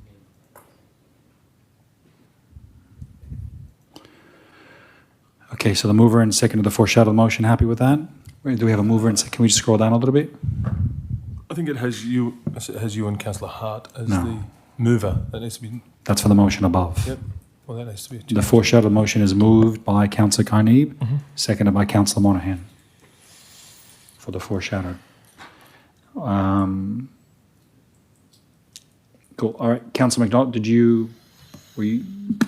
Yeah, I'd like to speak for the substantive motion, which is against the foreshadowed motion. I agree wholeheartedly with some of what the previous councillors have said. You know, times are tough and all of us are struggling. Well, I can't speak for all of us. Some of us struggle with cost of living rising. I mean, it's all well and good and fun to play, you know, politics with something like this, but we're setting... Point of order, must be. I'll withdraw that. It's all well and good to suggest minimum rates of pay and things like that for the job that we do. And what I want to point out is, beside the fact that we, none of us, well, I can't speak for everybody, I keep saying that, I do this job for love, it's not for money. Nobody in here can honestly say, I'm sure, that they do this job for money, because that's not why we do it. We do it for the love of what we do. However, it is very discouraging to set a precedent of not remunerating people in any meaningful way for what they put in this chamber and in the community, and it discourages participation of people from diverse backgrounds to line up and put their hand up to do the job that we do. So apart from the fact that, yes, we all, you know, have struggles meeting our bills and you know, I won't say anything more about that. I don't know other people's circumstances. I think this is a dangerous precedent, is to set that we are not going to, you know, it makes it more difficult for people who may be deciding that they might have a run at council next time. And if those people decide to, you know, as some of us have done, take time off your paid work to be able to dedicate the time and effort needed, it makes it untenable for some people. So I just want people, my fellow councillors, to remember that it's not just about us. I think this sets a bad precedent. Councillor Monahan? Respectfully, I have to disagree with whether or not it discourages people from running for elected office. I certainly don't do it for the money. I've paid employment. I think I've made it very clear.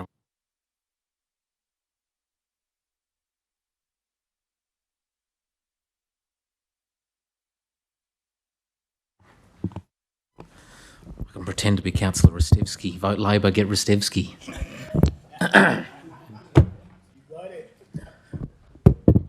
Maybe the author who came up with that should be paid a little bit more as well. I don't certainly do it for the money, and I don't think anyone here does it for the money. It's not my suggestion at all. Council's doing it tough. People are doing it tough. We don't do this for the money. We do it to support our community and to represent our community. I don't see why we should be giving ourselves a pay rise when the level of discontent with the services that council is providing is, in my opinion, quite high. we've increased rates by a substantial amount over a number of financial years now, so it's certainly since I've been elected here. And I think people would question whether or not Liverpool has increased by the same or at the same rate as their rates have increased. So I don't think it's the time for us to be patting ourselves on the back and giving us the maximum allowable allowance, not a wage, it's an allowance to do what we do. But the things that do discourage people from running for office or discourage people from attending council meetings is the time at which they are. And there have been a number of attempts to discourage attendance over the term so far. Point and of order. certainly not. That's an unfounded statement. Attempts to discourage councillors from attending meetings. If we want to go through the amount of times where we've changed meeting times and discussed meeting times and governance committee meeting times, and we can have that discussion if we really want to, but I think we've had a good meeting so far, so let's not ruin it. So I just, before I make it a ruling, is what did you mean by, what were the exact words again? Attempts to discourage attendance at council Yeah, meetings. what did you mean by that? I meant the changes in time of council meetings.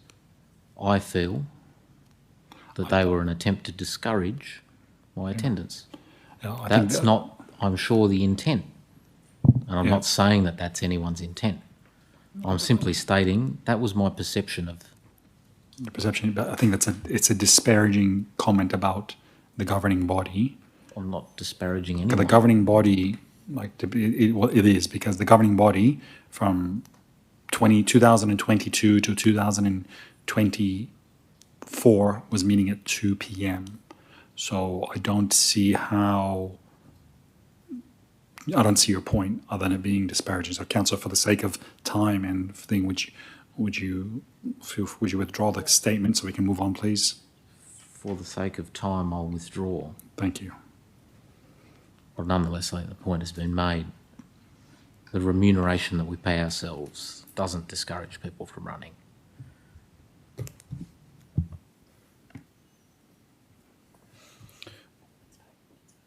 Any other speakers for or against? Just mind you, we have 20 minutes left of the meeting. Okay. All right. I'll just quickly wrap it up as a right of reply. And I appreciate everyone's comments. $500 million budget. This theoretically is a less than 1% of a percent. I'm not even going to work out how small of a 0.0% it is of the actual budget. So, and doesn't affect the rates as such, considering the budget we have adopted with a slight surplus position. But I'm encouraged by the councillors' generosity and that they're not doing it for anything, and they're happy to go to the minimum. And councillors, like other councils I know, who subscribe to your way of thinking, they actually donate their money back to council to a charity. So whilst the governing body may resolve that way, you can feel free to donate. If you match my donations, I'm more than willing to. Like I said, I earn my wages without scruple, without diffidence, and I'm happy to take the map now. I've never suggested for a council to take the minimum, and I have No, I didn't suggest it. That's what I thought I heard you say, and you're saying you're happy to adopt the minimum. So, councillor, if you can lead by example and say, subject what if council doesn't approve your suggestion, you feel free to, and you, the mover and seconder, could donate that back if you wanted to. Mr. Mayor, I think we should just put it to a vote. I am. That's my right of reply. I'm just acknowledging your generosity of spirit to both of you. I attempted to move a motion that was to keep it at the existing, and you'd note that the last year that this same item was discussed, my sentiments were the same, and the vote went through at the time to keep it at the same wage. Now, you indicated to Councillor Monahan. Sorry, Councillor, I've had my right of reply. And then that's when it changed. But if we just put it to a vote, and that is will be. All right, we'll put the motion as moved myself and seconded by Councillor Hart. All those in favour, please raise your hands. Those against, I declare it carried. The foreshadowed motion lapses. Division. All those in favour, please stand. Those against?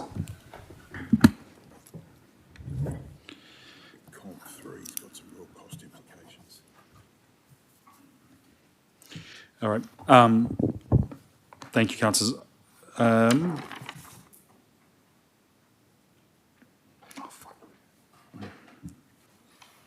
just going to ask the CEO for considering the limit on time that we have left at the meeting, and for everyone to have a look at the diaries of when we can come back to deal with the rest of the matters on the agenda.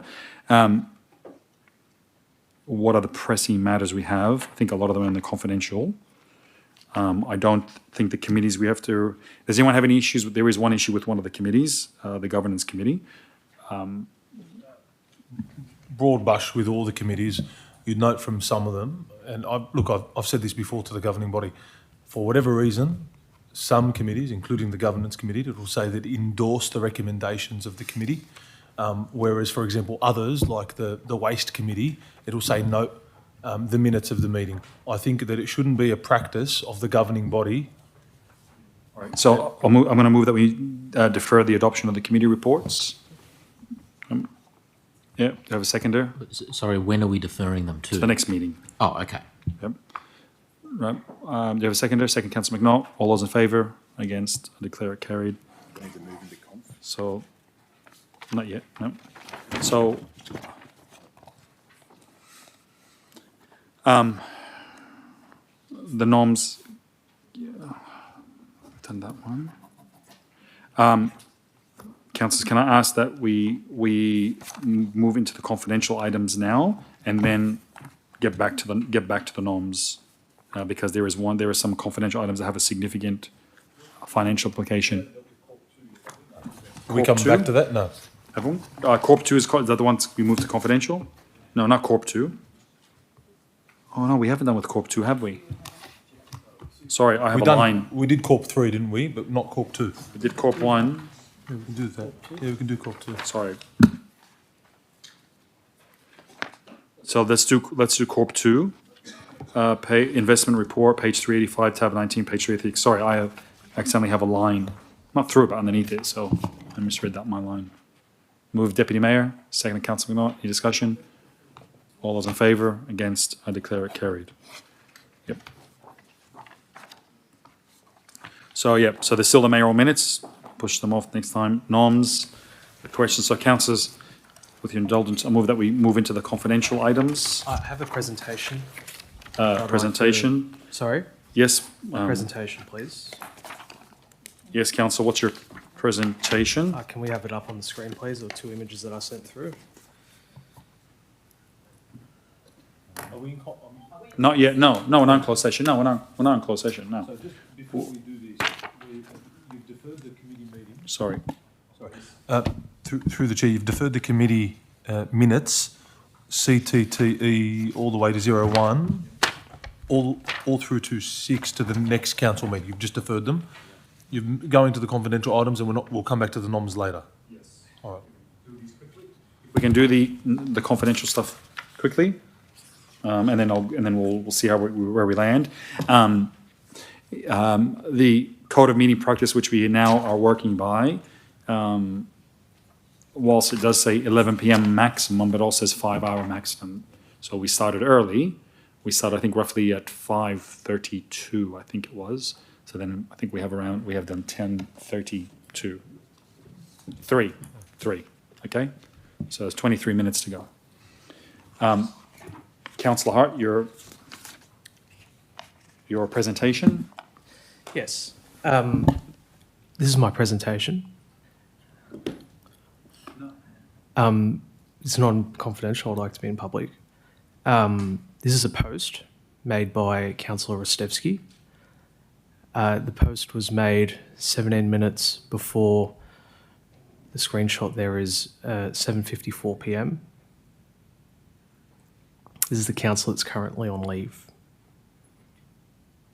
I'd like it noted in the minutes of these two screenshots, these two images, and that the councillor that is currently on medical leave is posting this. Can we have that reflected in the minutes, please, as part of the presentation? Well, I don't think anything else needs to be said about that. If Councillor Hart, you're happy to move on? But thank you for bringing that to our attention. Okay, so we're dealing with the confidential items. So we're not in closed session. And we have conf 01, I'm happy to move as per the recommendation. which is page 37 in the confidential booklets. Moved Councillor McNaught, seconded Deputy Mayor. Any discussion? Put the motion. All those in favour, please raise your hands. Against, I declare it carried. Next item is conf 02, recommendation on page 14. Councillor McNaught. Yep, moved Councillor McNaught. Seconded Deputy Mayor. Any discussion? I'll put the motion. All those in favour? Against? I declare it carried.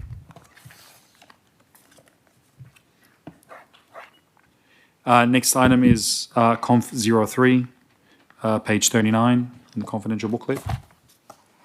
Move Deputy Mayor. Seconded Councillor McNaught. Any discussion? I'll put the motion. All those in favour? Against? I declare it carried. Next item is conf 04, page 40. Move Deputy Mayor. Seconded Councillor McNaught. Any discussion?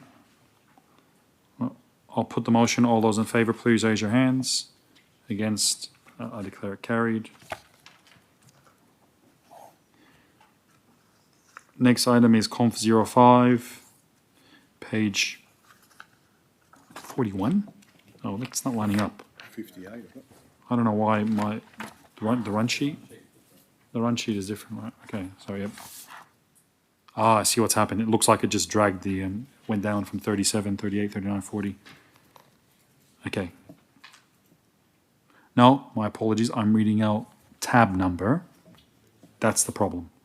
Yeah, I'm reading out tab numbers, but I don't have page numbers. It's all 0. So, cool. My apologies.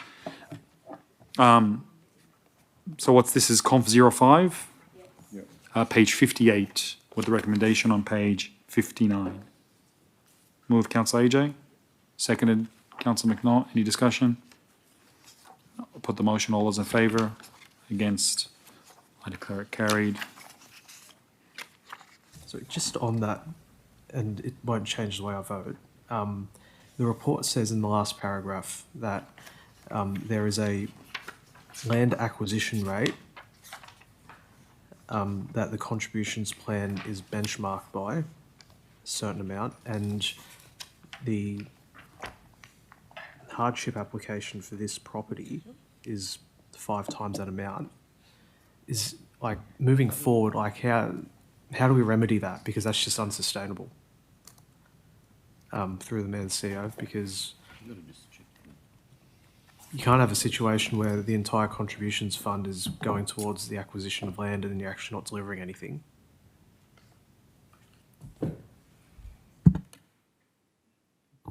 Thank you. Through the Mayor, Director, Planning and Compliance.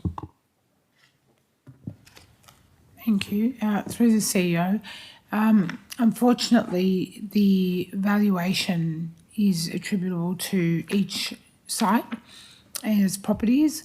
The market fluctuations will determine the market rate as well as the best suited use of that land should it have not been acquired. So it's a little bit of a complex assessment criteria, but the overall ethos is that the owner receives the compensation for what would ideally be the best use of the land. And a CP at the time of it being established will never contemplate what the market rate will be at the time of a hardship application or an acquisition.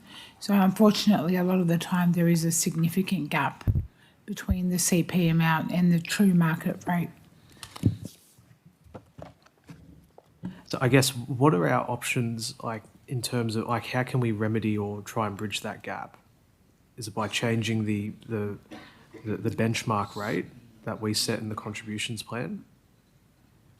Sorry, Councillor, do you have any more questions? Because we already voted on this. And being mindful of time. That Take it on notice. Yes, thank you. Conf 06, I'd like to move that we defer this and discuss the next governance meeting. Do you have a seconder for that? 06, page 75, recommendation on page 76. Second, Councillor McNaught. Any discussion? I'll put the motion. All those in favour? Against? Declare it carried. Can I just get confirmation, sorry, on Conf 07? I think this is the one that came to council the other day, or is this a different one?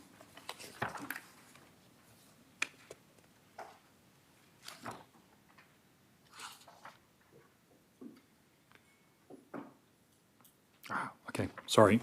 I didn't realise. This is a similar one from the other day. The council, I have to declare an interest in this one. I think I got that by mistake.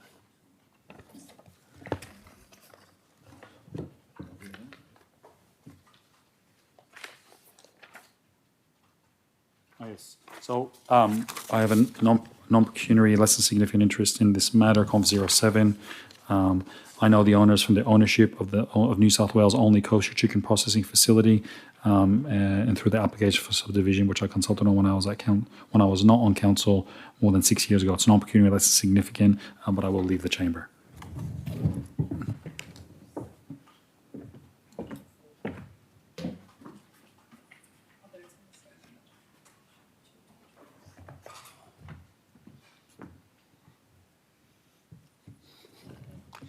So where's out to?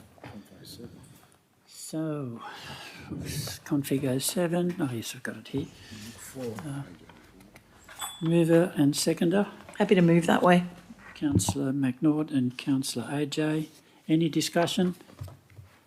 No discussion. Any objections? So unanimous. Thank you. The Mayor can come back in.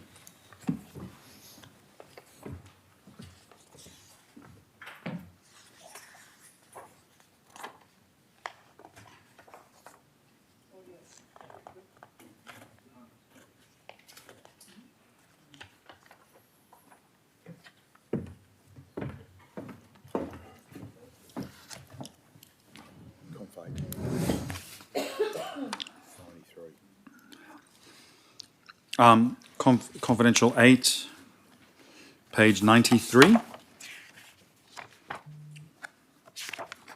Page 93. Moved, Deputy Mayor, seconded. Moved, yes. Councillor McNaught, any discussion? I'll put the motion. All those in favour? Against? I declare it carried. Conf 9. Move to defer as per the memo. Move to defer by Councillor McNaught, seconded. Councillor Moon, any discussion?